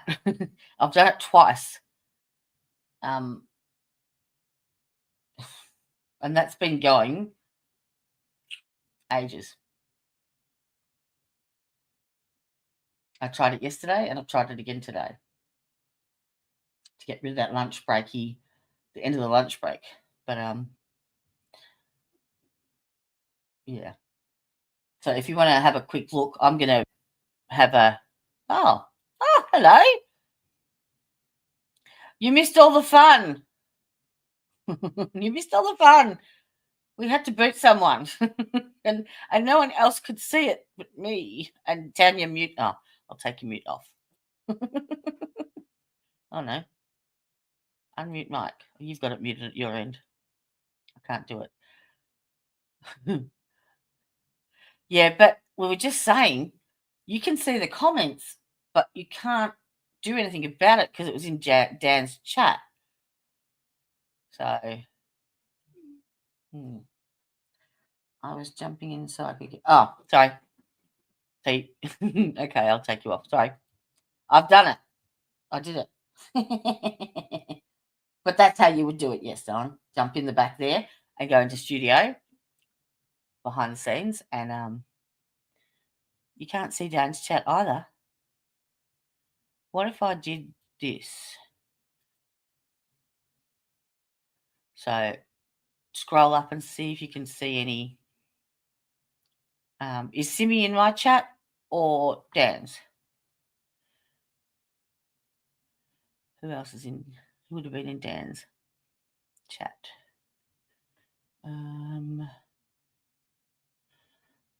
Shift is in Dan's, I think. Can you see shift happens? And Snow White. Snow White sent me a message yesterday. Very interesting one. That's weird. You can't see Dan's chat at all. Okay. Wonder if I can do it. Let me see. I'll see if I can open that up on Studio. It allows you to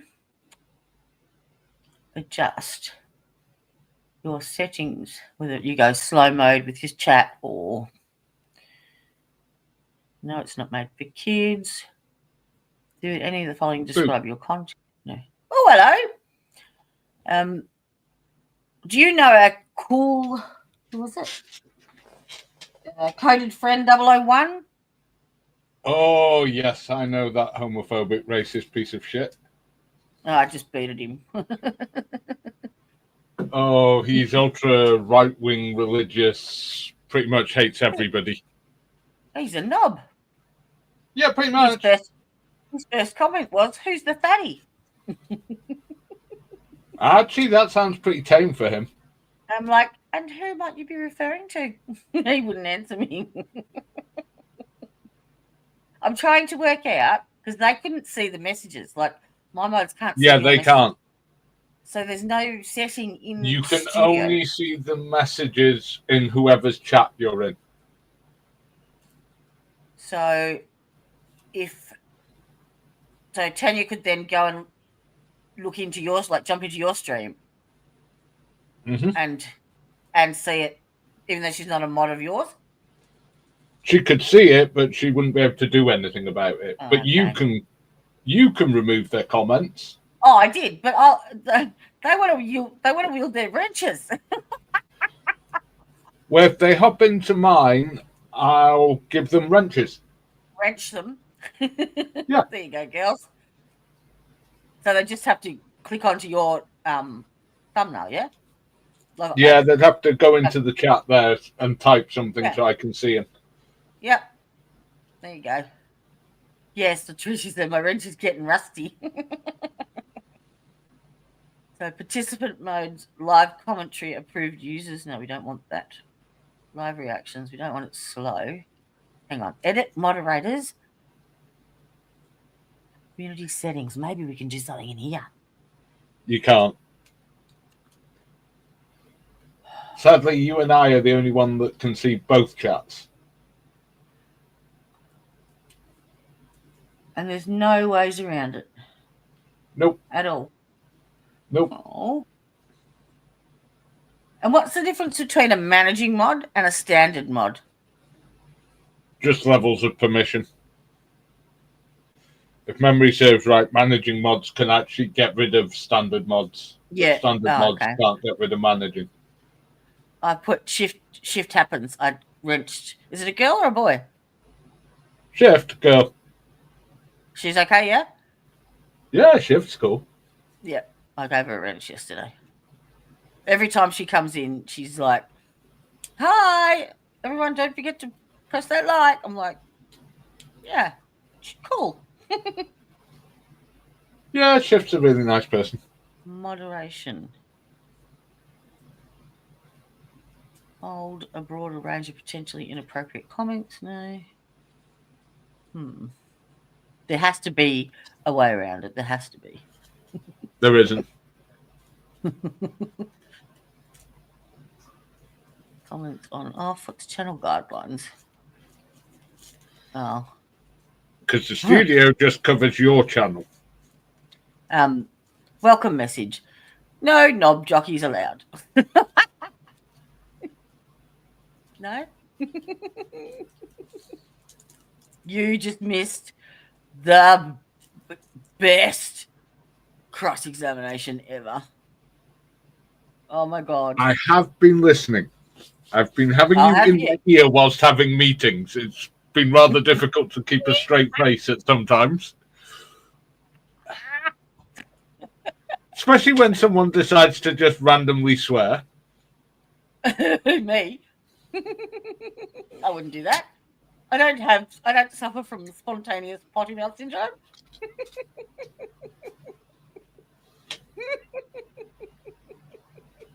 Yep. I was pretty tame today compared to the other day. I went straight in, demonetized the stream, and then went back in and cut the whole the voir dire out and put it behind a paywall, the uncensored version, and then just put in the plain video of the voir dire for the PG version. You do realise that the uncensored version would still be on my channel, right?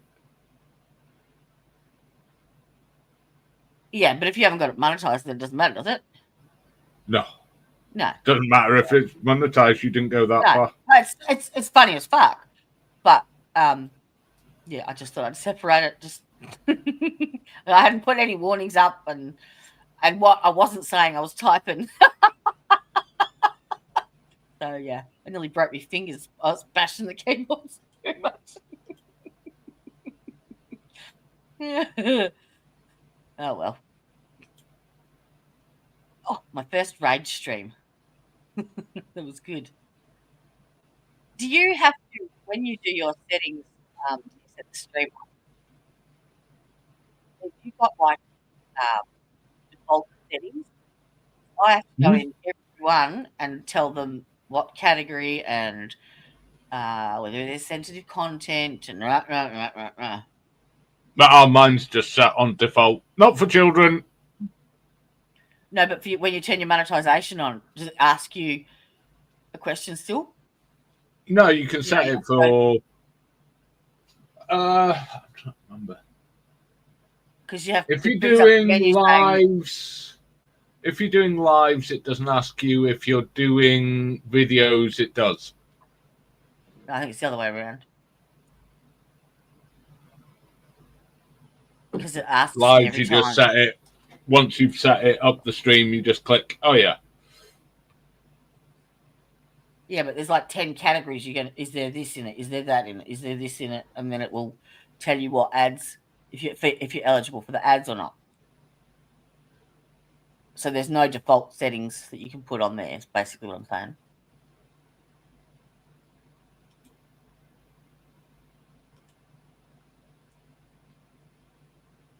I can't remember. It's that long ago I set it. I actually can't remember. What? You don't run monetized streams at all? No, not for ages. Hang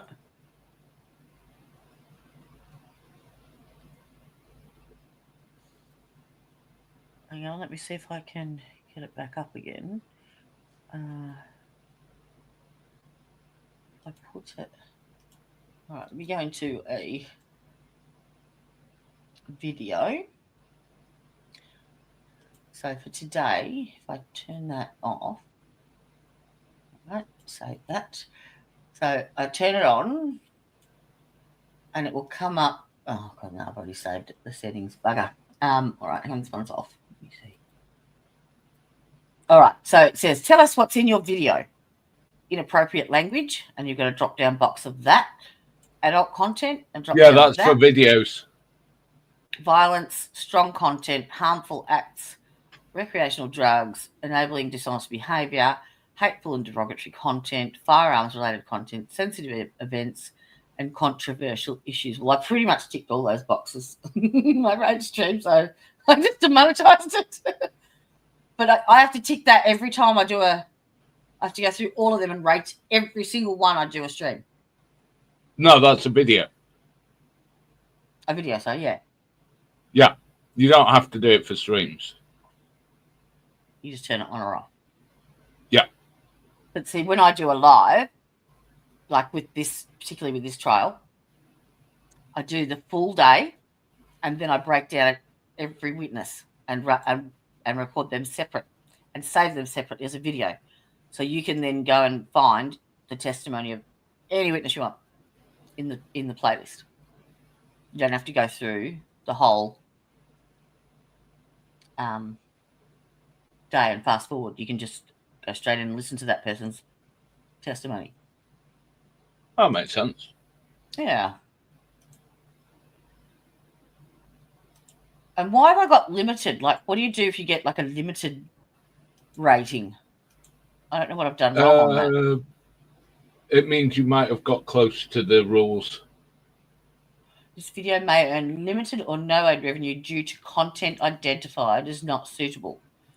But it was like day 30 of the last Karen Reid trial. I bet you there was a swear word or something in the first 2 minutes. Maybe. Or you swore at them. Probably.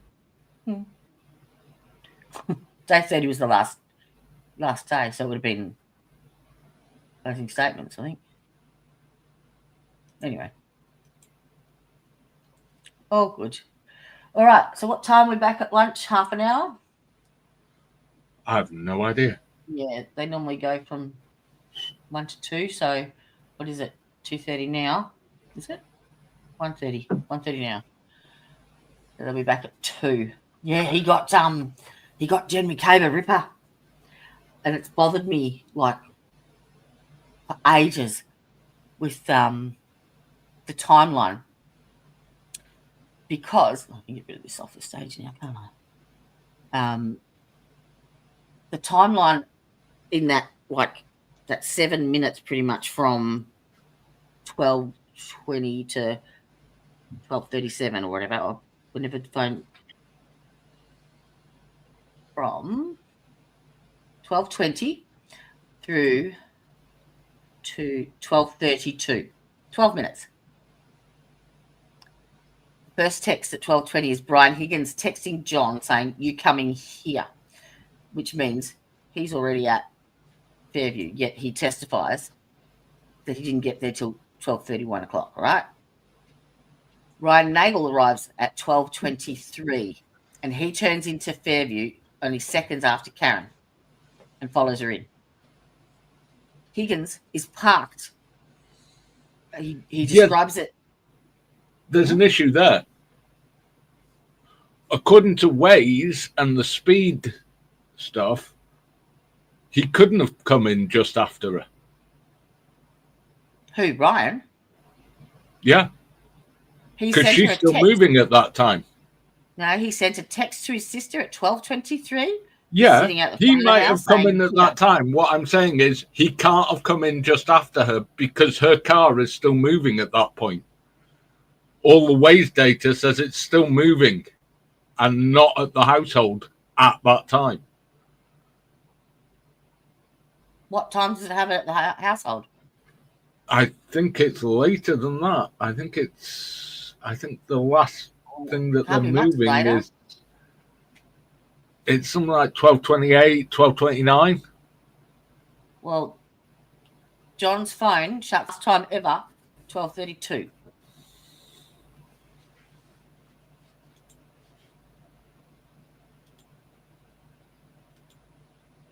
But it was in Whiffin's statement testimony about what the data was showing and Waze and everything else. And he confirmed that it was 12:32 at 16 seconds. It was the 36 steps.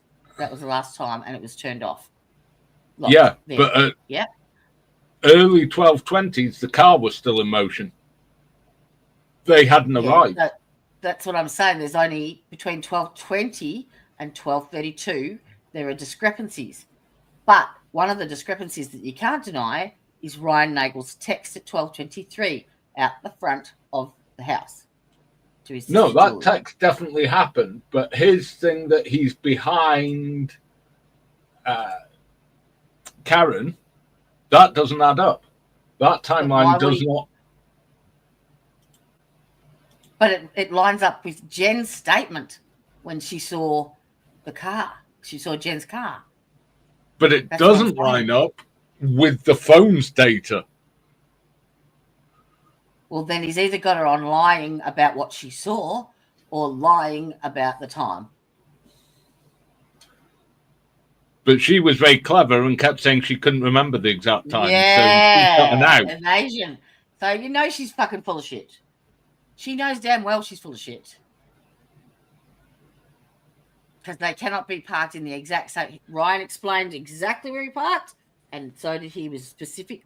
Higgins said, I did a stupid thing and I, plowed their driveway and then I parked and the back of my car was right against the mailbox, so I didn't block the driveway. The only thing that was an issue in the defense's thing, if you want to be nitpicky with him, he did screw up once. Who? The defense attorney. Yeah. With what? A Jeep CJ7 is not an SUV and it's not a large vehicle.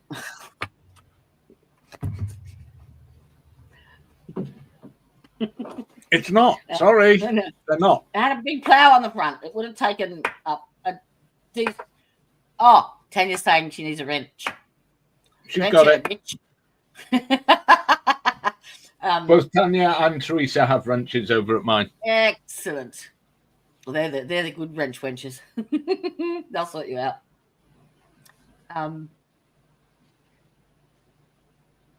If you look at the front of Fairview Road, though, I've got a picture. Hang on. Let me see if I can get it. It's quite a big front nature strip. It's not small. I think you could fit at least 4 cars through there. At least. Excuse me. Present. So when Jackson was saying the two cars would take up the front nature strip, I'm not saying that. I agree with you. There were some issues, but it does raise questions about the timeline in terms of witness testimonies, both McCabe's and Ryan Nagel's, because they don't match up with certain data.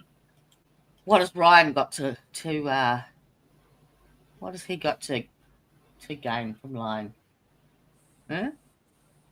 I'm not saying he's doing it deliberately. He might just be mistaken. Yeah, but he might have believed it was Karen Reid's car, and it's not. No, but he drove past and saw her. Remember, the interior light was on? Yeah, but this is the thing. His timeline doesn't match with the data from Waze.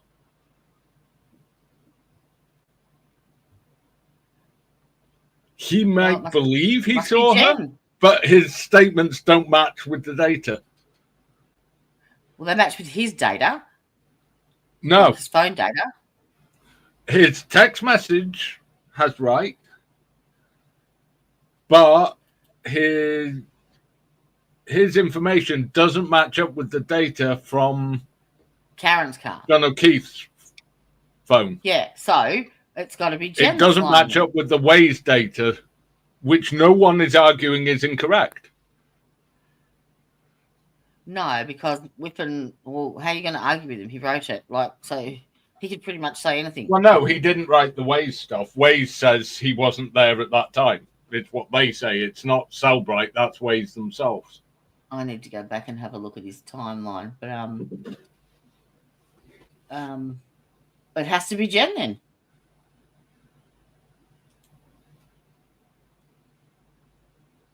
There are definite questions about the timings. Yes. That's why I can't wait. And there is a question about whether Ryan Nagel is correct that he saw that vehicle. Well, all three of them in that car testified exactly the same. Because there was Heather and there was another mate as well, Daniel someone. And they've got nothing to gain for lying. And if they were lying, they would make their timeline like not so fucking close if they're getting paid for it.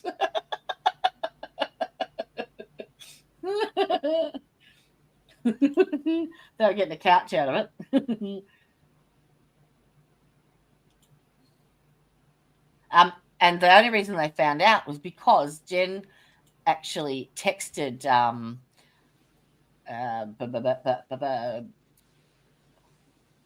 Julie Nagel to screenshot that text message so she could see what time it was. And it was deleted. Which is definitely sus. Yeah, and she deleted it and then it was forensically extracted. That's the only way they found out. So and thank you, Bookie Worm. She's lovely. Yeah, so that to me, that front, see how wide that frontal, you could fit 4 cars along that front nature strip, surely.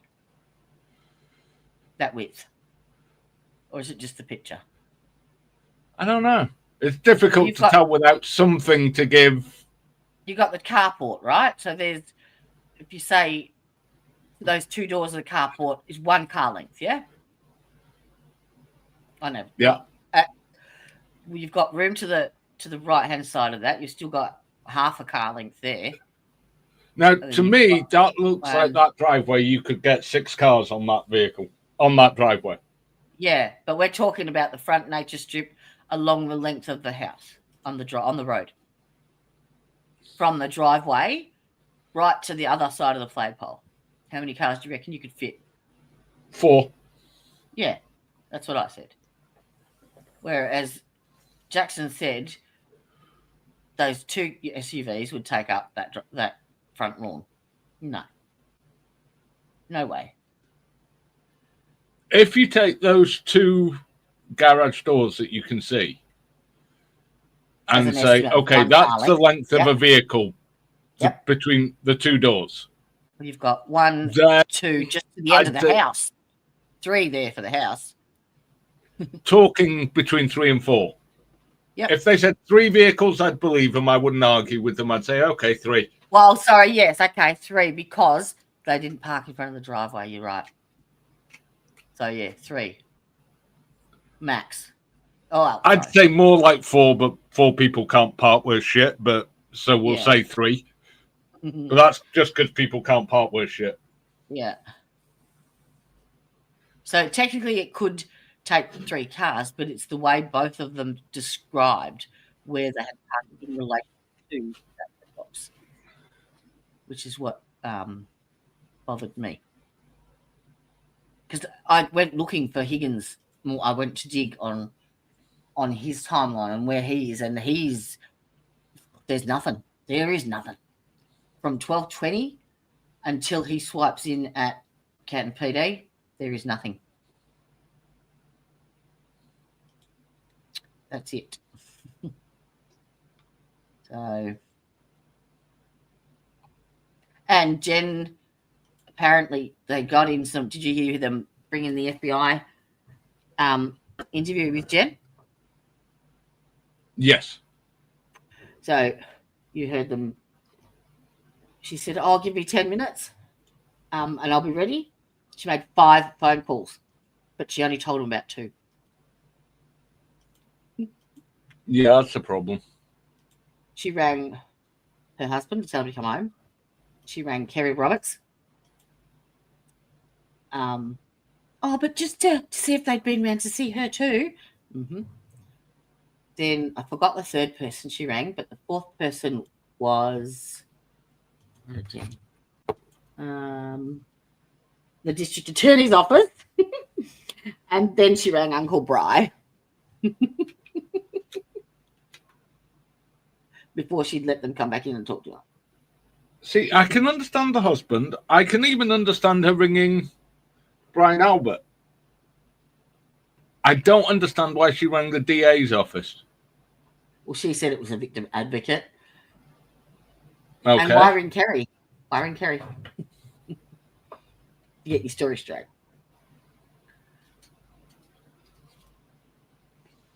And then, what was the next thing they did? They got together and did a timeline.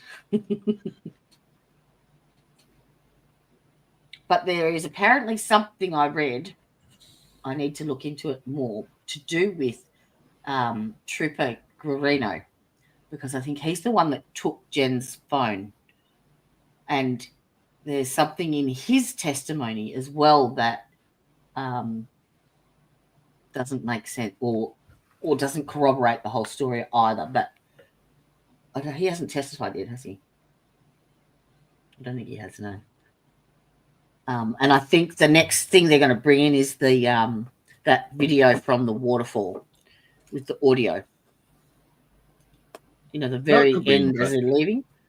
Pardon? That could be very interesting. Yes. Yeah, apparently they got the audio. So, and he was hinting at it in his cross today. I've been looking forward to this cross-examination so bad.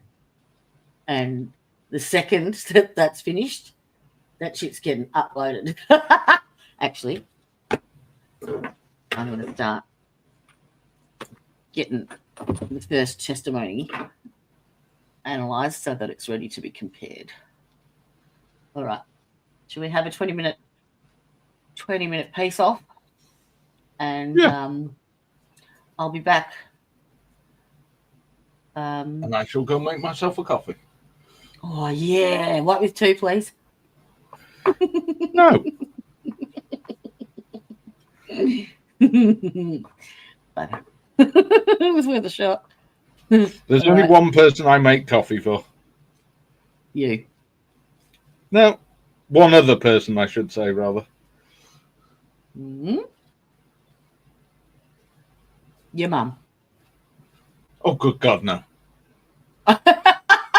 Your dad, I don't know. No, my partner. Oh, okay, cool. That's fair enough. You'd want to.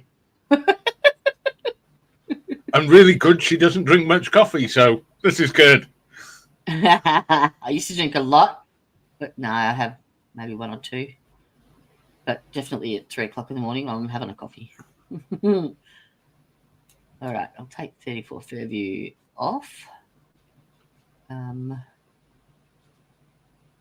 is it? So much shit on here. I got to use some of my videos though. I got a lie pants on fire.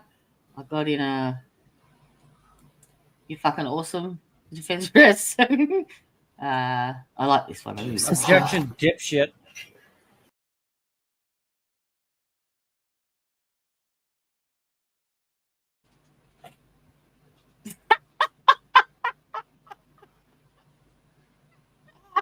Yep. You just hate him because he was mean to your ARCA witnesses. It wasn't that he was mean. I can cope with mean. It was the derogatory, condescending. He did go over the top with it, to be fair. Yeah. And I think it triggered me because I've had a bit of that before as well. Yeah. He didn't need to do that. He didn't need to be such a cunt. Just didn't need it. Wasn't necessary. So that's what got my goat. And she shouldn't have allowed it. Where's my... Oh, it's a share screen. Oh, my God, Jody. I need a coffee. All right. I'm putting the lunch thingy on. We'll be back. And I'll put some music on. Feeding the ducks. There we go. Lovely. See you shortly. Where's my thing? Out for lunch. Oh.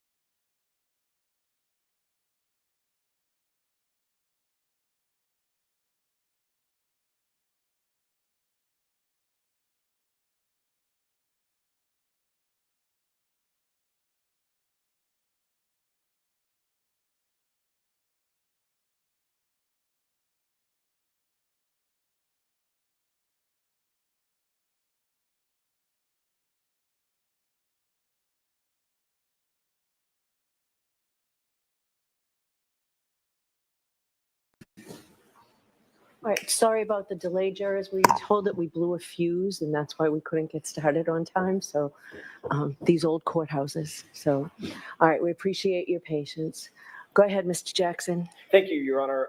Ms. McCabe, when you first saw Ms. Reed's SUV pull up, very shortly thereafter, you sent a text to John O'Keefe, correct?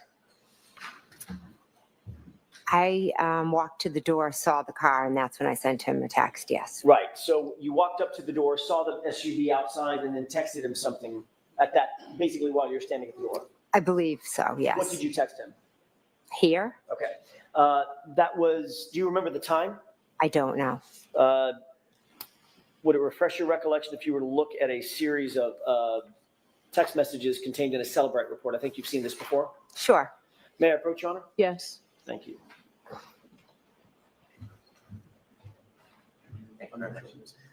May I ask one foundational question before I give this to the witness?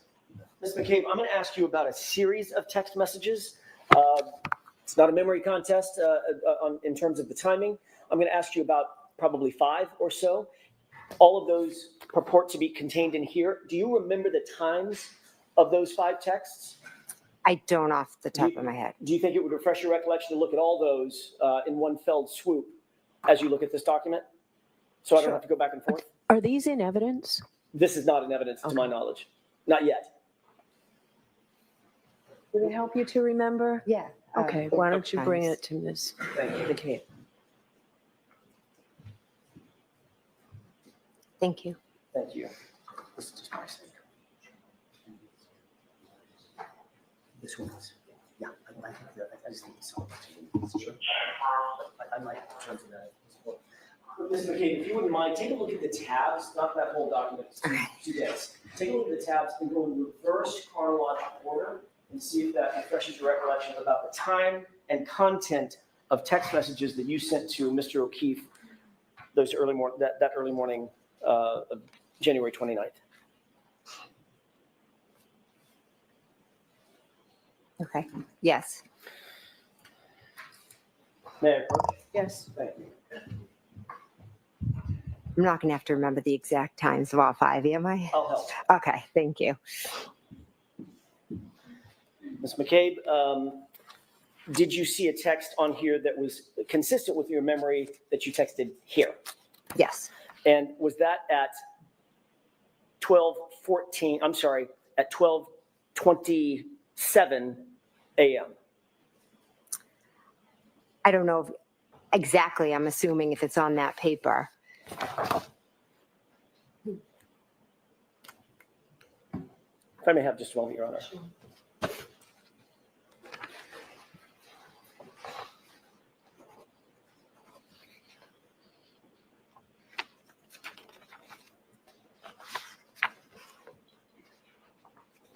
Why don't I see counsel at sidebar for just a minute?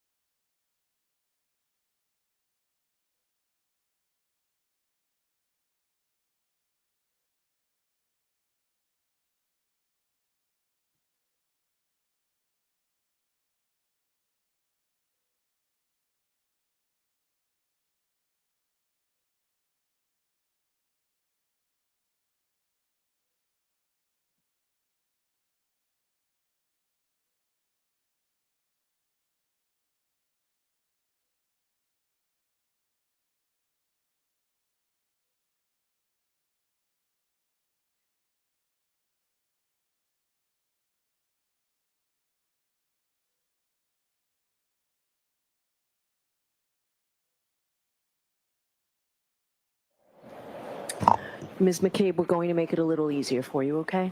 Thank you.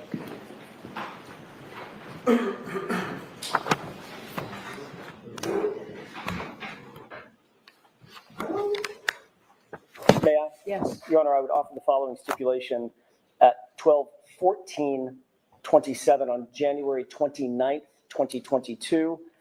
Text message from Jen McCabe to, text message from John O'Keefe's phone to Jen McCabe's phone where to?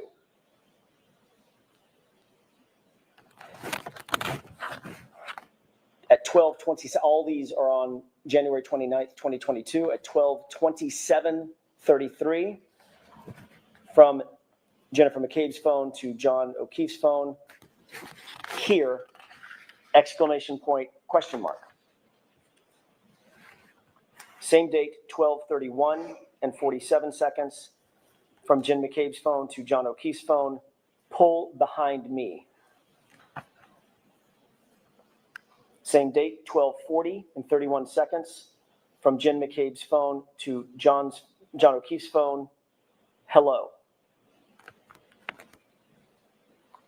12:42:09. Text message from Jennifer McCabe's phone to John O'Keefe's phone. Where are the letter U? Okay, thank you. Finally, 12:45:53, from Jen McCabe's phone to John O'Keefe's phone. Hello. I would offer the stipulation that those are correct times and dates and contents of the text messages between John O'Keefe's phone and Jen McCabe's phone on January 29th, 2022. All right, and that's what you're agreeing to, Mr. Brennan? Yes, Your Honor, is contained in the Cellbrite report. Okay. All right, folks, so I told you yesterday about a stipulation when I talked about something in the front lawn. This is similar. So what you just heard, both lawyers agree that that's information contained in a Cellbrite report. Thank you, Your Honor. May I continue? Yes. At some point, you indicated that, and by the way, Ms. McCabe, at 12:27, it's now been stipulated to, you texted a single word, here, exclamation point, question mark, correct? Yes. Okay.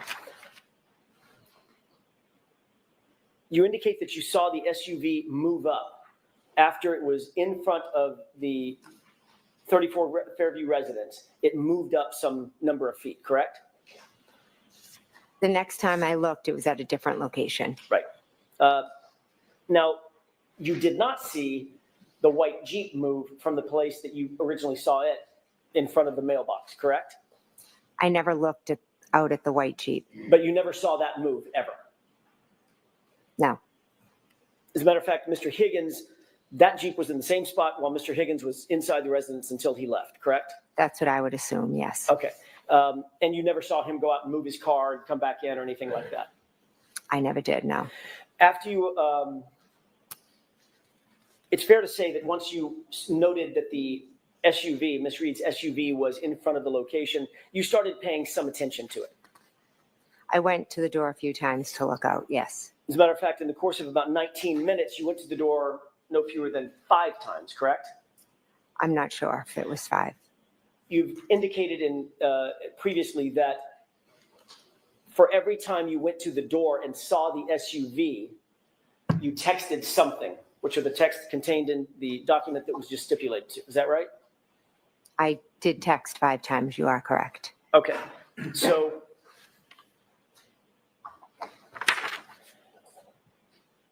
it's fair to say if you texted 5 times, then you went to the door 5 times, if those were associated with one another. You walked up, look out the door, see the SUV, and text something. Here, pull behind me, where are you? Those texts, correct? I remember going to the front door, seeing the car, and texting here.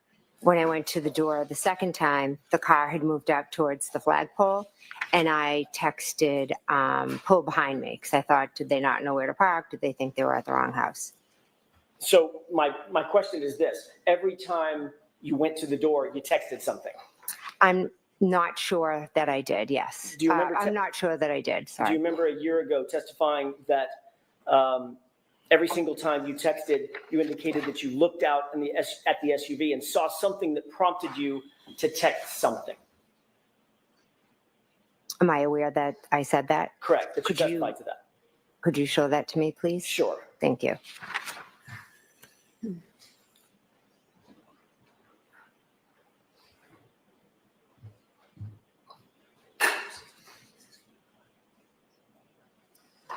May I, Your Honor? Yes. Take a look at the highlighted Sure. portion and just read that to yourself. Let me know when you're finished.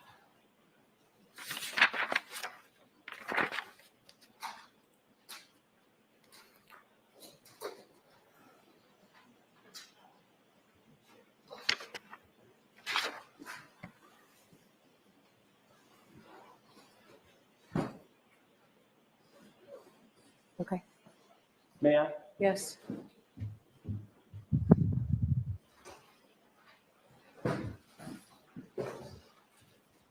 Ms. McCabe, does that refresh your recollection about the issue we were just talking about?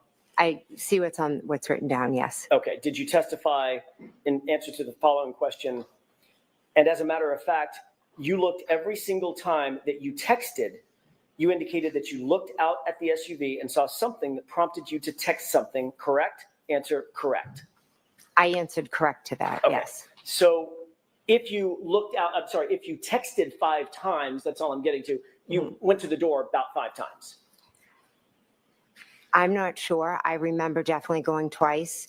And again, if I misstated or I said I went 5 times, 4 times, I apologize. Well, do you think this testimony is in error? No, I don't. I'm thinking with my memory, it was 3 years ago, and I'm thinking that maybe I wasn't clear on that detail of how many times that I went to the door. And What I certainly, can tell you I'm clear on is that I did go twice, and I saw it. I saw it straight ahead. I saw it at the flagpole, and a third time further up. I cannot say with certainty with my memory today that I was up at that door every single time. I'm sorry. and then, and by the way, when you testified, as you just saw, that was a year ago, correct? Yes. A year earlier and a year closer to the event, correct?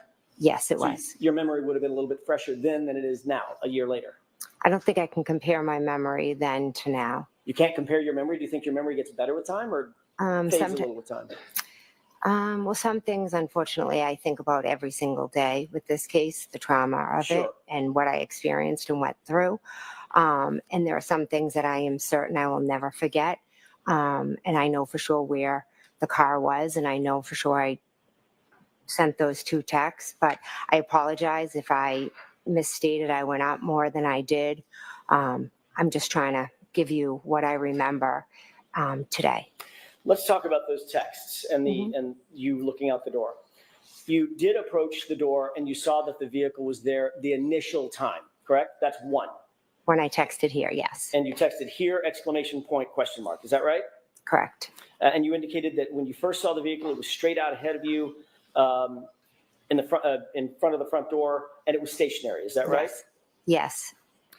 Then you said you went back to the door and you saw that it had moved up, quote, a little bit. Isn't that right? Yes. Toward the flagpole. Is that right? Was that the flagpole? Yes. And when you saw that it had moved up toward the flagpole, then you texted again at 12:40, which has been stipulated to hello. Is that right? When I saw it move up to the flagpole, I believe I texted pull behind me. When you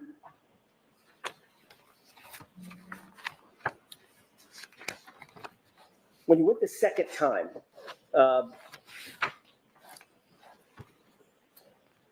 and by the way, it's my mistake. I got I jumped over one. It was 12:31:47, which we stipulated to pull behind me. That's when the SUV was up closer to the flagpole, correct? I believe so, yes. Then you went yet again at 12:40 and saw the SUV yet again and texted hello. It was the second hello. I'm not sure if that was when I texted hello. But you did see that the SUV had moved again. Yes. Now where was it? At first, it was straight ahead. Then it was at the flagpole, and then it was further up. Then at 12:42, 2 minutes later, you texted, where are you, correct? Yes. Okay. At that point, it was still up by the flagpole? No, I'm not saying that it was still outside. Where was it? I'm not sure where the vehicle was. At 12:45, you texted yet again, hello. Is that right? Yes, I did. You indicated that was, you texted hello the last time you saw the vehicle. Is that right? I'm not saying that today, no. Well, did you say it previously? In my testimony, did I say that the last time I texted? Do you have that written that I could see? You just read it.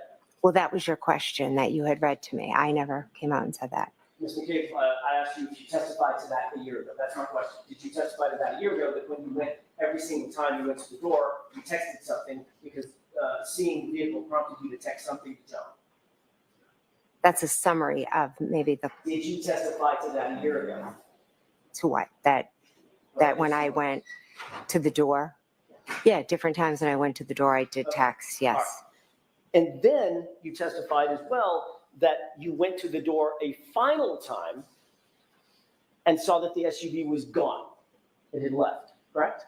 Yes, at one point I did. And that was just a couple of minutes after your last text at 12:45, is that right? I'm not sure of the time. Matter of fact, you've testified previously that it was around 12:50 that you last went to the door and noted that the car was completely gone. Is that right? I'm not sure of that. You're not sure of that? No, if you could show me, I'd appreciate it.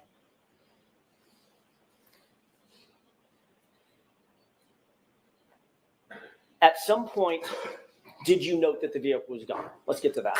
Yes, Around what time was that? I do not know. 12:45, a little before, a little after? I'm not sure. I can't give a time. Would it refresh your recollection to look at how you testified to that particular time last year? Sure. May I? Yes. Thank you. The highlighted portion, Thank you. Ms. McCabe?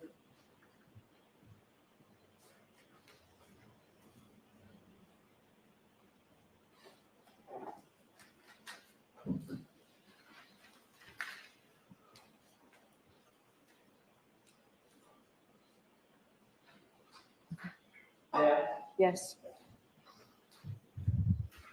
Ms. McCabe, does that refresh your recollection as to what time last year you indicated that you went to the door and saw that the SUV was gone?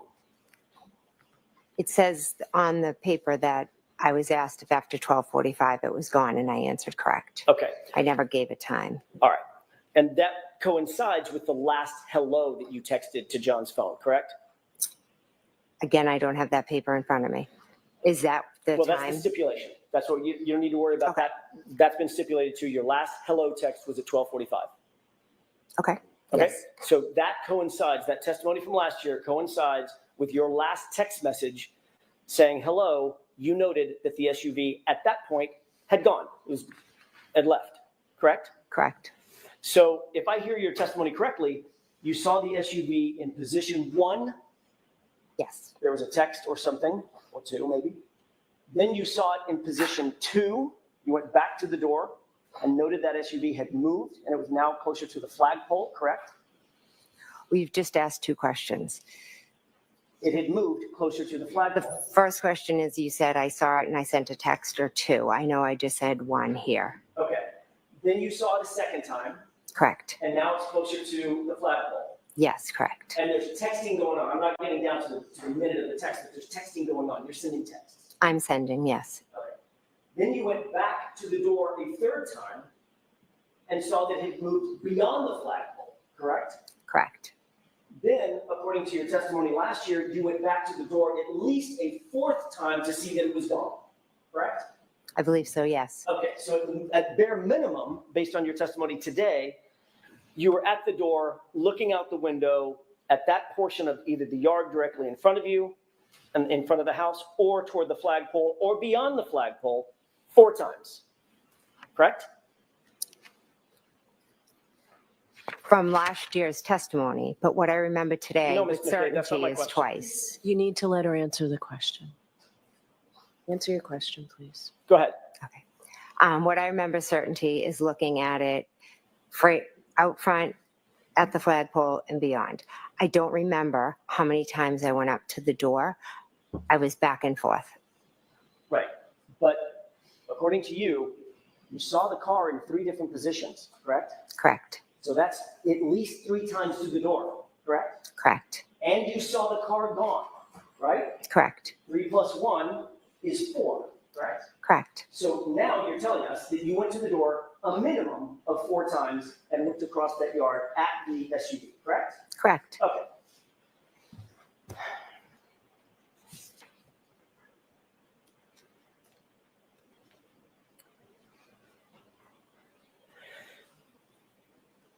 You had a clear view of that SUV as you looked out that storm door every time you went to the door, didn't you? It was dark and snowing, but I could see a vehicle out there, yes. As a matter of fact, you've indicated that it was a clear view. There was nothing obstructing your vision, correct? No, there was nothing but the weather conditions.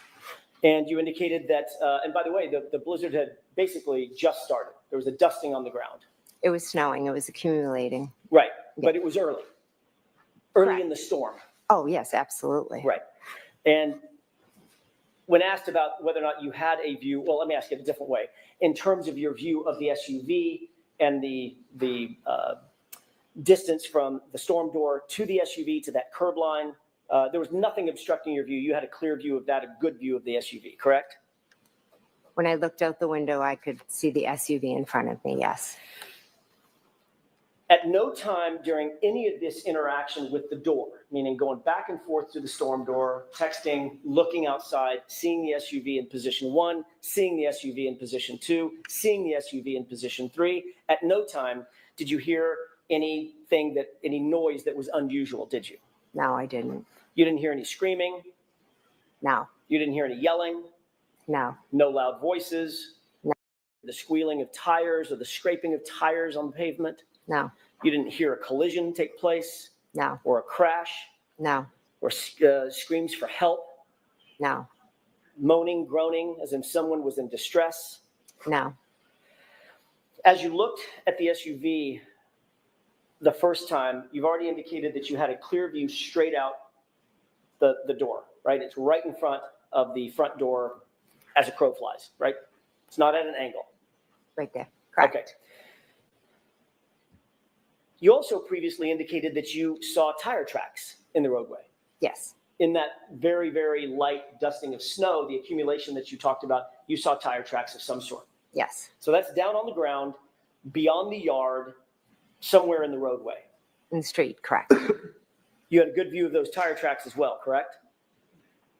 Yes. As a matter of fact, you were able to describe those as sort of almost a wave, I think you once said. Yeah, across the street. I could see it because of the street light that was across the street. Okay, and that presented at least enough illumination based on your view. You could see the tire tracks in the snow. Yes, over to the left, yes.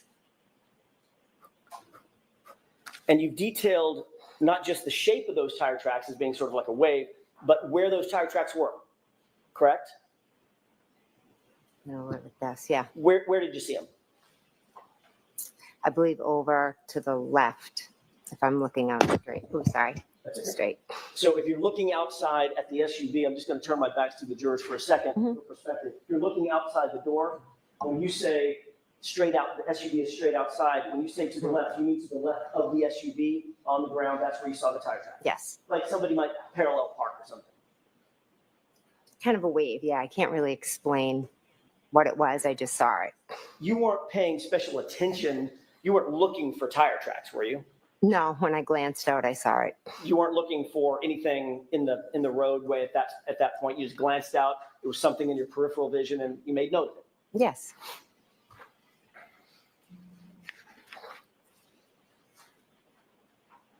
And the only thing between you and the SUV as you looked out was the lawn. Correct. There's no ditches or hills in that lawn. It's a flat lawn, correct? I wasn't looking at the ground. I was just kind of looking like I am at you That's right not my now, question. straight. You know that lawn. You've been to that house 100 times, 500 times. There's no ditches or berms or hills or mountains on that lawn. It's just a flat lawn, right? I guess you could categorize it as flat, yeah. Can we take a look?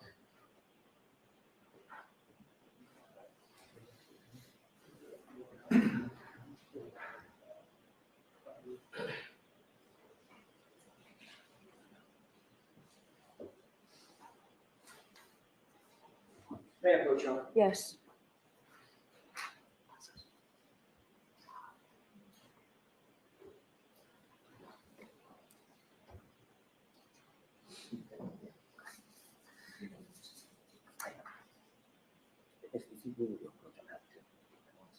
Okay. Can you take a look at that Sure. photograph for a quick second and tell me if you recognize it? I do, yes. What do you recognize that as being? 34 Fairview. That's the same photograph with just a little modification on it that you saw a few minutes ago. Yes. Your Honor, I would ask that we mark this identification. Okay. Wish to publish? Not for identification, no. I'm happy to move it into evidence.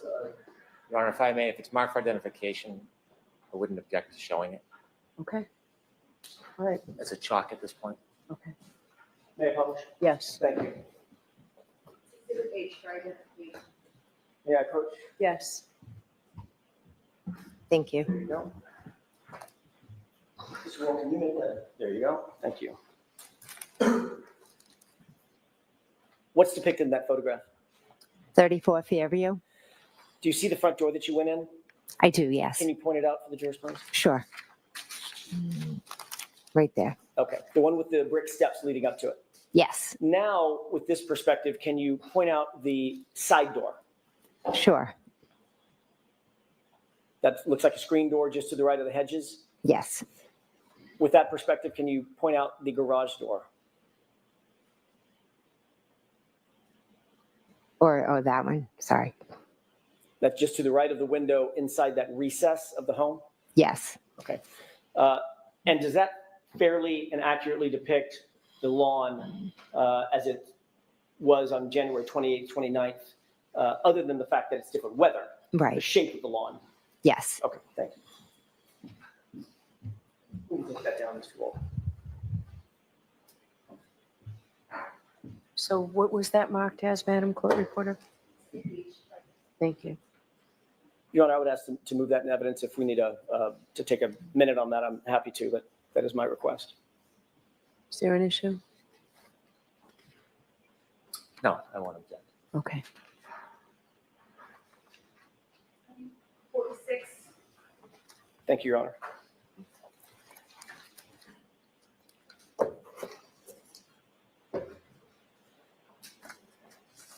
May I continue, Your Honor? Yes. The first time you looked out over that lawn to the SUV, you did not see John O'Keefe, did you? No, I did not. He was not outside that SUV. No, He was not standing or sitting. not that I saw. He certainly wasn't on the ground, was he? Not that I saw. The second time you looked out and saw the SUV, now the SUV is more toward the flagpole, correct? Yes, And you had a clear field of view between you standing at that door and the SUV. You've already described that view, correct? I can see the SUV, correct. Correct. And you could see everything in front of the SUV as well, couldn't you? I just would go to the door and look at the SUV. I wasn't taking in all the surroundings of. Right. But just like you weren't taking in the surroundings, specifically looking for tire tracks, we saw the SUV standing or sitting right in front of you. You saw that through your peripheral vision, you know, the tire track. Yes, and that's lighted where around the SUV was very dark. I haven't asked you about lighting yet. We'll get to that. I'm You sorry. looked at tire tracks, even though you weren't looking for tire tracks, right? Yes, I did. Something stood out to you in your peripheral vision. Just looking out, there they are. Yes, absolutely. Hmm. That second time you looked directly at the SUV with no obstruction between you and the SUV, you did not see John O'Keefe standing outside the SUV. No, He wasn't sitting down. no, He wasn't lying down. no, You certainly did not see his body in the snow toward that flagpole. no. And you would have been looking directly toward that flagpole, correct? I was Directly. I was looking at the vehicle. Directly toward the flagpole, Ms. McCabe. I was looking in the direction of the flagpole Right. at the vehicle. Yes. Right. And you saw no body in the snow, did you? I didn't look for a body in the snow. I didn't ask you if you looked for one. You weren't looking for tire tracks either, were you? But you saw those. I did see those, yes. And you did not see a body in the snow. No, I did not. John O'Keefe, 6'2", 216 pounds, brawny guy, big boy, right? I don't think I'd refer to him as a big boy, but he was tall, yes. All right. You certainly didn't see him prostrate in the snow the way you found him the next morning, correct? Later that morning. I didn't see anything on the ground, no. Correct. The third time you looked out toward that SUV, it's still in the direction of the flagpole, but a little further up, a little deeper to the right, correct? Yes. Again, looking directly in the direction, at least, of the flagpole and that area of the yard, you're looking beyond that to the SUV, correct? Yes. You did not see John O'Keefe standing outside the vehicle? I did not know. He was not sitting outside the vehicle? No. And he certainly wasn't lying on the ground, was he? I didn't see him. And the last time you looked out, Ms. McCabe, this is now 12:45 or so, the last time you looked out, the SUV was gone. Is that right? Yes. But you were still looking in that direction because that's the last place you saw the SUV. Is that right?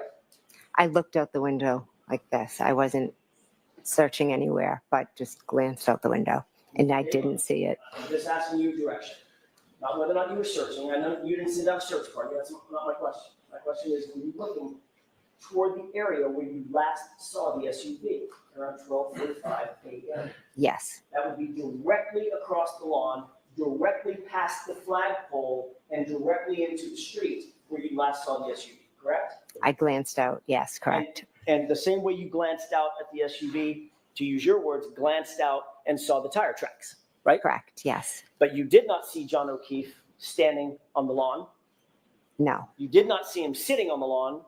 No. And you certainly did not see his body lying on the lawn, did you? No. No, I did not.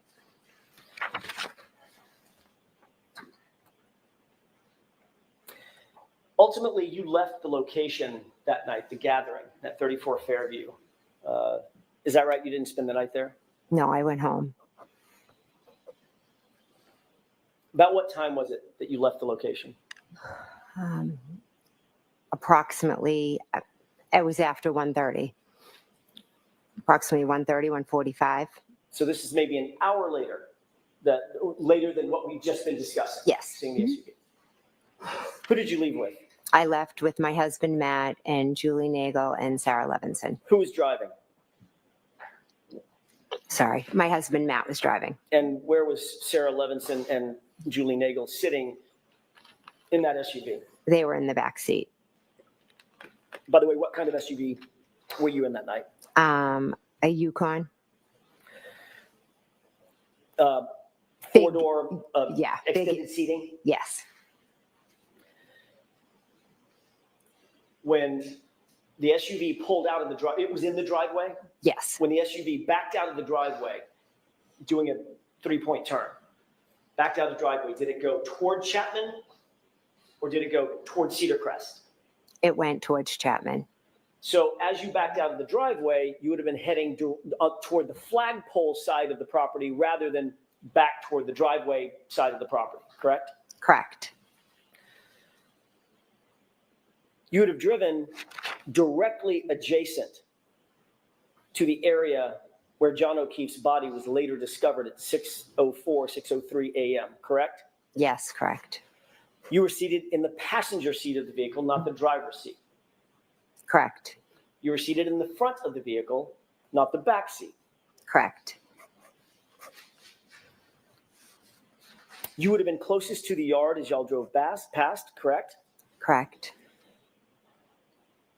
That's a newer model Yukon. I'm assuming that the headlights automatically turn on at night. Yes. So the headlights were illuminated. Yes. Did your husband, Matt, did he turn on the brights or did he leave the beams on low? Or do you know? I don't know. But certainly the area in front of that SUV, that Yukon, was well lit. The lights were on, yes. You did not see anything out of the ordinary as you drove right by that location, did you? I was looking in the back seat when we were driving. Did you see anything out of the ordinary on that lawn as you drove by in that SUV? No, because I wasn't looking at the lawn. You certainly did not see John O'Keefe dressed in dark clothing laying prostrate in the lawn. No, I did not. You said that you were turned around talking to the other young ladies in the SUV, Julie Nagel and Sarah Levinson. Is that right? Yes. You indicated that you were engaged with them about a conversation having to do with bread and maybe peanut butter or something. Yes. You didn't, as you passed by that location adjacent to where John's body was later discovered, you didn't hear Julie Nagel say anything out of the ordinary about having seen something? No, You didn't hear Sarah Levinson say anything out of the ordinary about having seen something. no, And according to you, you were turned around, directly engaged with both these young ladies as you passed by that area where John's body was later discovered. Is that right? when we pulled out, I turned around and I was talking to them about the bread and the peanut butter. I'm not sure exactly where we were driving, but it was when we pulled out, yes. You certainly never heard anybody say anything like, what was that, or anything close to that. No, I didn't.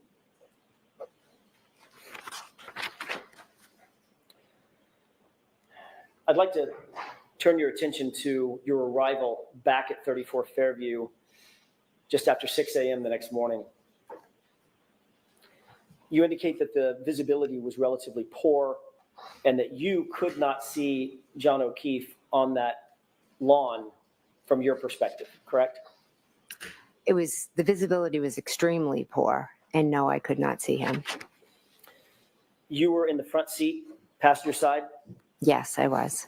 It was Karen Reed who actually saw Mr. O'Keefe, jumped out of the car, and began attending to him immediately, correct? Karen got out of the car and ran to John O'Keefe. And you stayed by the car, and Miss Roberts ran over to assist Miss Reed in giving first aid to, at least initially, to Mr. O'Keefe. Is that right? No, that is not. Carrie got out and walked over, and then I got out and walked over.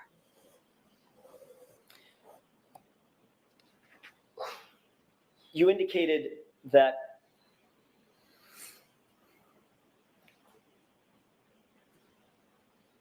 well, let me ask a different question. Yesterday, you testified in pretty significant detail that when you got out of the car, you could not see anything even close to the flagpole, correct? Visibility was very bad, yes. Matter of fact, you used the word whiteout conditions. Is that right? Yes, I did. Whiteout conditions, you basically can't see your hand in front of your face. I wouldn't say that extreme, but I used whiteout as there's just snow coming at you. You were specifically asked by Mr. Brennan, how close did you have to get before you could actually see anything of note where Miss Reed had gone? Is that right? Yes. You testified yesterday that you could see just merely shadowy figures of Miss Reed and Carrie Roberts, and it wasn't until you got very close over to them that you could see John, in your words. Correct. As a matter of fact, you followed that up by saying that that was the first moment, once you got basically on top of them, that was the first moment that you realized that it was John, that there was a body on the ground, correct? I said as I got close to them, I don't think on top of them. Fair enough. It's my words, not yours. You did say, quote, very close to them, correct? I'd have to see it, but Well, you just it was testified to it yesterday. Do you remember saying, I could get very close to them? I know I said I had got very close to them or close to them, something like that, Okay. yes. Mm-hmm. I don't have a transcript of yesterday's testimony. I'm sorry. Last year, you testified to something very different than that, though, didn't you? No. Isn't it true that last year you testified that you got out on the passenger side of the vehicle, which is, we'll agree, the furthest side from the lawn, as Ms. Roberts was driving from Chapman toward Crestview, Cedar Crest, correct? Yes. You testified that you were on the passenger side, and as you got out of the vehicle, you noted that Karen Reed was already at John. Is that right? As I got out and walked around the back of the vehicle, the shadowy figure of Karen had already gotten onto something. You further testified that as you got out of the vehicle, you noted that she straddled John, lifted up his shirt, lifted up her shirt, and went to lay on him. And Miss Roberts went over and said started removing snow from John's face. Correct? I have the page and line number. Where are you, Sure. Mr. Jackson? May 17, 2024, RT 114, lines 14 to bottom, onto 115, line 4. Is that how you testified last year?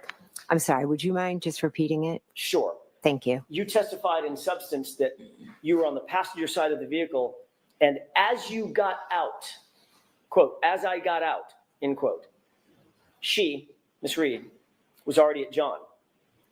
You indicated that you saw her straddle him, lift up his shirt, lift up her shirt, and lay on top of him while Miss Roberts went over and removed snow from his face.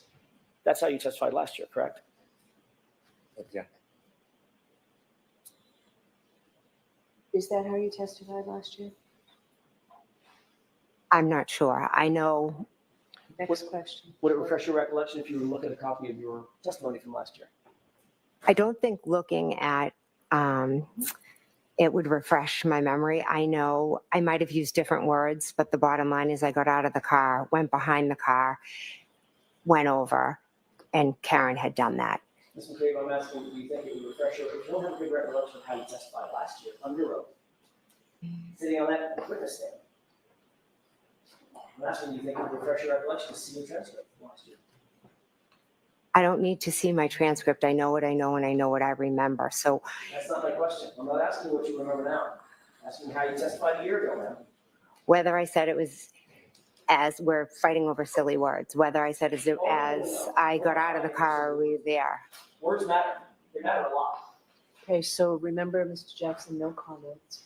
Ms. McCabe, can you answer his question? Okay. Do you remember exactly how it is that you testified last year? I do not know.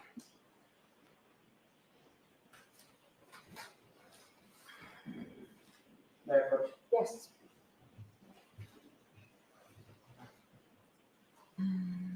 Thank you.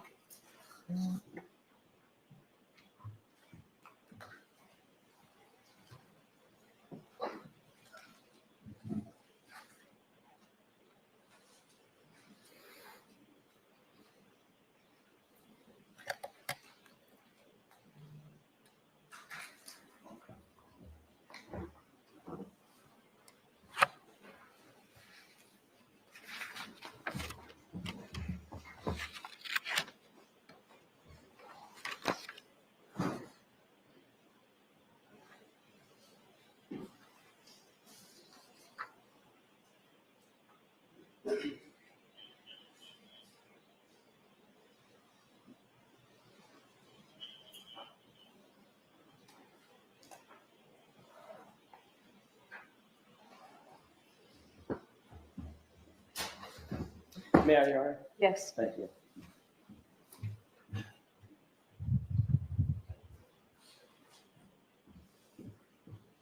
Ms. McCabe, does that refresh your recollection as to how you testified in substance last year? I see what it says I said, but it's a little bit different than what you stated. Okay, then let's walk through that. Did you indicate last year that as you got out of the vehicle, that's when you could see what Ms. Reed was doing with John O'Keefe, down to the detail of pulling her shirt up and pulling his shirt up to try to go skin to skin?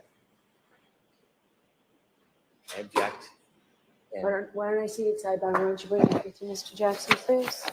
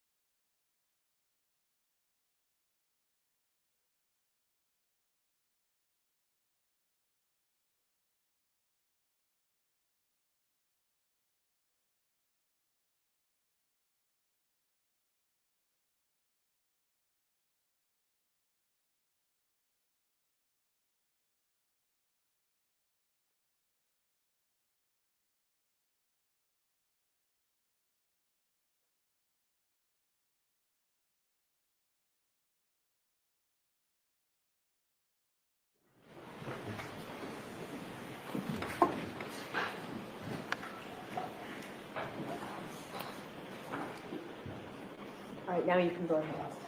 Thank you. Ms. McCabe, is it true that you had the following colloquy last year on this subject? Answer, I was on the passenger side, so as I got out, she was already at John. Question, so she gets out and essentially makes a beeline over to where John was. Answer, correct. Question, and you're getting out of the passenger side, and by the time you come around the car, she's already there. Answer, yes. Question, and when she gets over there, what, if anything, could you see at that point? Answer, she straddles John and lifts up his shirt. And then she lifted up her shirt and went to lay on him. And Miss Roberts went over and she was removing the snow from his face. Is that how you testified last year? Yes, that's how I answered the questions. Okay. Clearly, you didn't indicate last year that it was whiteout conditions. You could see nothing of the kind, and you had to get, quote unquote, very close to him before you could see anything, correct? Objection. Sustained. It's the first word that's problematic, Mr. Johnson. Yesterday, you testified that it was whiteout conditions. You had to leave the car, walk all the way over and get, quote unquote, very close to John before you recognized that it was even a body. Is that right? Yes. But last year, you testified that you were still at the car when you noted the detail of Karen basically giving life-saving aid to John. You can see that clearly, all the way from the car, correct? Objection. Is that what you said, Ms. McCabe? No.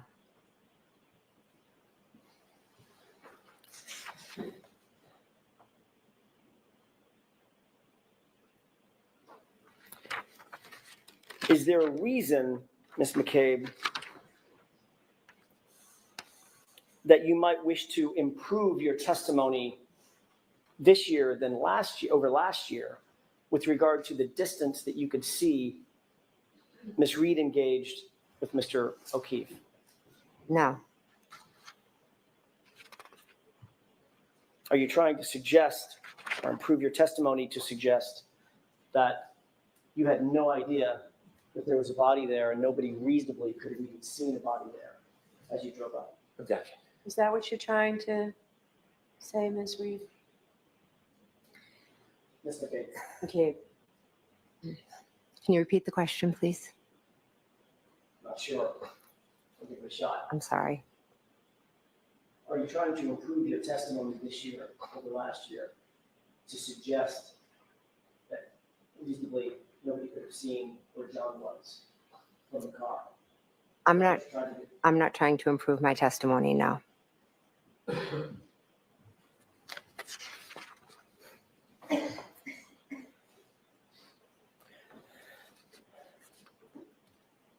You claimed on direct examination today, as a matter of fact, that Ms. Reed looked at you at the scene and said the phrase, I hit him, I hit him, I hit him.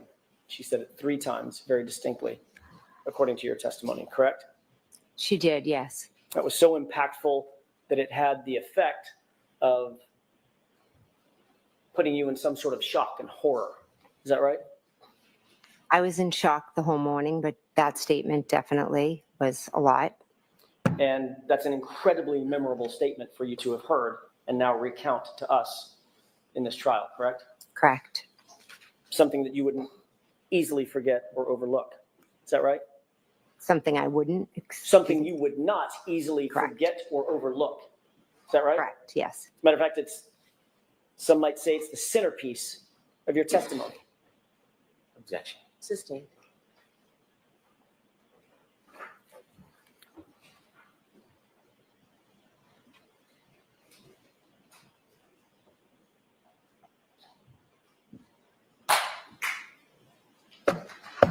Ms. McCabe, you testified at a grand jury in April of 2022, did you not? I did, yes. Before you testified, you took an oath, very much like the oath that you took before you testified in this case, correct? Correct. You swore to tell the truth, the whole truth, and nothing but the truth, so help you God, correct? Correct. And that included the whole truth at the state grand jury, correct? Correct. That was only weeks, several weeks, but weeks after this incident, right? April 26th versus January 29th, 2022. Is that right? Correct. Yes. Things were much fresher in your mind then than they are now. I wouldn't necessarily say that. Especially something as momentous as an admission from my client that she hit him. Would you agree? Would I agree that she said that? Would you agree that that would be fresh in your mind? Something as momentous as that. You wouldn't forget that. I will never forget it. You wouldn't overlook that. I will never forget it. You would not overlook that either, would you, Ms. McCabe? I answer the questions I'm asked. Can you answer the question that I just asked? You're not answering my question. Would you overlook that? No. And the reason you wouldn't overlook it is because it was so impactful on you, having heard that. Not once, not twice, 3 times. I hit him, I hit him, I hit him. Is that right? Yes.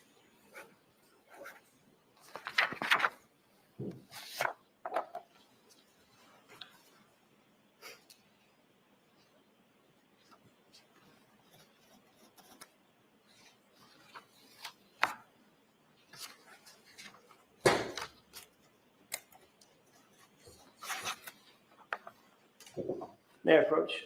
Yes.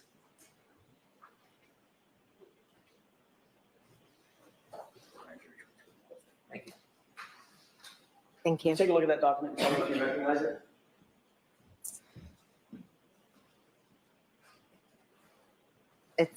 Yes, I see it.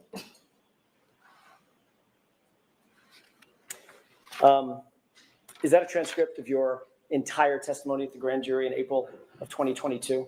I believe so, yes. You've reviewed it in the past? I have read it about a year ago, yes. You read it in anticipation of your testimony a year ago, correct? Yes, I reviewed it. Have you reviewed it in preparation for your testimony today? No, I haven't. Yesterday. Ms. McCabe, turn to the page or pages in that transcript where you recount to the grand jurors that my client said, I hit him, I hit him, I hit him. This is over 227 pages. Take your time. How long did you say it was, Ms. McCabe? 227? I'm not going to let her read 227 pages. You reviewed it before, haven't you? I reviewed it a year ago, yes. You read the whole thing cover to cover, didn't you? I skimmed through it. One of the most important points in your testimony yesterday and today is recounting these jurors the phrase, I hit him, I hit him, I hit him. Is that right? Objection. To the form of that, I'm sustaining it. Was it important to you to tell these jurors that you heard my client say, I hit him 3 times? I answered the questions and I'm telling the jurors what I know. Was it important to you before testifying today that you recount to these jurors the phrase, I hit him, coming out of my client's mouth? Your client said she hit him, yes. That's not my question. Listen to my question, Ms. McCabe. I'm sorry. Was it important to you before you testified to tell these jurors under oath that my client said, I hit him 3 times? As a juror, as a witness, it's important to tell the truth and to answer the question you were asked. And in point of fact, in your entire grand jury testimony, you never said, my client said the words, I hit him, did you? Again, it's 227 pages. Ms. McCabe, you were there. They're your words. I'm not asking you to rehearse something. You were there. Did you tell the grand jurors that my client said I hit him? I have testified a number of times, but I was there the morning. She is a lousy Your witness. client said I hit him, I hit him, I hit him. Did you tell that to the Yep. grand jurors? She's a lousy fucking I'm liar, not sure. too.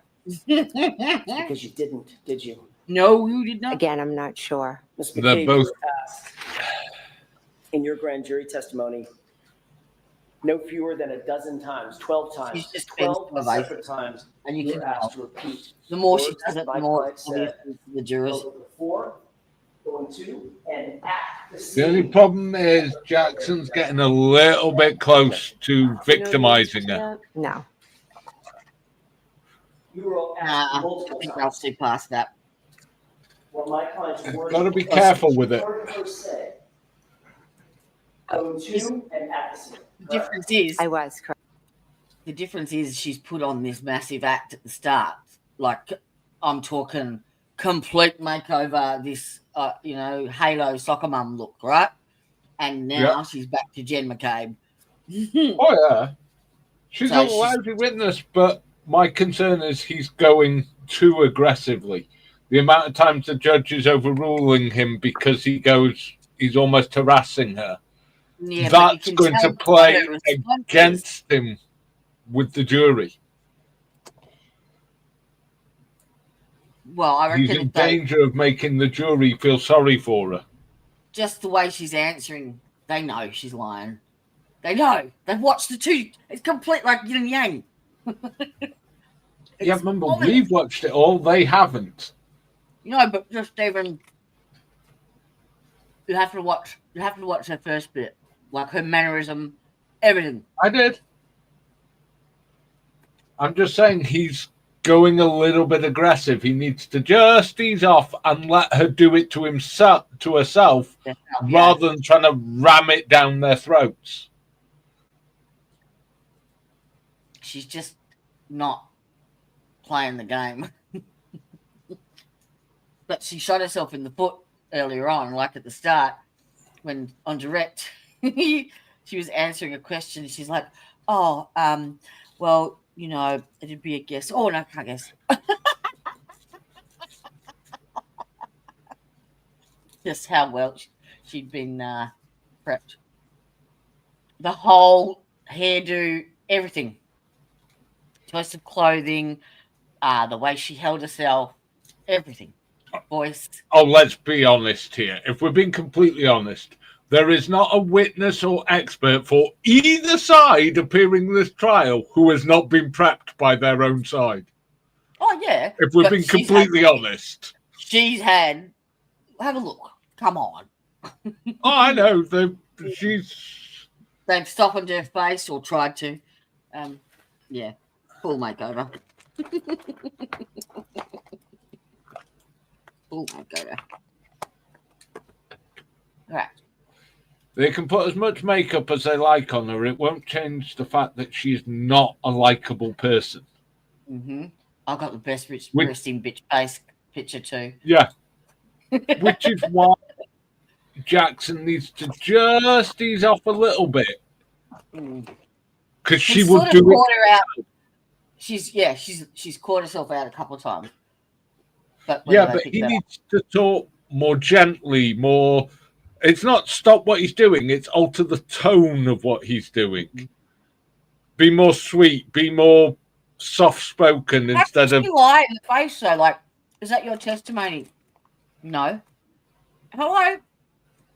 It's in the transcript. I don't know how she can get away with that. And he's not allowed to re-ask her if it's refreshed her recollection. If she says no, then it's it. The testimony didn't say word for word what he said, so she can say no. She's being an ass, but she can say no. Yeah, she said no, it doesn't refresh my recollection. And then let him walk on. What the fuck?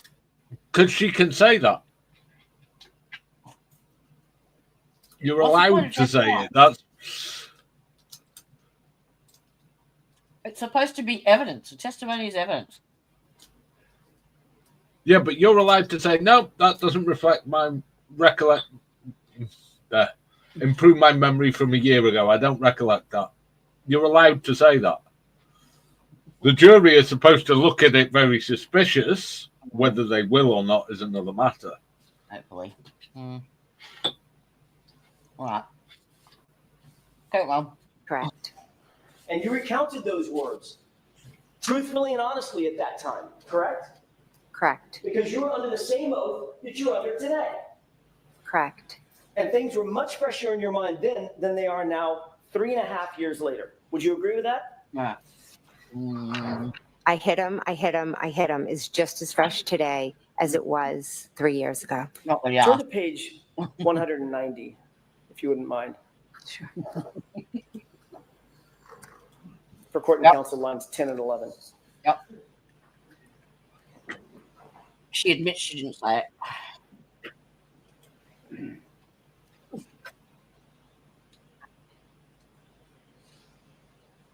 Which lines? I'm sorry. 10 and 11. Oh, okay, I'm sorry.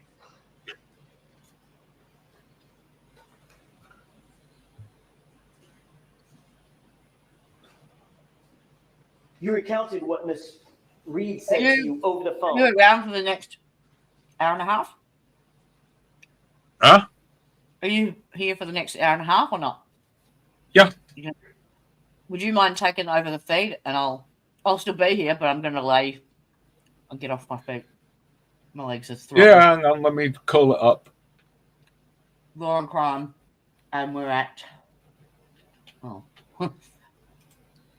at the end. Live. That's Court TV. Long Crime Network.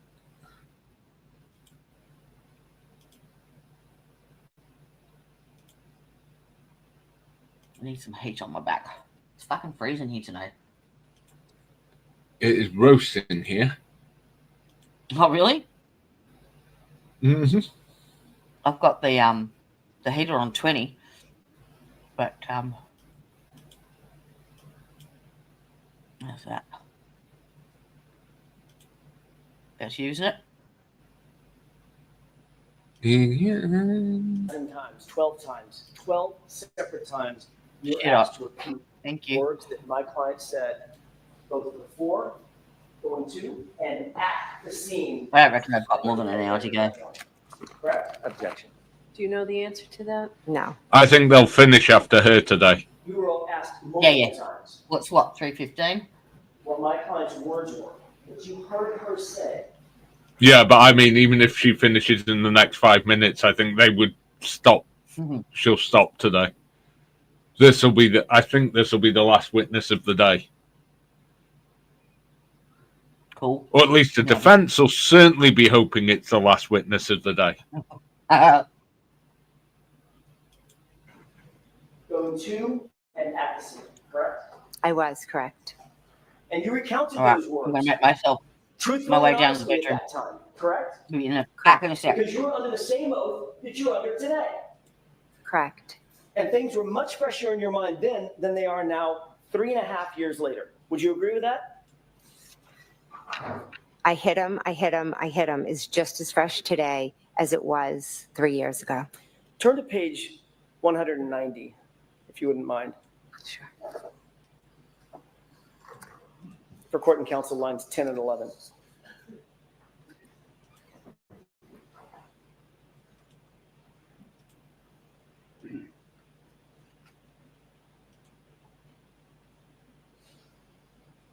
Which lines? I'm sorry. 10 and 11. Oh, okay, I'm sorry.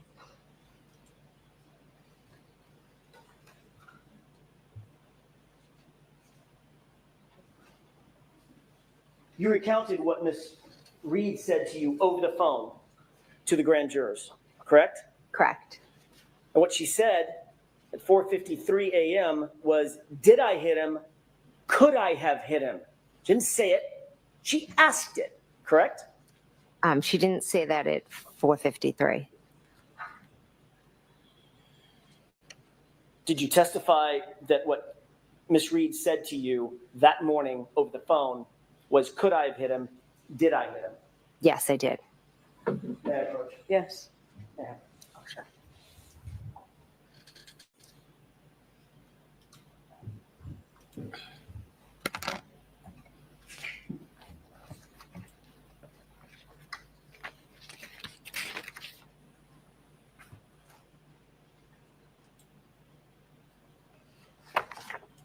Just wanted to verify a page number, Your Honor.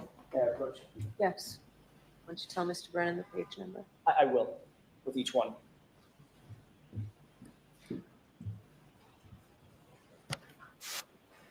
If you turn to page 192.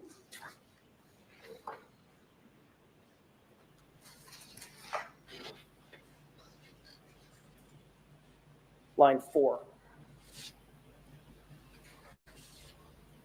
What did you tell the grand jurors my client said in that answer? Foundation. What are we talking about? I'll ask it a different way. Did you answer a question on page 192, line 4, concerning my client's statement? Did I answer a question? You were answering a question, correct? Oh, yes, yes. All right. I'm sorry. And the answer that you gave to the grand jurors was, she said, could I have hit him? Correct? Yes, that's part of the answer I gave. Turn to page 193. I'd object. So I don't want to have to see it sidebar. We need context in order for this to be admissible, Mr. Jackson. I have no idea what that said. Your Honor, everyone, I can make an offer of proof at sidebar if you Okay, wish. why don't you come to sidebar? Sure. And bring them.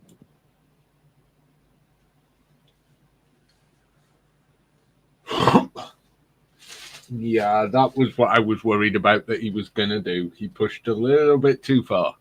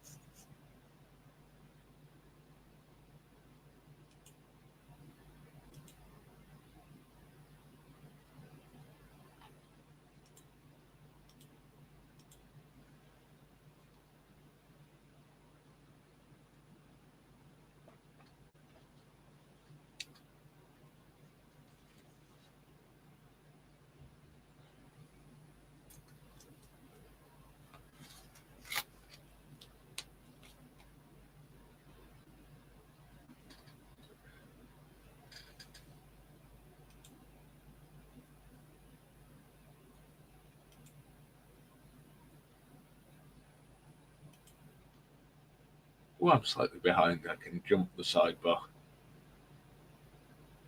Correct? Okay. Thank you. I think my notes is fine.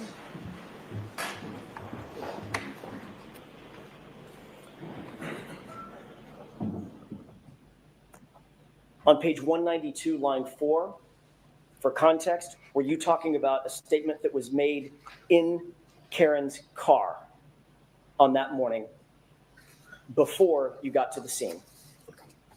192. 192, line 4.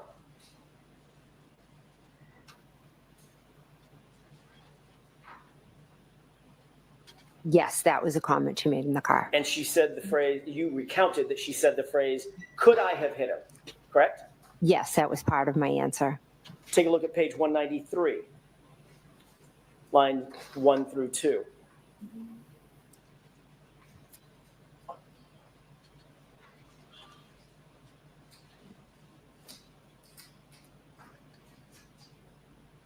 This was also in the context of a conversation that was in Karen's car, correct?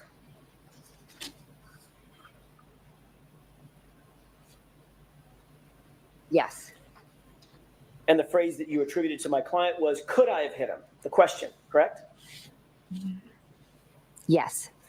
Page 193, line 23.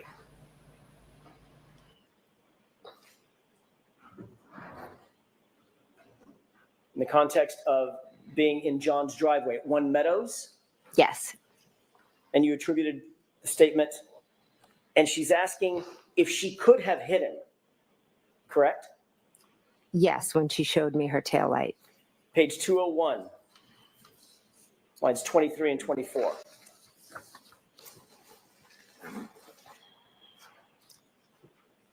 This is driving to Fairview. She asked, what if I hit him? Could I have hit him? Correct?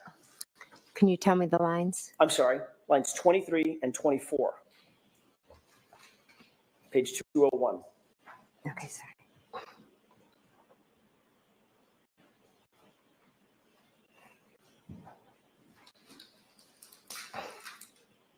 Okay, I've read it. She stated, according to you, what if I hit him? Could I have hit him? Correct? Yes, she did. Page 202, top of the page, line 1 and 2.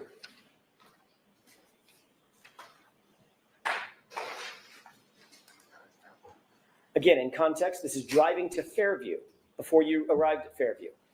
And she again asked, quote, according to you and your testimony in front of the grand jury, could I have hit him? Correct? Yes, I see that here as part of my answer. Then turn to page 208, lines 24 and 25.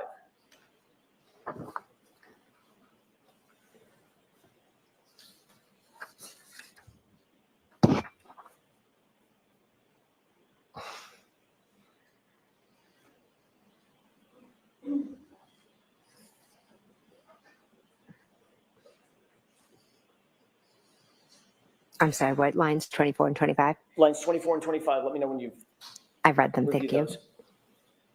For context, this is at the scene outside Fairview. Yes, And you told those grand jurors under oath, she asked, did I hit him? Could I have hit him? Correct? yes, On page 208, lines 24 and 20, I'm sorry, 208 and 209, going on to page 209, lines 1 through 3. You actually recounted to the grand jurors a conversation that you said my client had with a female EMT standing right there, exactly as you testified to today. Female EMT. You see that? I do, yes. And what did you say my client's statements were in front of that female EMT? In this, I say that she said, could I have hit him? Is he dead? It's actually, did I hit him? Oh, sorry, I missed that part. I apologize. Did I hit him? Could I have hit him? Is he dead? Is he dead? Is he dead? And that was at the scene in front of the female EMT, exactly the scene that you're describing. You attributed the 3 statements to my client to today, right? There was many different times when we were talking to different EMTs, the female EMT, the men, police officers. May I approach? Yes.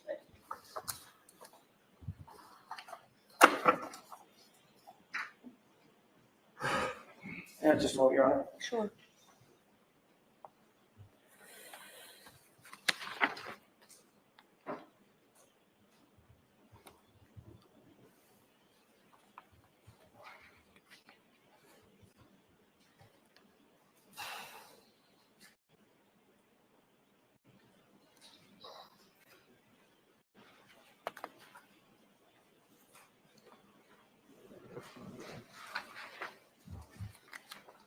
Ms. McCabe, your full statement at page 208, starting at lines 22 through 25, going on to page 209, down to line 4, was, quote, so there are different, police officers getting statements from us. And at one point, I'm standing with Miss Reed, and she's saying, did I hit him? Could I have hit him?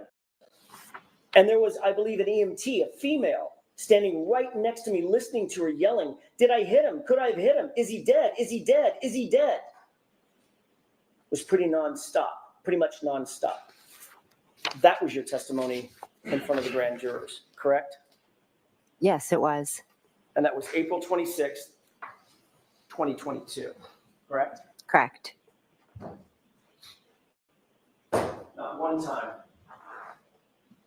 Not one time, Ms. McCabe, did you utter the phrase, I hit him, as it relates to my client in front of that grand jury on April 26th, 2022. Did you? Not once. I'd have to read through the 227 pages to see. As you sit here today, do you remember ever saying to those grand jurors, she said, There's two of I them. hit him, I hit him, I hit him, in front of a female EMT? I've spoken to in a few grand juries. What I said specifically at different ones, I don't recall at this moment, but I do know that morning your client said, I hit him, I hit him, I hit him 3 times, and there was a female EMT there.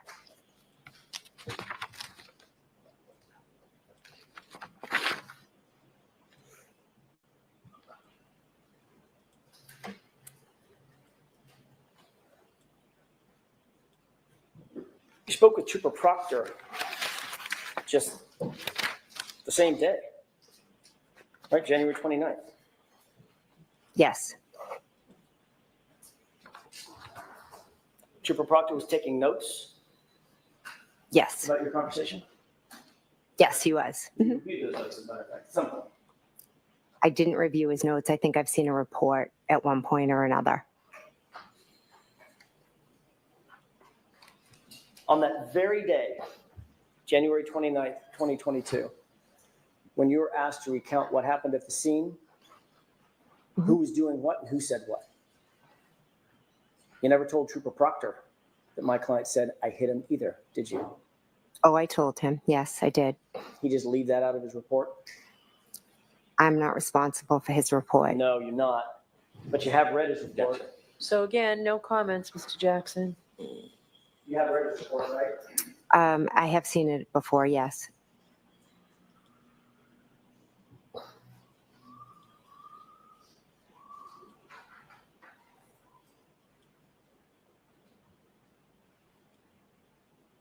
May I approach you? Yes.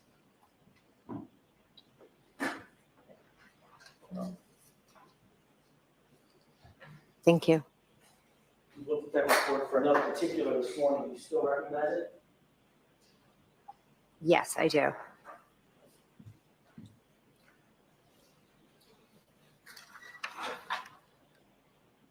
Can you review that report, scan it, and let me know when you're done? Okay, is there something specific I should be looking for? I don't think you're going to find it, Ms. McCabe. It's for, I hit him. So again, jurors disregard the comments. So it's question answer format only. My question is, do you see the phrase, I hit him, as it's attributable to my client in that report? Objection. System.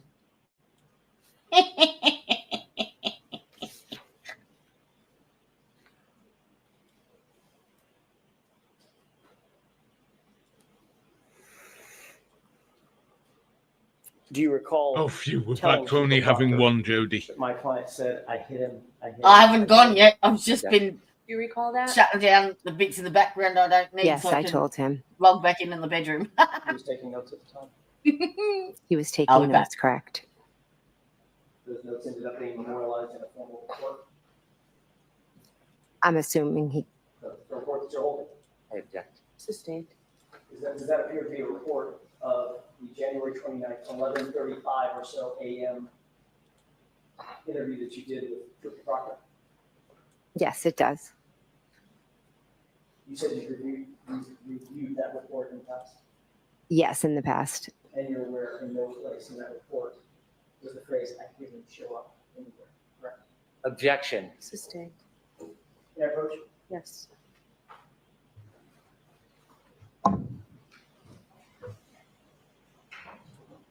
Oh, I'm sorry, I'm going to approach the witness. Sorry, Mr. Brennan, I'm sorry. I was just grabbing the report back. Sorry.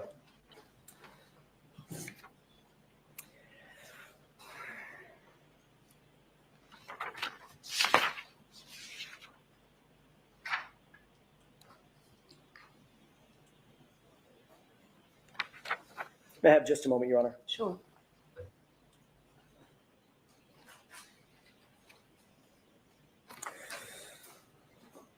I want to draw your attention to the very early morning hours of January 29th, around 4:53 a.m. when you indicated you received that phone call from Kaylee's phone. Do you have that time and date in mind? Yes, I do. My client told you that John had not come home, correct? Yes. And you knew that Miss Reed at that point was awake and looking for John. I didn't know what, I just knew that she was awake and screaming. Right, because she was worried about where John was. Objection. Sustained. You've been asked who you communicated with first thing that morning after you received that first call from Miss Reed. Is that right? Yes. You were asked by Trooper Prince in her formal interview. Trooper Prince interviewed you on February 1st, about 3 days after the incident, correct? I met with a lot. I don't really remember specific days. Do you remember a female trooper? Yes, I do, actually. Okay. In your house? Yes. Or I should say at your house? Yes. That was around 3 days after the incident? Was it Tuesday, maybe? Yeah. I don't know. I wasn't there. I think so, yes, if Okay. it's the one I'm thinking.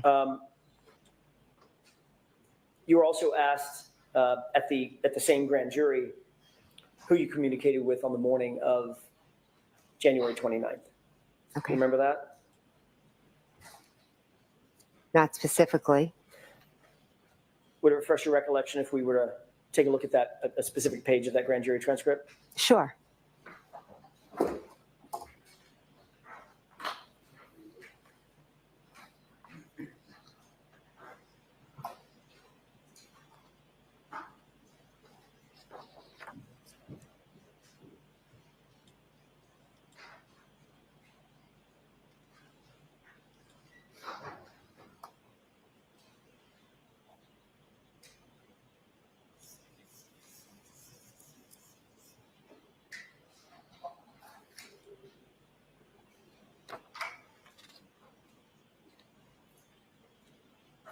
Do you need a couple of minutes, Mr. Jackson? I do, Your Honor. So, jurors, why don't you stand up and stretch, okay? You can too, Ms. McCabe, if you want. Thanks.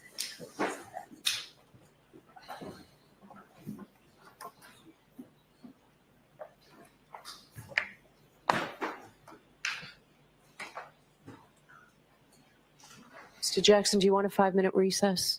Sure. We're still going to stop at 4, so really 5 minutes, folks. We'll have you go back and come back. And a 5-minute break. Woohoo!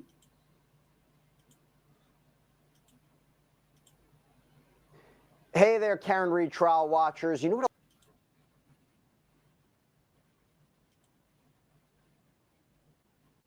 Let's see what we got.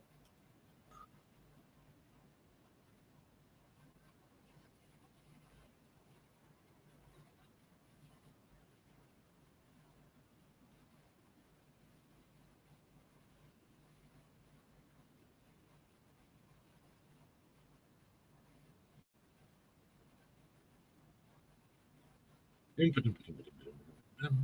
something, find some music. I'll do.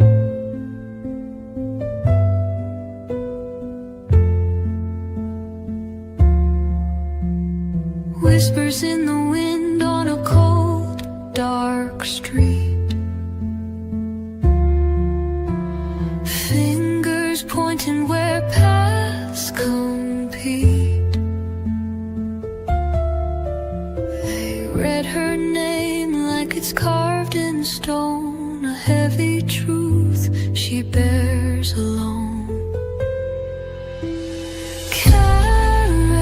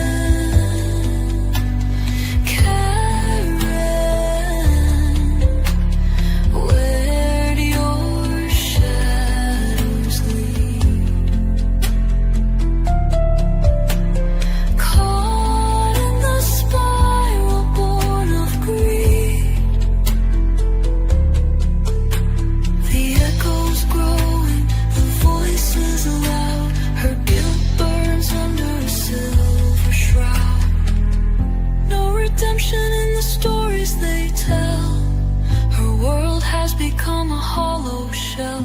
In the quiet night, the truth will wait. A guilty heart won't slip away.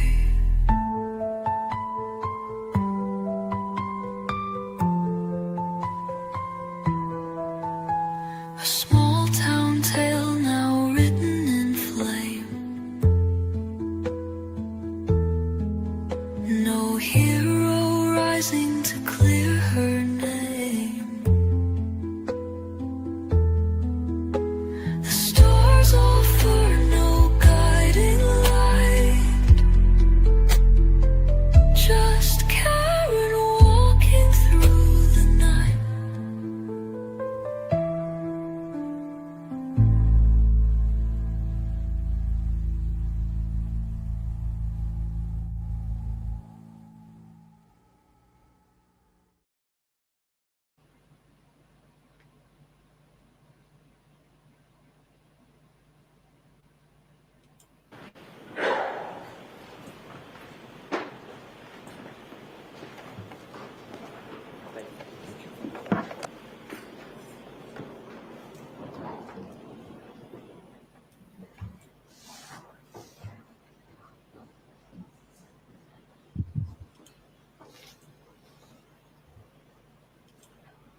The scores in session, please be seated.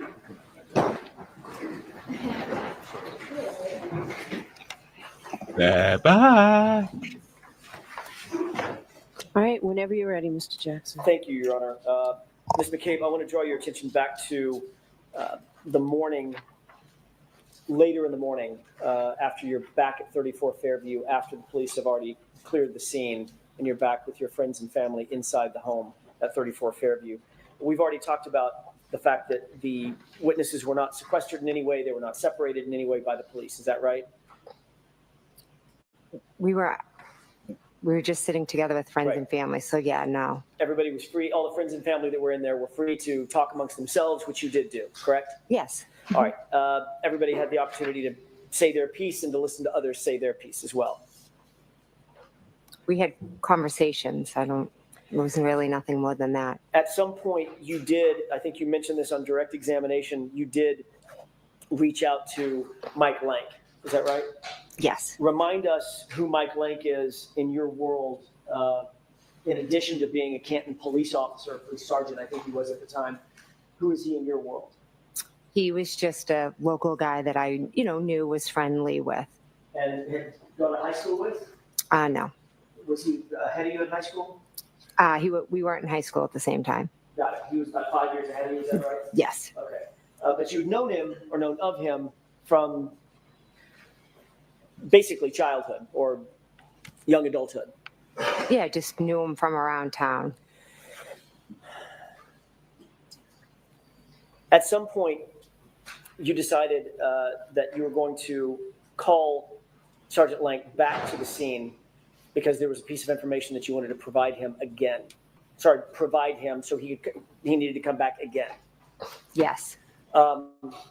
Ultimately, you called him on his cell phone, right? I did, yes. So you were close enough that you had his cell phone number, he had your cell phone number? No, I didn't have his cell phone number. Where'd you get that number? I asked Julie Albert for that number. So Julie had his cell phone number? Yes, she did. And Julie is Chris's wife? Yes. She was at the location? Yes. When I say the location, 34 Fairview that morning? Yes. As was Chris? He came at some point. I don't know if he was there when I called Officer Lank or not. As was Brian Higgins, correct? Yes, he was. He came back over to the location as well. Yes, he did. As a matter of fact, it was Brian Higgins who suggested that you reach out to Officer Lank. I'm not sure if it was him who suggested it. Someone suggested to you that you reach out to Officer Lank, is that right? As I was sitting there remembering things, I believe, I can't say who did or didn't. So as you were sitting there remembering things, you weren't just remembering things, you were remembering things and then telling others things that you remembered. Oh, absolutely. So yes. Others were absorbing whatever information you were providing to them and vice versa. No one was really providing me any information because they didn't know what happened. Sorry, go ahead. Okay, I'm sorry. I was just sitting there trying to recount what had transpired since I got that 4:53 phone call. And one of the things that you decided you wanted to tell Sergeant Lank was a statement by my client. Yes, So you call Sergeant Lank on his cell phone, and you're able to get a hold of him, correct? yes. Whatever he's doing, I'm guessing he's busy at the time. I don't know what he was doing. Or he's the first responder on a death of a police officer case that was just hours old. So he had to be busy. I would assume. I, again, don't know what he was doing. But in fact, after you got your phone call, you dropped everything and headed back to 34 Fairview, correct? System. Did you come back to 34 Fairview quickly? He was there fairly quickly, yes, I would say. At your request? Yes, I called him and asked him to come back. Because you told him that you had information that was important enough that he needed to get over there so you could tell him in person what this new information was. I called him and told him that I was remembering things and asked if he could come back. And he didn't just say, "Yeah, just tell me what it is over the phone." He literally said, "Okay, I'm going to get in my car, drive in a blizzard." It was still a blizzard, right? Yes, it was. I'm going to get all my gear on, drive in a blizzard back over to 34 Fairview, get out of my cruiser, come into the house, and get ready for this new information that you're going to give me, correct? He did not say all that, no. No, that's what he did. I have no idea what he did. I called him and then he came. Well, That's, and he came over his I'm I back. would assume so, yes. Did you miss me? So he had his car, drove Oh over God, no! There's two of them. Run! Hi, hi. I got to which one. Remember which one to take off the stage. Yes, that seems like steps one would take. And No, you did the wrong one. Tell him, you let him know. Can you hear me now? Important enough to have a Yep. special additional meeting. It wasn't something that you were just going to sit on. You wanted to give him this information immediately without hesitation, correct? Oh, He said if I remembered anything to give him a call, so No. I did. no. So we when he wouldn't came go back down. over, he obviously had a notepad and a pen in his hand, correct? I believe he was taking notes. And That's better.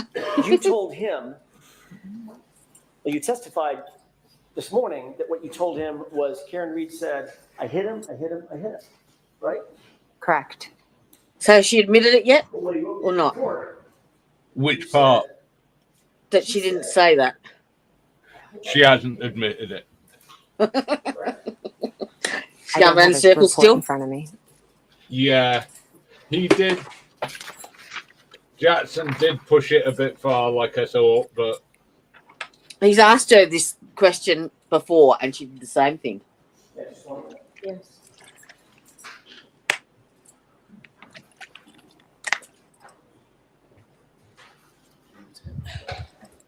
I mean, this is definitely a good day for the defense. Oh yeah. Thank you. You're welcome. In fact, I would even say this is You the turn to the first orange day tab. that the defense has won out of the trial so far. And she's one of the Did main. you see that? I Her did. and Kerry You've had a were the chance ones to read, with her. To read it? Just the highlighted Okay. part. May I approach? Yes. But all he's managed to get into the jury's head is that she didn't say she did it. She just said she might have done it. In fact, Yeah, she was questioning, like, told "Well, Officer could I Lang hit him? Like, was something to the effect of, "I hope I didn't hit him." Correct? Incorrect. I told him that she said I hit him. He wrote in Rubbish. his report, you just read, something to the effect of, Sustained. I hope I didn't hit him. Sustained. she doesn't let him fucking. Is this another example of an officer getting a report wrong? Is that report right? Your Honor. Sustained. Move on, Mr. Jeff.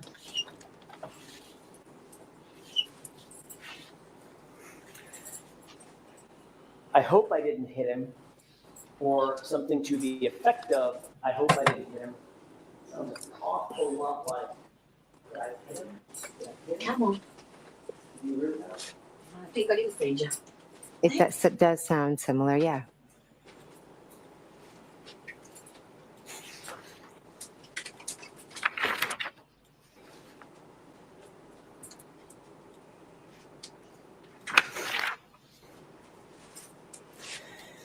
You testified yesterday that During that first phone call, that first phone conversation with Ms. Reed at 4:53 a.m., she told you, according to your testimony, that in that phone call, in that very first phone call, Ms. Reed said she had gotten into a fight, her taillight was cracked, and she asked, could I have hit him or did I hit him? Correct? Incorrect. Tell me where I'm wrong. The first phone call, she had said we got into a fight and he didn't come home and I left him at the waterfall. In the second phone call, once I told her that I saw her outside of my sister's house on Fairview, that is when she said, could she have hit him, and talked about her taillight. So 2 hours after Ms. Reed found John O'Keefe and began giving him CPR, you were interviewed by Sergeant Sean Good, correct? Objection. Ask the question differently, Mr. Jackson. 2 hours You were interviewed after by Ms. Sean Reed Batt. found Mr. O'Keefe, about 2 hours later, say 8 o'clock, 8:30 in the morning, after the scene was cleared, you were interviewed by Sean Good, were you not? Objection. Sustained. May we approach, Your Honor? Yes. What's he objecting about?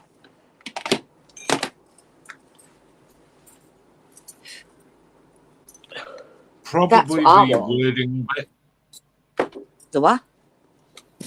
The way it was read. wording of it. So did you get your all your paperwork for this property done, or? Not all of it, no. No.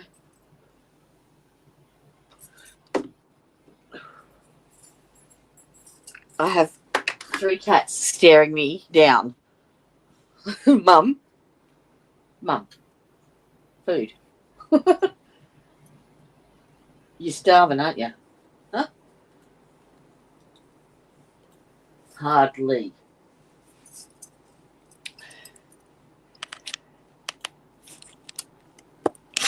Although You've only these got- sidebars are definitely going to help run out the clock.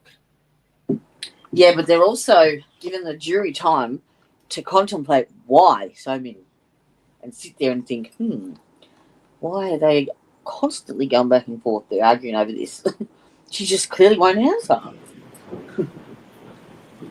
Yeah, but that opens the possibility that they might also think, what have the defense done wrong?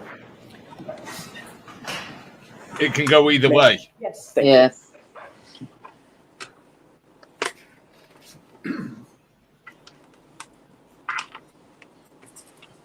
While you were at the scene, after Ms. Reed had been giving CPR, Sean Good interviewed you, correct? I don't remember a formal interview with Sean Good. Do you remember talking That's to not him? the question you were. When he arrived at the scene, I do remember briefly talking to him after all 3 of us gave John CPR. And he gave you, he asked you certain questions about what you'd seen, what you'd heard, what had happened, Just correct? wait. I have to tell you that I remember seeing him there and I remember talking to him, but I do not remember specifics of any She's got conversation or amnesia. any questions that he asked me. Do you remember him telling you, do you remember him Straight asking you about question. any initial calls you had and you telling him about that 4:53 call and the early morning calls thereafter? The initial calls before you met up with Ms. Reed? I don't recall. No. Did you tell Sergeant Good, by the way, he was a sergeant at the time. Sean Good was a sergeant, not an officer. She's shooting herself in I'm the not foot sure. now. Okay. By the way, you knew Sergeant Good, did you not? I didn't know him. I knew of him, like I knew his name, but that was it. How'd you know of him before that day? Because his sister is a year or 2 younger than me, and I knew she had a brother that was younger, that was a Canton cop, just through the town, but I didn't know him. Okay, friendly but not friends. I wouldn't even say I was friendly with him. Okay. She's going to answer opposite everything he says. You actually told Sergeant Good at the time when he asked about those first phone calls that when Miss Reed called you, she was inquiring about John's whereabouts, correct? Again, I don't recall. Don't recall my conversations with Sean Good. You certainly never mentioned to Sergeant Good the incessant screaming and hysteria that you've described here in court. Did you ever mention anything about an argument or a fight to Sean Good? Objection. Sustained, Mr. Jackson. She said she didn't remember. Next question. I have to go through the series of machinations. I don't know what she remembers and doesn't remember. Yeah. Next question, Mr. Jackson. Did you mention anything about a cracked taillight to Sergeant Good? Objection. Sustained. Do you have no memory at all about what you talked to Sergeant Good about? There were many officers there, Right. and like I said, I know I talked to Sergeant Good, but I do not remember the specifics of my conversation during that chaotic scene. Okay. I'm sorry. Let me. But you remembered your basketball team's game time that day? There, and many officers were asking you questions, correct? Correct. Did you ask, did you tell any officer while at the scene that during those first few phone calls, first couple of phone calls with Miss Reed, that there was incessant screaming and hysteria?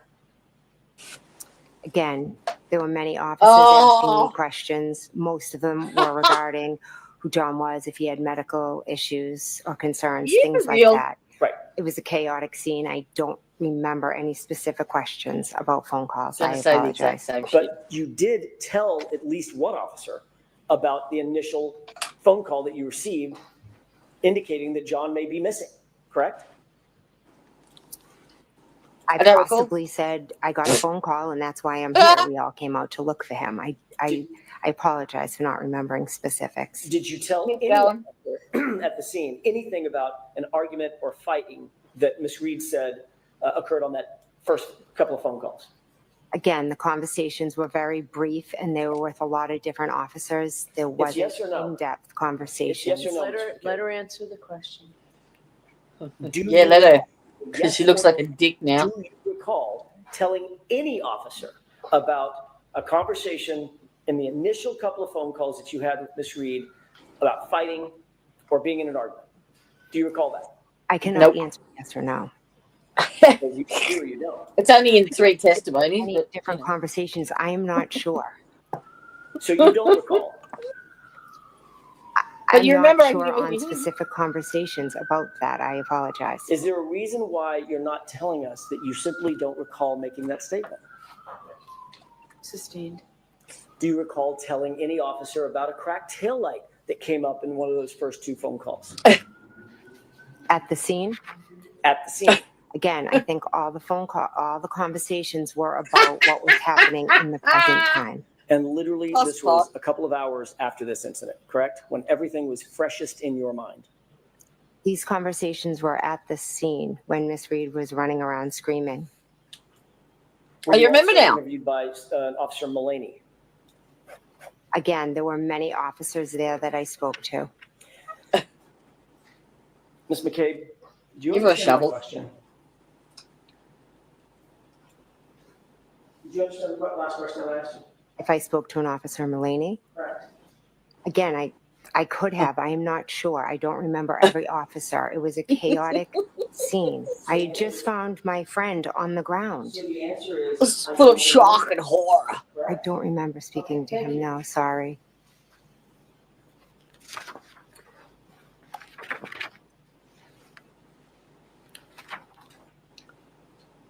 later that morning,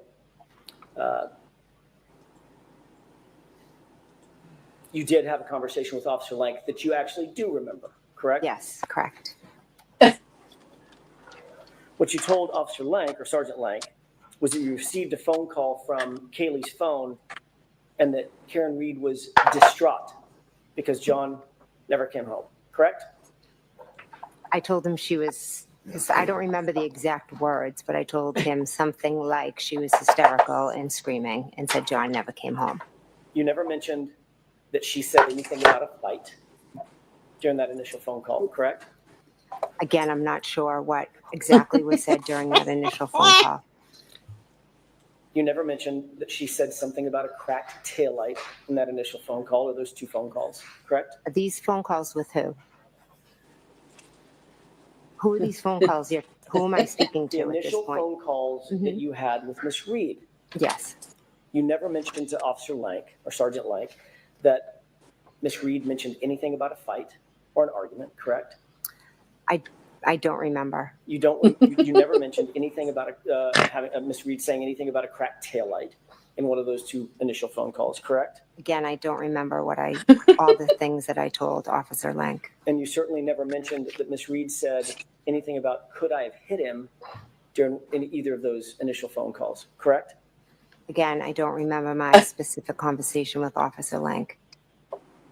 So she didn't have a cracked tail light. She So didn't you hit him. don't remember the conversation that you had with Officer Lank when it was the clear light of day. You'd had a chance to take a beat and a breath, catch your breath, because it's now 11:30, 11 o'clock in the morning. You don't remember anything about that conversation, but according to your testimony, you remember in detail what my client said, waking you out of a dead sleep. No. Correct? So I didn't speak to him at 11:30. It was earlier in the morning when he came back to Fairview. Let's call it 9 o'clock, whatever. But you remember Okay. that. Right? Whatever. It wasn't the same chaos as my client screaming into the phone that John never came home, waking you out of a dead sleep, correct? Correct. But when you recounted that conversation or those conversations to Sergeant Lank, you didn't say a thing about Miss Reed saying that there had been an argument, did you? I'm saying I don't remember the specifics of my conversation with Officer Lank. I'm also saying that I was woken up out of a dead sleep. Karen showed up at my house screaming. I went out to help her look for John. And then we found one of my closest friends on the front Bullshit. lawn. And she was saying crazy things and acting crazy and Ms. McCabe, acting that's not my erratic. question. And so every Ms. McCabe, police that is officer not that my I question. spoke to, Let her finish. every police officer that I spoke to, I tried to answer their questions the best I could. It took me hours and in some cases days to remember all the things that Miss Reed had said. My mind, I was in a state of shock. But And horror. the minute I remembered, she said, I hit him, I hit him, I hit him. I called Officer Lank. And your memory is getting better even as we sit here today, correct? There are certain things I will never forget, Mr. Jackson. Including the fact that you never, ever, ever said, she said the words I hit him to a grand jury when you were asked about it 3 months after the incident. Correct? She said, I hit him, I hit him, I hit You him. never told that to the grand jury, did you? I don't remember specifically that every grand jury and everything I said, but I can tell you with 100% accuracy, she screamed, I hit him, I hit him, I hit him. And you never said that to the grand jurors. I don't recall if I did. You were there to get the truth, correct? The truth is, she said, I hit him, I hit him, I hit him. You were asked that specific question at the grand jury. What did she say at the scene in front of the female EMT? And you know what your answer was? You do, because you just read it. I wasn't asked what she was said at What the was the scene. answer to that question? I'm objecting. The objection sustained. Ask one more clear question, Mr. Jackson. What was the answer you gave in answer to the question about what was said by Miss Reed to the EMT, the female EMT at the scene? What did you say she said? I don't know if I was asked specifically what she said to a female EMT. All right, we're going to end this now. Your Honor, may I have one more question? Go ahead. I can't end it like this. You said, Okay, she jurors, said, ignore the comments of counsel. What did he Ask one say? question, Mr. Jackson. You said, He can't end it like this. could I have hit him? Did I hit him in the presence of the female EMT? That's what you testified to under oath at the grand jury, isn't it? Yes, because she also said that. All right. So, folks, we are done for today. You remember tomorrow is the day that we're not in session. So Ooh. we will see. Oh, you we're gonna Friday. have tomorrow. Today is a full day, and I have to give you those. Wait, the one day I'm actually totally free, we're not actually doing it. Oh, Please do not discuss this case with anyone. Don't do any independent You what? research, investigation. What'd you say? the one day I'm actually totally free and we're not doing anything. Oh, it's all right. I have got a day's worth of shit to do. Don't you worry. Don't you worry about that. I got plenty to keep me busy. So we've got no court tomorrow. But we've got court Friday. So Yeah. if I get everything that I want to get done, I will do I'm happy to do a stream because I want to analyze this testimony. I want to put it through the database. And Kerry Roberts. I don't think that's the end of her testimony, though, is it? No, but it's the majority. It'll give us a good idea. That's what she had 2 hours yesterday and at least 6 today. So, yeah. Shit up. If I can get that done. And I actually put in the voir dire with Arca, the transcript of that, and I asked it a couple of questions, and oh my fucking god! So I'll do that one as well if I get it all done tomorrow. So just if you see a thumbnail, you're welcome to tag in. If you don't see a thumbnail, I didn't get it done, and I'll do it on the weekend.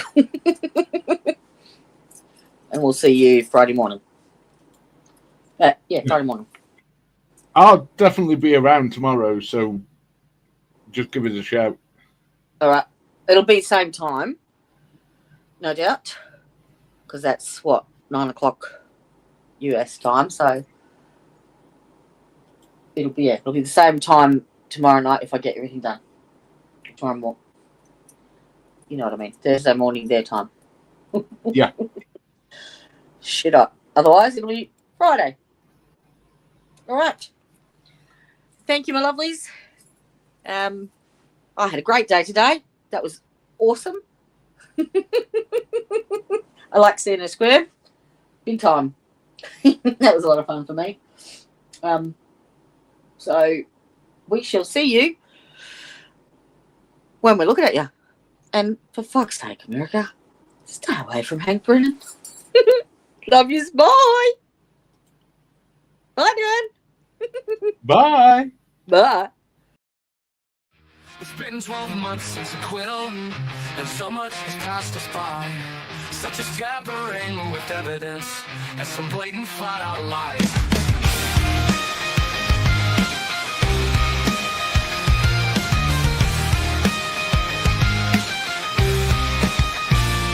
I bet he wears those silky undies, the ones with that jean made of lace. So you can bring in Massachusetts, 'cause we all ain't got no quit. And we all know that the truth is my car is not the thing John